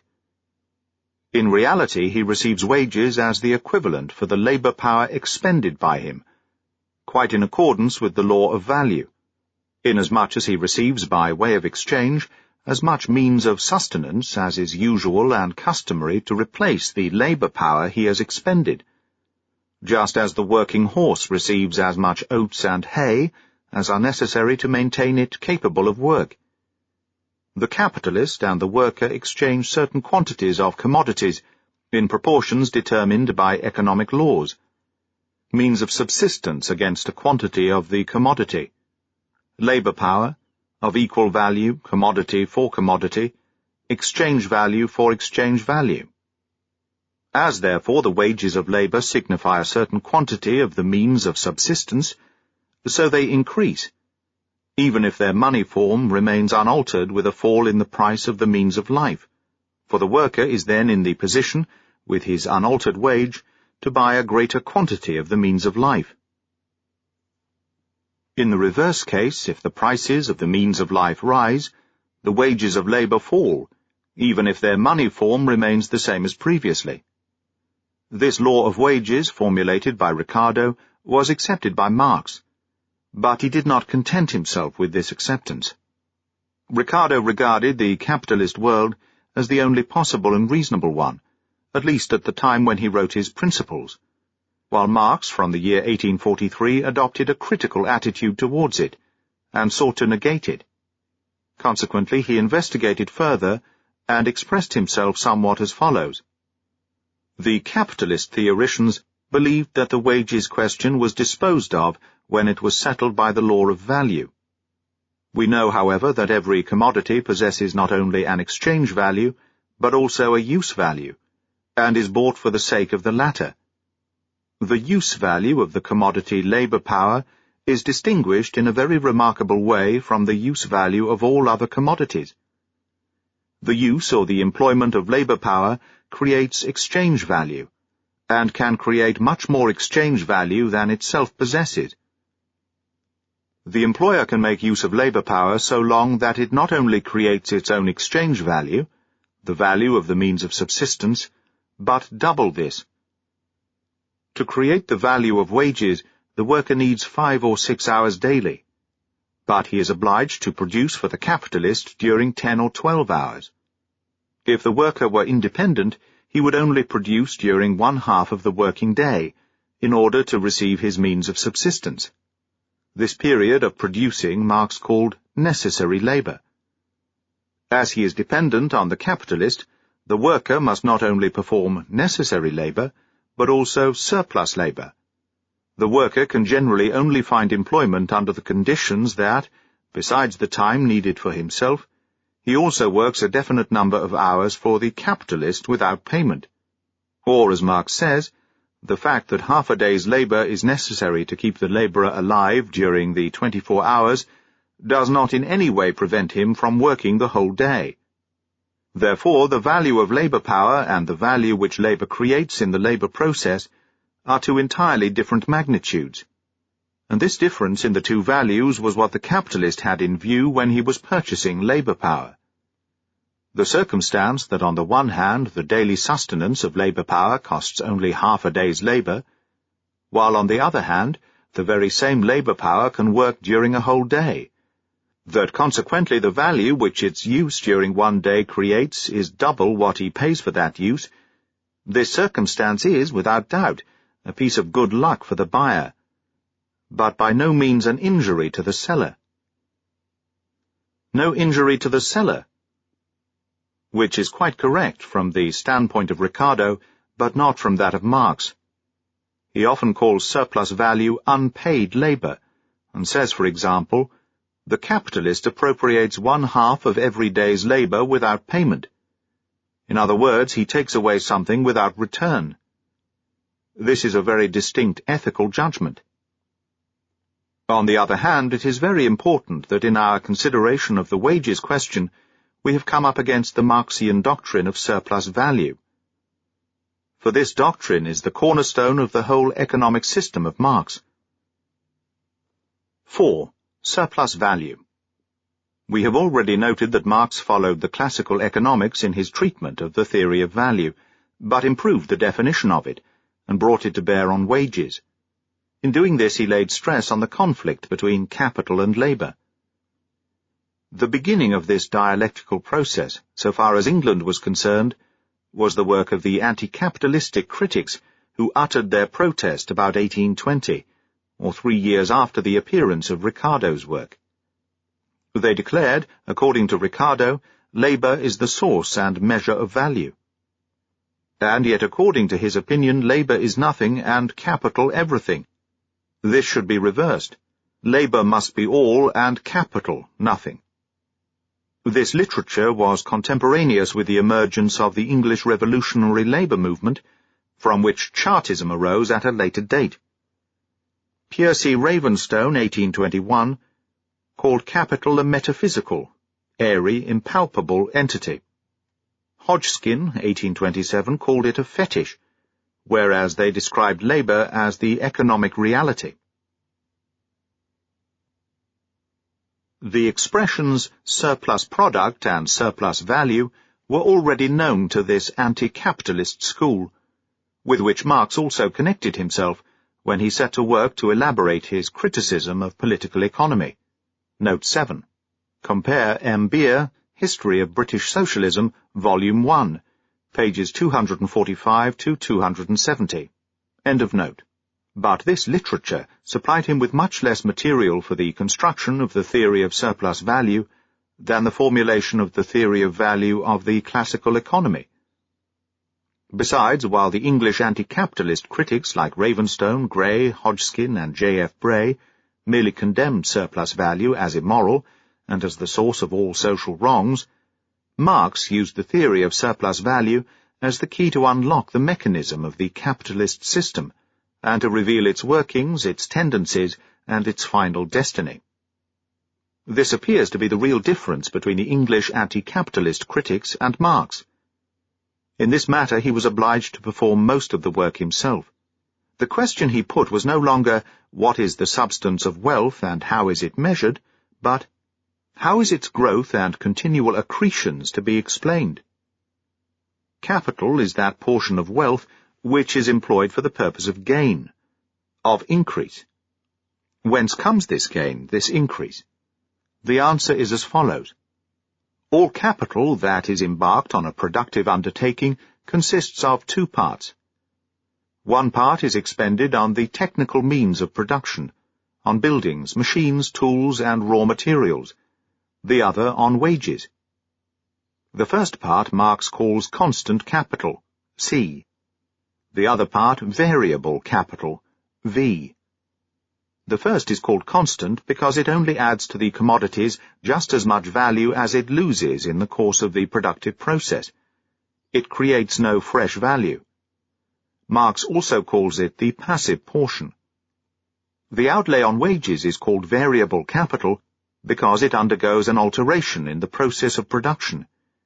It creates new additional value. Marx also called variable capital the active portion, for it creates surplus value, S. This composition of capital of constant and variable parts, Marx calls its organic composition. He calls it average or normal composition when the capital of a business is 80% constant and 20% variable. If the constant part is higher and the variable part lower, he calls it capital of a high composition. Capital of under 80% constant portion and over 20% variable portion he calls capital of a lower composition. And rightly, because the higher the ladder of capitalist production is, the more costly and extensive are the machinery and factory buildings, and the greater is the outlay on raw materials. Whereas primitive businesses employ less machinery, cheaper workshops, but a relatively greater number of workers. The relation between C and V reveals at the same time the stage to which production has developed. Thus, according to Marx, it is solely the variable capital which creates surplus value, or, as it is commonly expressed, profit. We have seen above, in the explanation of the nature of wages, why variable capital creates more value than it is paid for by the capitalist. The worker does indeed receive the exchange value of his labor power, but the use value of the labor power functions, we have assumed, twice as many hours as are necessary for its reproduction. This surplus labor is embodied in surplus value. While the worker receives, let us say, a daily wage of 3 shillings, for the reproduction of which 5 hours of work suffice, his labor power will be used for 10 hours. These 5 hours of surplus labor appear in the exchange value of the commodity, so that the value of the commodity is composed of the transferred portion of the constant capital, the outlay on wages, and the added surplus value. Immediately before the production process, only constant and variable capital existed, or in brief, C and V. After the completion of the production process, the commodity embodies constant and variable capital, and also surplus value, or C and V and S. This is actually the value of the commodity, C, or shortly expressed, C plus V plus S. The relation between wages and surplus value, or between paid and unpaid labor, or shortly S over V, Marx calls the rate of surplus value. It expresses the degree of the exploitation of labor. If wages amount to 3 shillings, which can be produced in 5 working hours, and if the worker works in the factory 10 hours for these wages, so that he creates exchange value to the amount of 6 shillings, then the rate of surplus value is 100%. The whole of the surplus value which arises in this manner in the process of production is called the mass of the surplus value, or shortly MS. That is to say, the individual rate of surplus value multiplied by the total number of workers engaged in an undertaking, or the total amount of wages. 5. Profit. The mass of surplus value appears to the capitalist in the shape of profit. Surplus value is a Marxian scientific term which exactly expresses the principle of profit. Profit is a commercial expression which describes surplus value as it appears in practical life, as a subject of experience, i.e. empirically. The distinction between the Marxian theoretical and the commercial empirical conception is, however, not so simple. It arises from the different conceptions of the influence of capital and labor in the economic process. Let us explain it more distinctly. As is known, Marx divided the capital embarked in industrial enterprise into 2 parts, into constant, technical means of production, and variable, living labor power, wages. He assumed that only the living labor power, wage labor, creates surplus value, whilst the constant capital only adds its own value to the new products.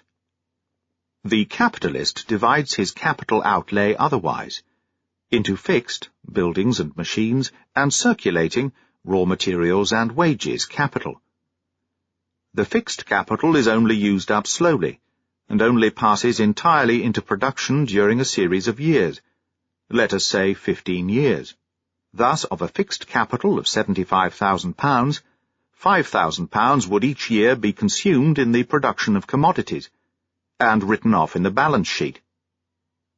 On the other hand, the circulating capital, raw materials and wages, are wholly consumed in every period of production, and must be renewed at the beginning of a new period of production. Suppose an industrial undertaking about to be started requires a capital expenditure of £105,000, £75,000 fixed capital for buildings and machinery, £20,000 for raw materials, £10,000 for wages. For convenience sake, we will suppose that the period of production lasts a year, and that the rate of surplus value amounts to 100%. That is, the labour power receives a payment of £10,000, and produces a value of £20,000. At the end of the year, the capitalist reckons an expenditure of £5,000 on account of fixed capital, and £30,000 of circulating capital. The commodities produced cost, therefore, a net outlay of £35,000. This is the cost price without adding profit. According to Marx, cost price signifies C and V, therefore without S, surplus value. But the capitalist knows that the manufactured commodities represent a greater value than the cost price. According to Marx, the surplus value amounts to £10,000, as the variable capital of £10,000 creates surplus value at the rate of 100%. But the capitalist adds to the cost price a profit, which includes the gains of the enterprise and interest on the capital outlay. If the capitalist were alone in the market, his profit might suck up the whole of the surplus value of £10,000.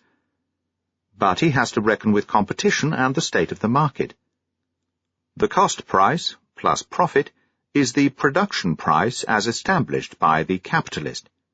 But according to Marx, that is, in pure theory, the production price is equal to the cost price plus surplus value.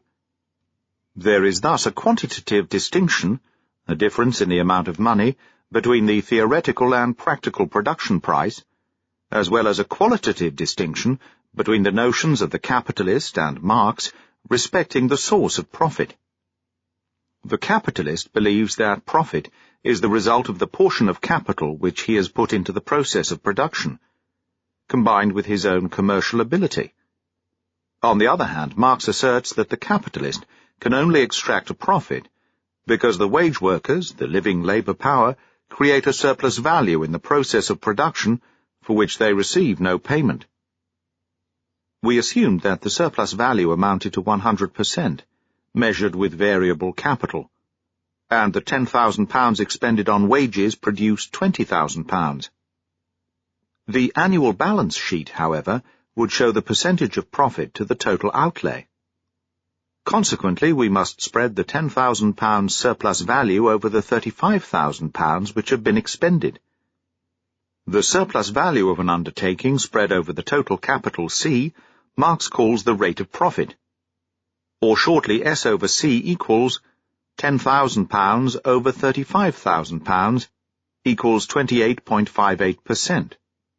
As a rule, the capitalist cannot sell under cost price without becoming bankrupt, but he can quite easily sell under the production price, and mostly does so. In the example already given, his rate of profit amounts to over 28%. According to the degree of competition, or by reason of other circumstances which we will examine in the next chapter, he can content himself with a rate of profit of 10, 15, or 20%, which will serve him partly as an income, and partly be expended in the development of his enterprise. The 28% profit generally forms a circle within which he fixes his manufactured price. Under favourable circumstances, he can add the whole 28% to the price. Under less favourable, only 20, 15, or 10%. Accordingly, several portions of surplus value remain in the commodities which are not yet realized. What happens to them? The remaining portions of profit or of surplus value fall to the large or small traders who are interposed between producer and consumer, or go in the form of interest to the banking institutions, in the event of the capitalist operating with borrowed money. As the profit is only realized in the process of circulation, in commerce and exchange, and they're divided amongst the various economic classes and sections, most people believe that profit arises in commercial transactions.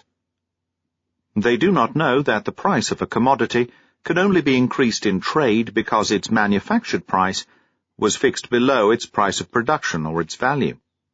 That is because the commodities contain surplus value, which is only gradually realized in the process of circulation. The social significance of this doctrine is far-reaching.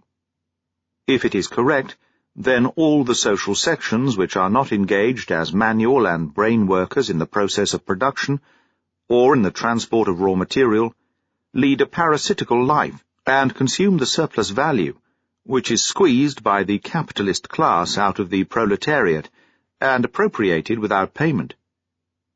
Quite otherwise are capitalist ideas. According to them, profit is the result both of the spirit of the enterprise and the ability of the capitalist, added to that portion of the capital which is put into the process of production, the machines and buildings and raw materials which are used up, and the labor power, all of which are bought at their proper exchange value. It is only fit and proper that the trader and money-lender should receive a portion of the profit so created, for they assist in realizing the exchange value by bringing the commodities to the consumer, and thus rendering possible the process of production. Surplus value or profit, labor or capital. Behind this question lurks the great class struggle of the modern social order. No wonder the Marxian doctrine of value and surplus value was the occasion for an extensive controversy, in which the famous problem of the average rate of profit played a great part. 6. The average rate of profit. According to Marx's doctrine of value and surplus value, only variable capital creates fresh value and surplus value. An industrial undertaking of a lower organic composition, which thus employs much variable capital and little constant capital, must consequently create a greater surplus value or more profit than an industrial undertaking of higher composition, which may employ the same total capital, but composed of greater constant and smaller variable portions than the former. Let us take two industrial capitals of £35,000 each. One expends £15,000 on the constant elements, machinery, raw materials, and £20,000 on the variable element, wages of labour. The other shows £20,000 constant part and £15,000 variable part. With an equal rate of surplus value, 100%, the first capital would produce £20,000 surplus value, profit, and the other only £15,000 profit. Experience shows, however, that equal amounts of capital, in spite of temporary differences in profits, tend to produce equal profits. From this it would appear that it is actually the capital expended and not the labour employed which determines the magnitude of the surplus value, profit, that the concrete results of the capitalist process of production do not confirm the Marxian theory of value, that the facts directly contradict the theory. It was Marx himself who drew attention to this problem. After he had constructed his theory of surplus value in the form of a scientific law, he continued, "This law clearly contradicts all experience based on appearance. Everyone knows that a cotton spinner, who, reckoning the percentage on the whole of his applied capital, employs much constant capital and little variable capital, does not on account of this pocket less profit or surplus value than a baker, who relatively sets in motion much variable and little constant capital. How then can the equal rate of profit in the case of capitals of different organic composition be harmonized with the theory of surplus value?" Marx concedes that equal capital sums, whose organic parts are unequally employed, give an equal rate of profit, although the volumes of surplus value created are different.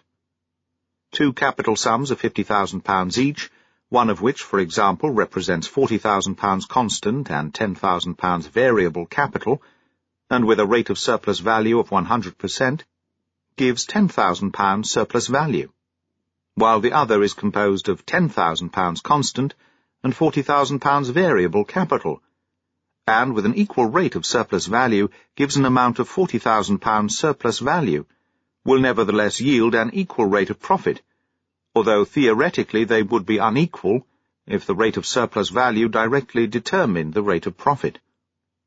In the first case, the rate of profit would amount to 20%, and in the second to 80%. In reality, both undertakings yield an equal rate of profit. How is this explained according to Marx? By means of competition, the different rates of profit are leveled to a general rate of profit, which is the average of all the various rates of profit. Thus, the capitalists do not realize the surplus value as it is created in any particular factory, but in the form of average rate of profit as it is produced by the operations of the total capital of society.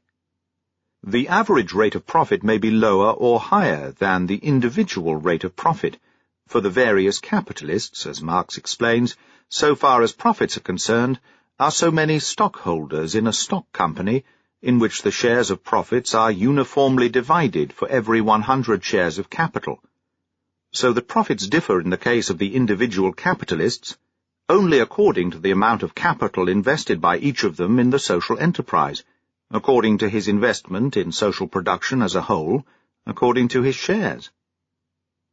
While thus the individual rates of profit do not proportionately coincide with the rates of surplus value, i.e., while the degree of exploitation of the worker in the individual factory and the volume of surplus value thus individually created do not directly determine the individual rate of profit, it is the total mass of social surplus value which is the source of the average rate of profit.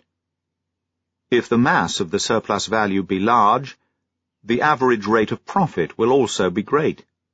Marx says, it is here just the same as with average rate of interest, which a usurer makes who lends out various portions of his capital at different rates of interest. The level of his average rate depends entirely on how much of his capital he has lent at each of the different rates of interest. The higher the various individual rates of interest, the higher will be the average rate of interest at which his capital has been put out. The individual price of production signifies, therefore, cost price plus the average rate of profit, and not plus surplus value. It does not necessarily correspond with the total amount of the constant and variable portions of capital employed in an individual enterprise, plus the mass of the surplus value. The prices and magnitudes of value of commodities are not manifestly equal, as Marx has often pointed out. Of course, the total profits of the capital class coincide with the total surplus value extracted from the working class, provided, of course, that the supply of commodities corresponds with the social needs. Thus, the law of surplus value, in spite of all deviations and refractions, holds good in the last resort. In theory, observes Marx, it is assumed that the laws of the capitalist mode of production develop freely.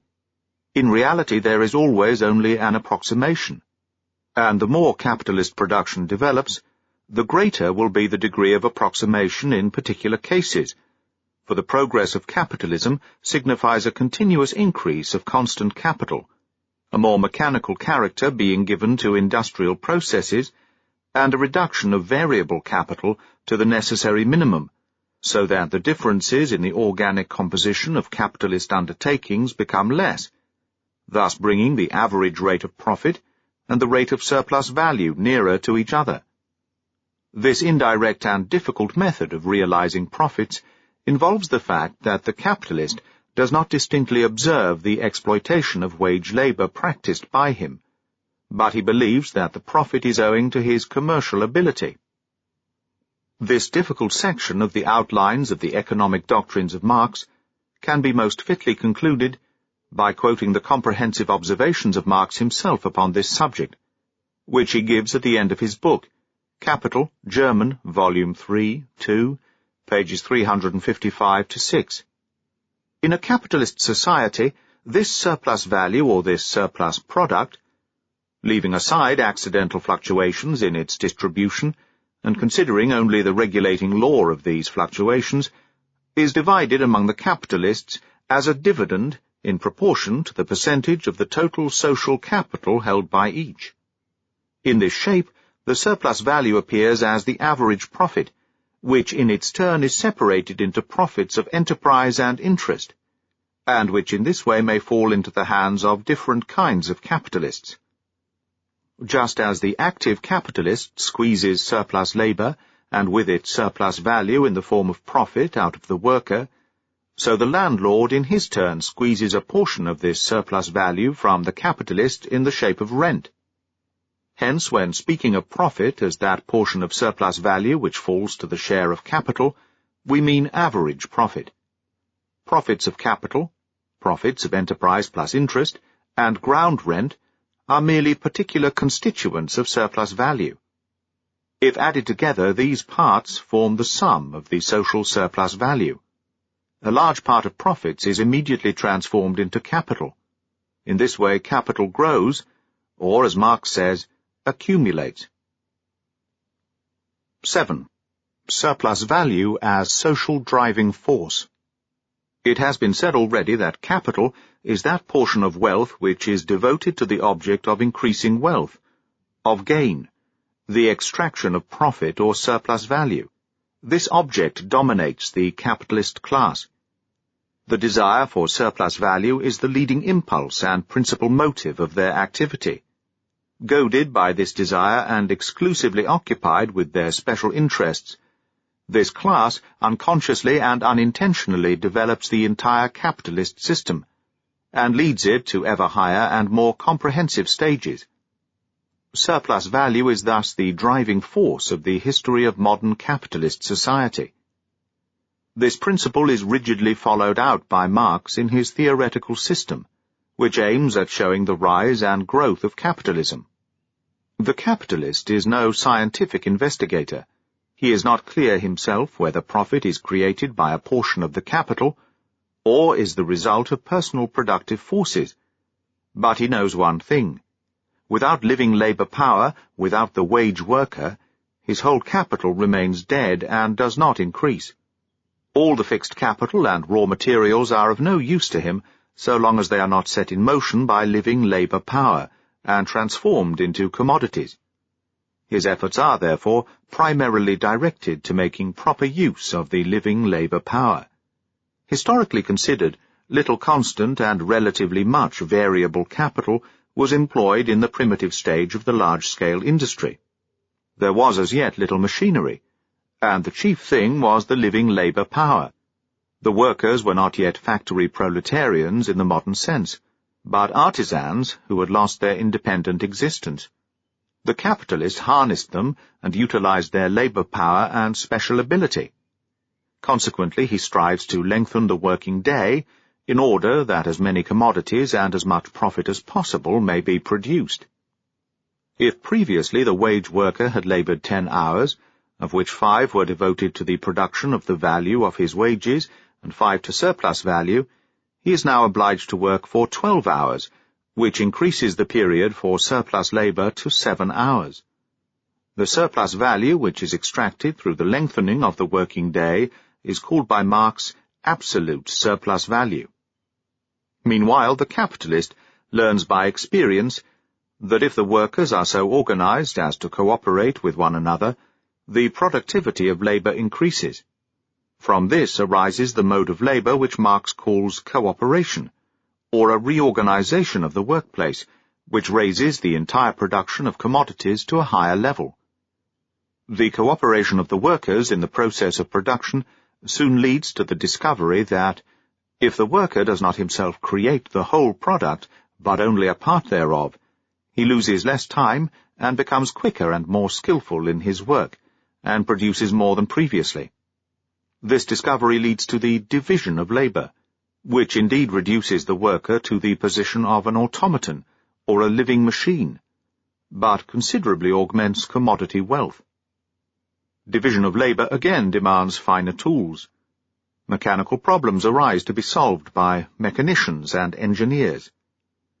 This favours the progress of mechanics. The growing commodity wealth and the pressure to realise it profitably renders necessary more extensive markets. The need for extension comes up against transport difficulties. Transport problems arise, to be solved by road and canal engineers.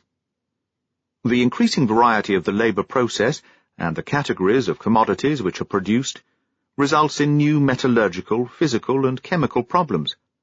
Natural science flourishes. Meanwhile, things are not so peaceful in the places of manufacture. The lengthening of labour, the closer the strain on their nerves and muscles, as well as the arrangement of work, cause the workers to combine and struggle for improved conditions of labour.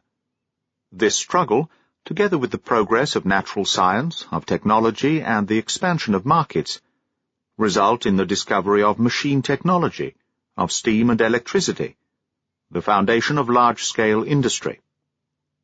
The capitalist is impelled, on the one hand, to make himself as independent as possible of living labour power. On the other hand, to increase the volume of his profits. The means thereto are afforded him by the new technical discoveries.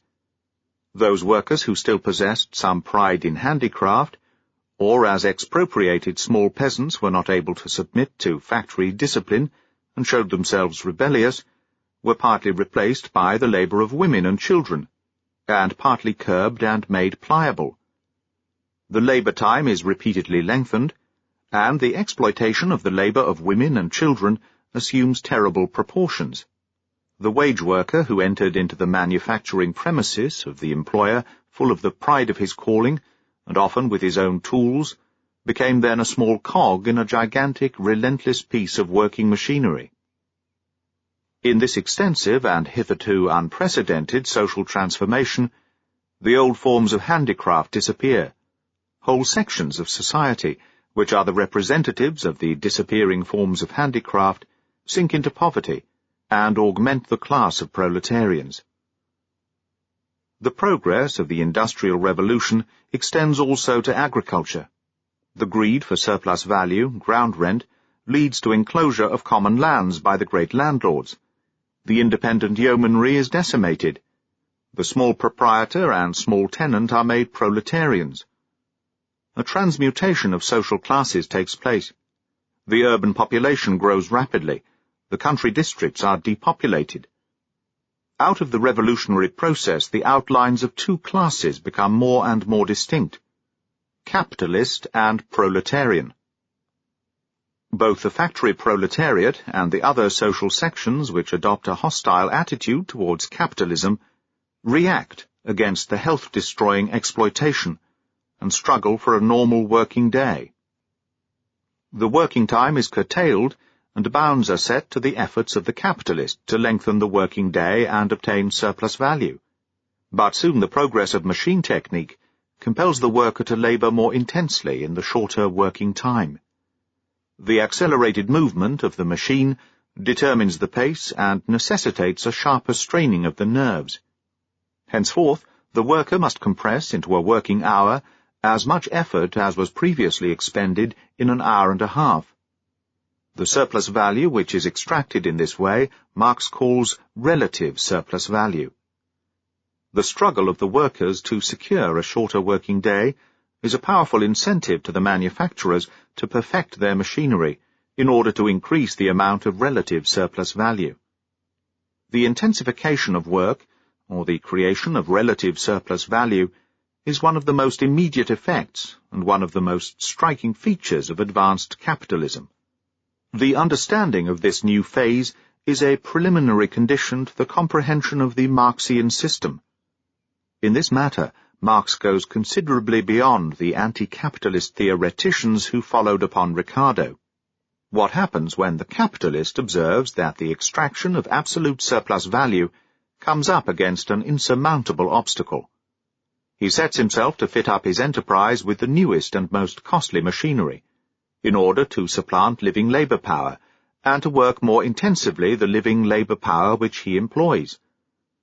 As, however, less living labour power brings forth less exchange value and less surplus value, he is obliged to multiply production, in order to cover the fall in surplus value by a larger mass of commodities.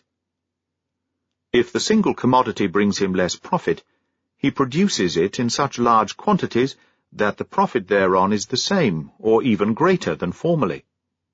The more complicated machinery, the greater quantities of raw materials consumed, and the relatively smaller amount of labour power signify obviously an alteration in the organic composition of capital.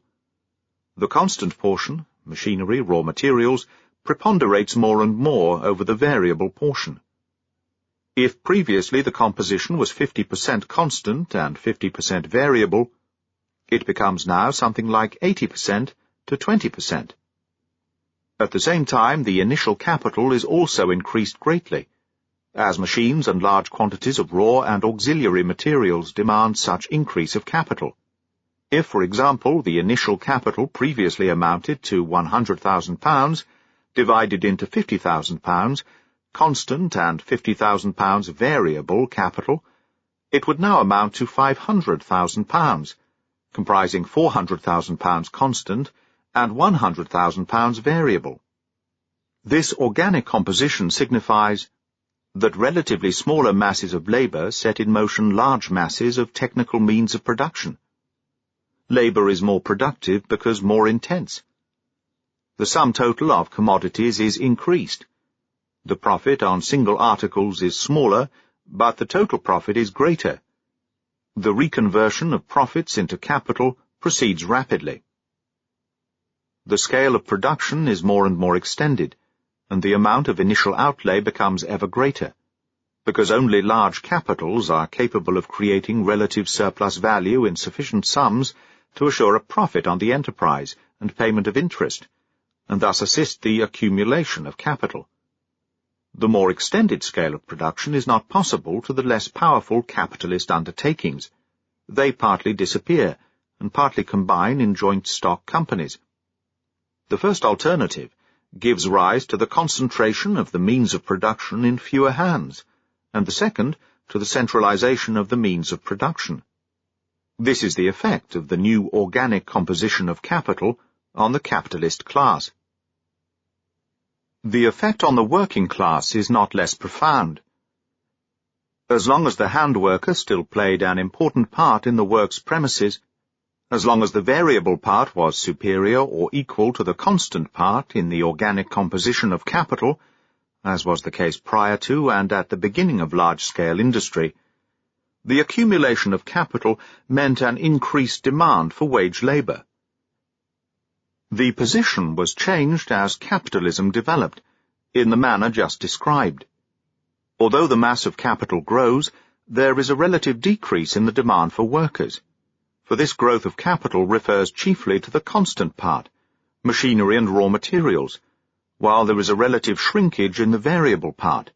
That means the worker is obliged to consume a much greater quantity of raw material than formerly.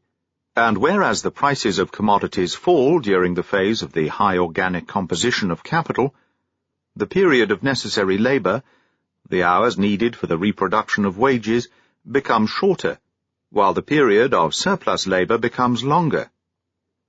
The great industrial development therefore signifies for the worker intensive exploitation and relative overpopulation, a reserve army of labour power, which is absorbed by industry in times of prosperous trade, and is speedily demobilized when the slump comes. In times of good business, the reserve army serves to check the wage demands of the workers regularly employed, and in times of bad trade it serves to depress wages. The outcome for the workers is as follows. Within the capitalist system, all methods for raising the social productiveness of labour are brought about at the cost of the individual labourer. All means for the development of production transform themselves into means of domination over and exploitation of the producers. They mutilate the labourer into a fragment of a man, degrade him to the level of an appendage to a machine, destroy every remnant of charm in his work, and turn it into a hated toil. They estrange him from the intellectual potentialities of the labour process, in the same proportion as science is incorporated in it as an independent power. They distort the conditions under which he works, subject him during the labour process to a despotism the more hateful for its meanness. They transform his lifetime into working time, and drag his wife and child beneath the wheels of the juggernaut of capital. But all methods for the production of surplus value are at the same time methods of accumulation, and every extension of accumulation becomes again a means for the development of those methods. It follows, therefore, that in proportion as capital accumulates, the lot of the labourer, be his payment high or low, must grow worse. Accumulation of wealth at one pole is, therefore, at the same time accumulation of misery, agony of toil, slavery, ignorance, brutality, mental degradation at the opposite pole, i.e. on the side of the class that produces its own product in the form of capital. Capital, German, Volume 1, pages 660 to 61. The result of the capitalist social order is the unfolding of the productive forces, the efflorescence of science, the expansion of material civilization, the dividing of society into antagonistic classes, the conferring of economic power on the few, and the enslavement and degradation of the many. 8. Economic contradictions. Decay of society and its reconstruction. As the ripening of the capitalist social order to its highest point proceeds, its innate contradictions develop, and announce distinctly the fact that capitalism has outlived its usefulness, while new life, a higher form of society, is emerging from its womb. The most important contradictions are: the driving force of the capitalist is to obtain the largest measure of surplus value or profit. The latest stage of capitalism is, however, marked by the fact of the high organic composition of capital, which means that living labour power, the source of surplus value, has relatively decreased. The decrease of variable capital signifies manifestly a lower rate of profit. Capitalism, in normal times, exhibits a tendency towards a lowering of the rate of profit. Therefore it gives rise to a phenomenon which contradicts the aim of the endeavours of the capitalists. The capitalist strives to accumulate capital, but as variable capital and the rate of profit relatively decrease, a tendency towards the depreciation of capital is revealed. The capitalist endeavours to counteract this tendency, and to achieve his object by extending the scale of production, so that the mass of commodities will compensate him for what he loses on them singly. But while he furthers this object by resorting to a higher organic composition of capital, he squeezes out the middleman, reduces the numbers of workers in employment, and creates a relative overpopulation, a reserve of those who are only employed intermittently. There is a substantial shrinkage in the demand for commodities, as the impoverished masses of the people have obviously less purchasing power. The capitalist extends production, and at the same time contracts the market. The upshot is overproduction, underconsumption, crisis, wasting of capital, restriction of production, paralysis of the productive forces. And if Marx lived today, he would add, the developed economy of large-scale capitalism, that is, the high organic composition of industrial capital, requires enormous quantities of raw materials, which, in part, are only to be had from tropical and subtropical countries, and also from Eastern Asia. The struggle for these sources of raw materials and for access to them leads to wars in which capital sums of unprecedented amount are destroyed. Since 1894, these wars over raw materials and trade routes have broken out every few years. Economic crises and imperialist wars, immeasurable destruction of capital and productive forces. This is a consequence which stands in sharp contradiction to the historical task of the economic order of capitalism, and to the immediate aims of the individual capitalists. Further, the capitalist tries from the beginning to create docile and unresisting masses of workers. and yet unites and combines them by the creation of large centres of production.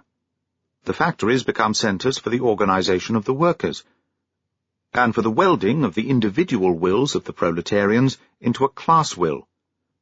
They abolish the scattered and antagonistic interests of single sections of the workers, and consolidate them into a unified class interest. Finally, the whole economic process, which began by resting on individualist principles, has assumed a common character.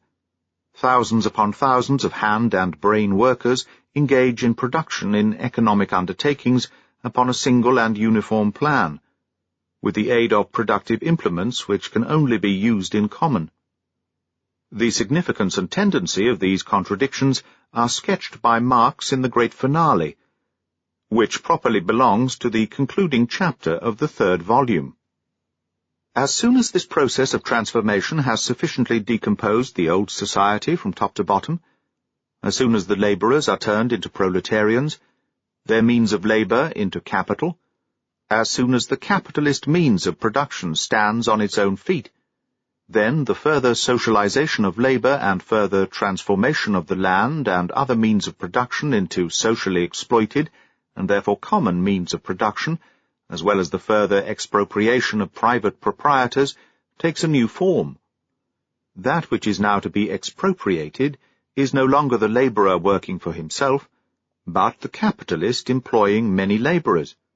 This expropriation is accomplished by the action of the immanent laws of capitalist production itself, by the centralization of capital. One capitalist always kills many.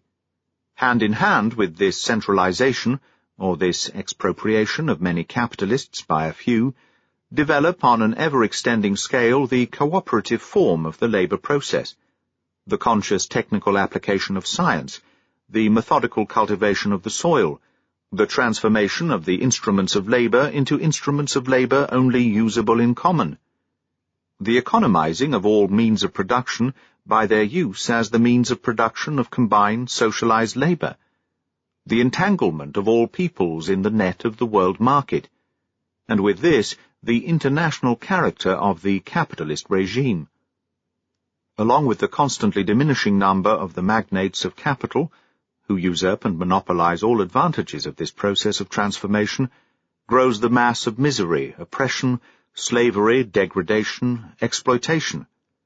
But with this too grows the revolt of the working class, a class always increasing in numbers and disciplined, united, organized by the very mechanism of the process of capitalist production itself. The monopoly of capital becomes a fetter on the mode of production, which has sprung up and flourished along with it and under it. Centralization of the means of production and socialization of labour at last reach a point where they become incompatible with their capitalist integument. This integument is burst asunder. The knell of capitalist private property sounds. The expropriators are expropriated.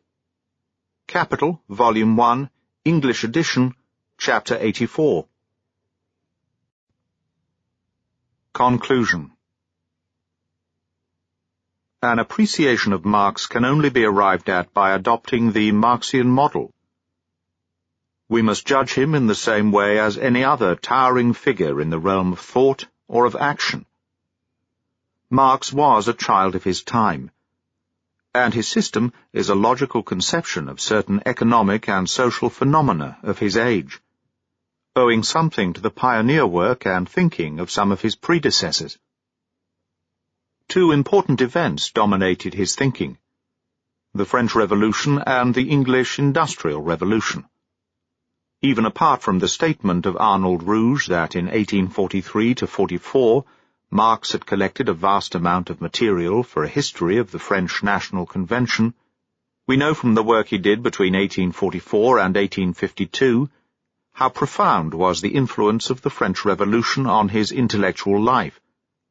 Still deeper, however, were the traces left upon his mind by the studies he made on the economic transformation of England during the period 1700 to 1825. Both events are obvious, catastrophic expressions of class movements and class conflicts, in which the middle class, as the representative of a higher economic order, gains the victory over autocratic forms of feudal authority and oligarchic systems of organization through state regulation, in which, however, at the same time a new class, the working class, raises its head and begins to make a stand against the victor. Marx was led to interpret these events in this way, and to make them the basis of his conception of history, chiefly through the influence of Hegel, Ricardo, and the English anti-capitalist school following upon Ricardo. To the end of his life he clung to the opinion that dialectic, as Hegel had formulated it, was indeed mystical, but, when materialistically conceived, contains the laws of the movement of society. The mystification which dialectic suffers in Hegel's hands in no wise hinders him from presenting in a comprehensive and intelligible manner its general processes. Preface to Second German edition of Capital, 1873. The splitting up of the concept into contradictories, and the attainment of a higher positive through the negation of these contradictories, that was what, to Marx's mind, constituted the essence and the deepest meaning of the French Revolution and of the English Industrial Revolution. Society, the positive, split up into feudal and bourgeois, into two sharply divided contradictories, the bourgeoisie appearing as the negation, to be supplanted by the proletariat, and so to make room for a communist society, the higher synthesis. What he got from Hegel in a mystical form found an economic expression in Ricardo and the anti-capitalist school. Ricardo's writings, which belong to the second decade of the 19th century, and which formulate, in the guise of a system of economics, the antagonisms and the conflicts between industry and landed nobility, presented themselves as a practical demonstration of the validity of dialectic. The fundamental idea of Ricardo's system may be expressed as follows. Capital is the motive force of society, and the creator of civilization. But the fruits of its activity are enjoyed not by capital, but by the landed nobility. That is the thesis. Now for the proof. The value of all commodities which can be made in any quantity desired consists in the quantity of labor which is expended for the purpose of producing them. The value is expressed in the costs of production, the most important components of which are wages and profit. Wages and profit stand in opposition to one another. If wages rise, profit falls, and conversely. Wages consist in a definite quantity of the necessaries of life, sufficient to keep the worker effective. Wages must obviously rise whenever the cost of living rises. The facts show that this is actually the case.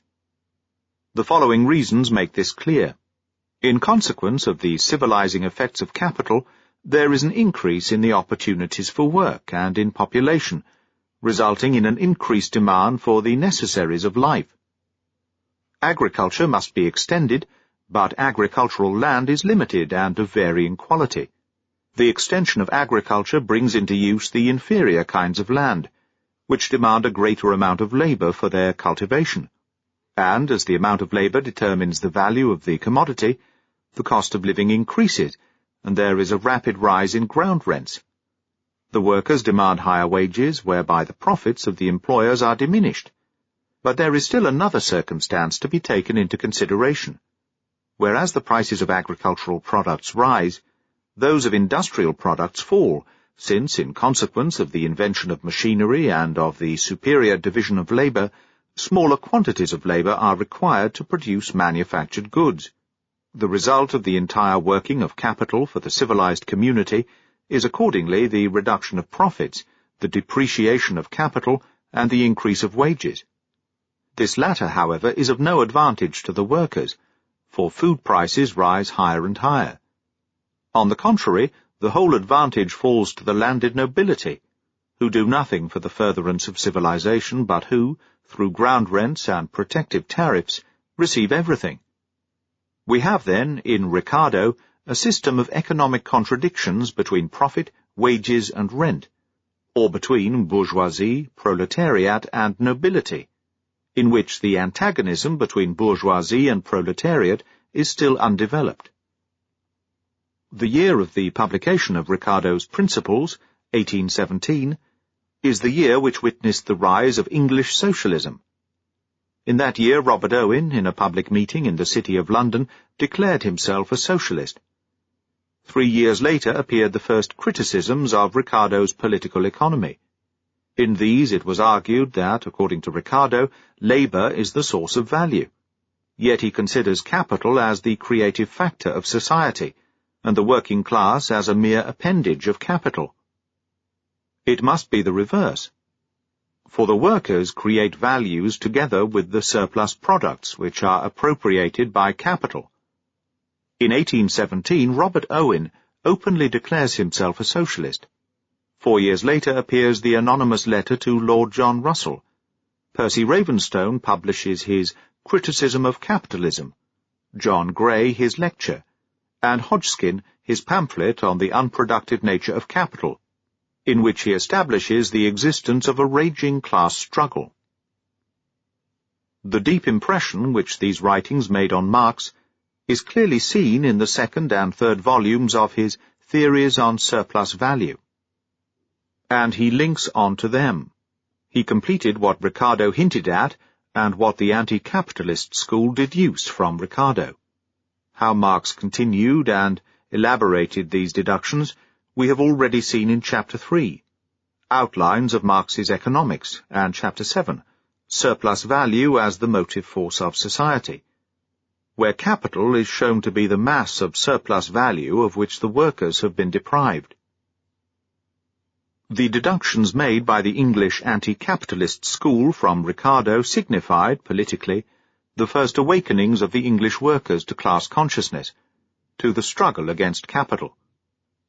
Just as Ricardo's theory of value and rent was the battle cry of capital against the aristocracy, a battle cry which created the free trade movement and shattered the economic power of the landed nobility, so the theory of value and surplus value was to become the battle cry of the proletariat against the bourgeoisie, the declaration of independence, so to speak, of the working class.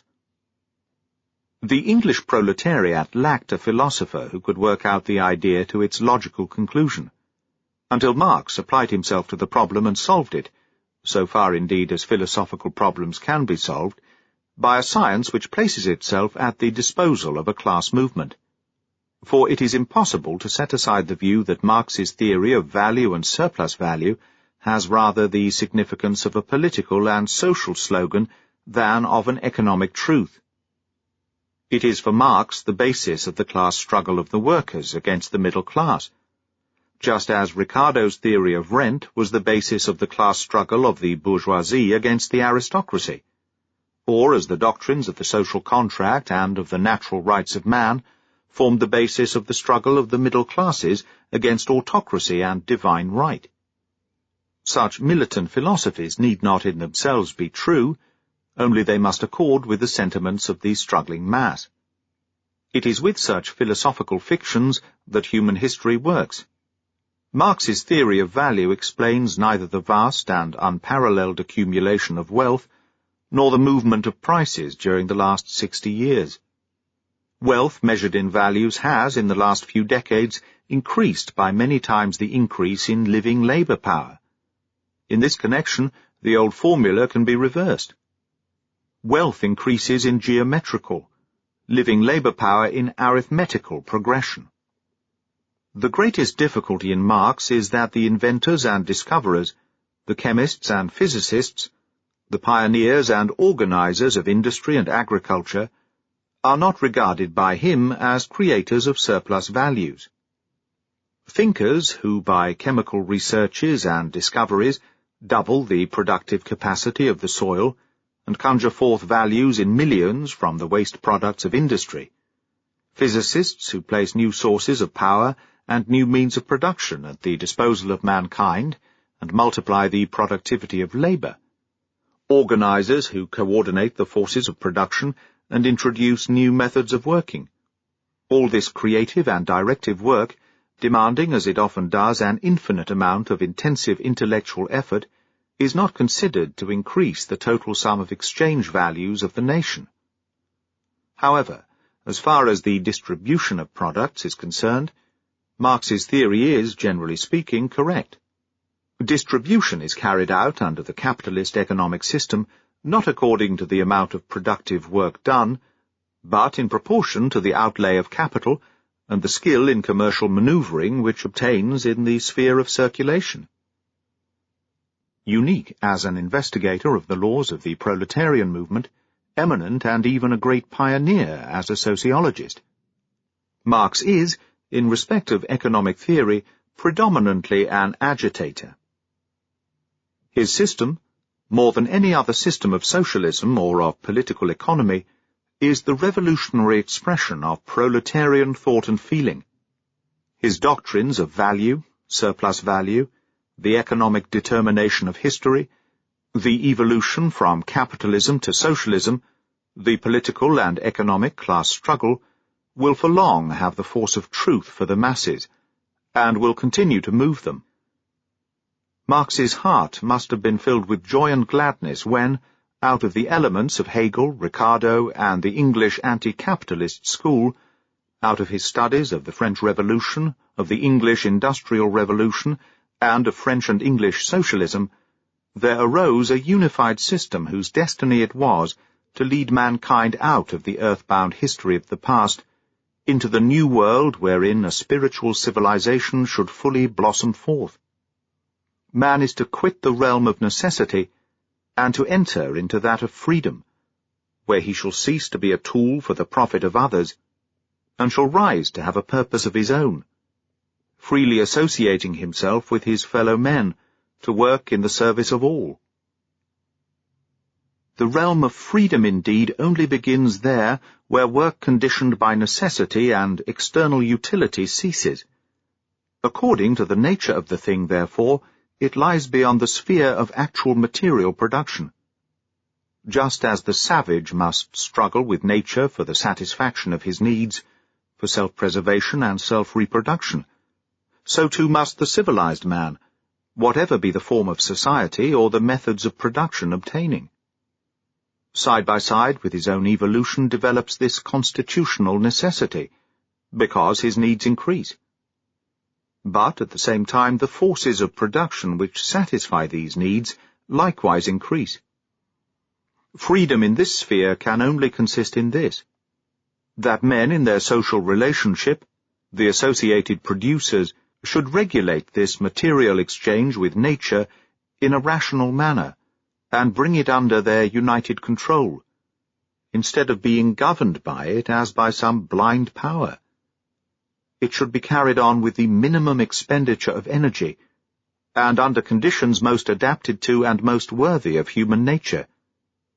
Yet it remains all the same a realm of necessity. It is beyond this where that development of human power, which may be called independent purpose, begins. The true realm of freedom which, however, can only flourish upon the basis of that realm of necessity. Capital, Volume 3, 2, page 355. That is the end of the life and teaching of Karl Marx, by Max Beer.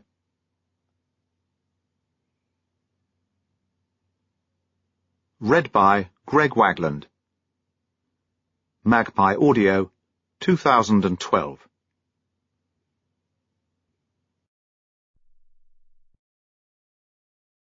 Audible hopes you've enjoyed this program. 12.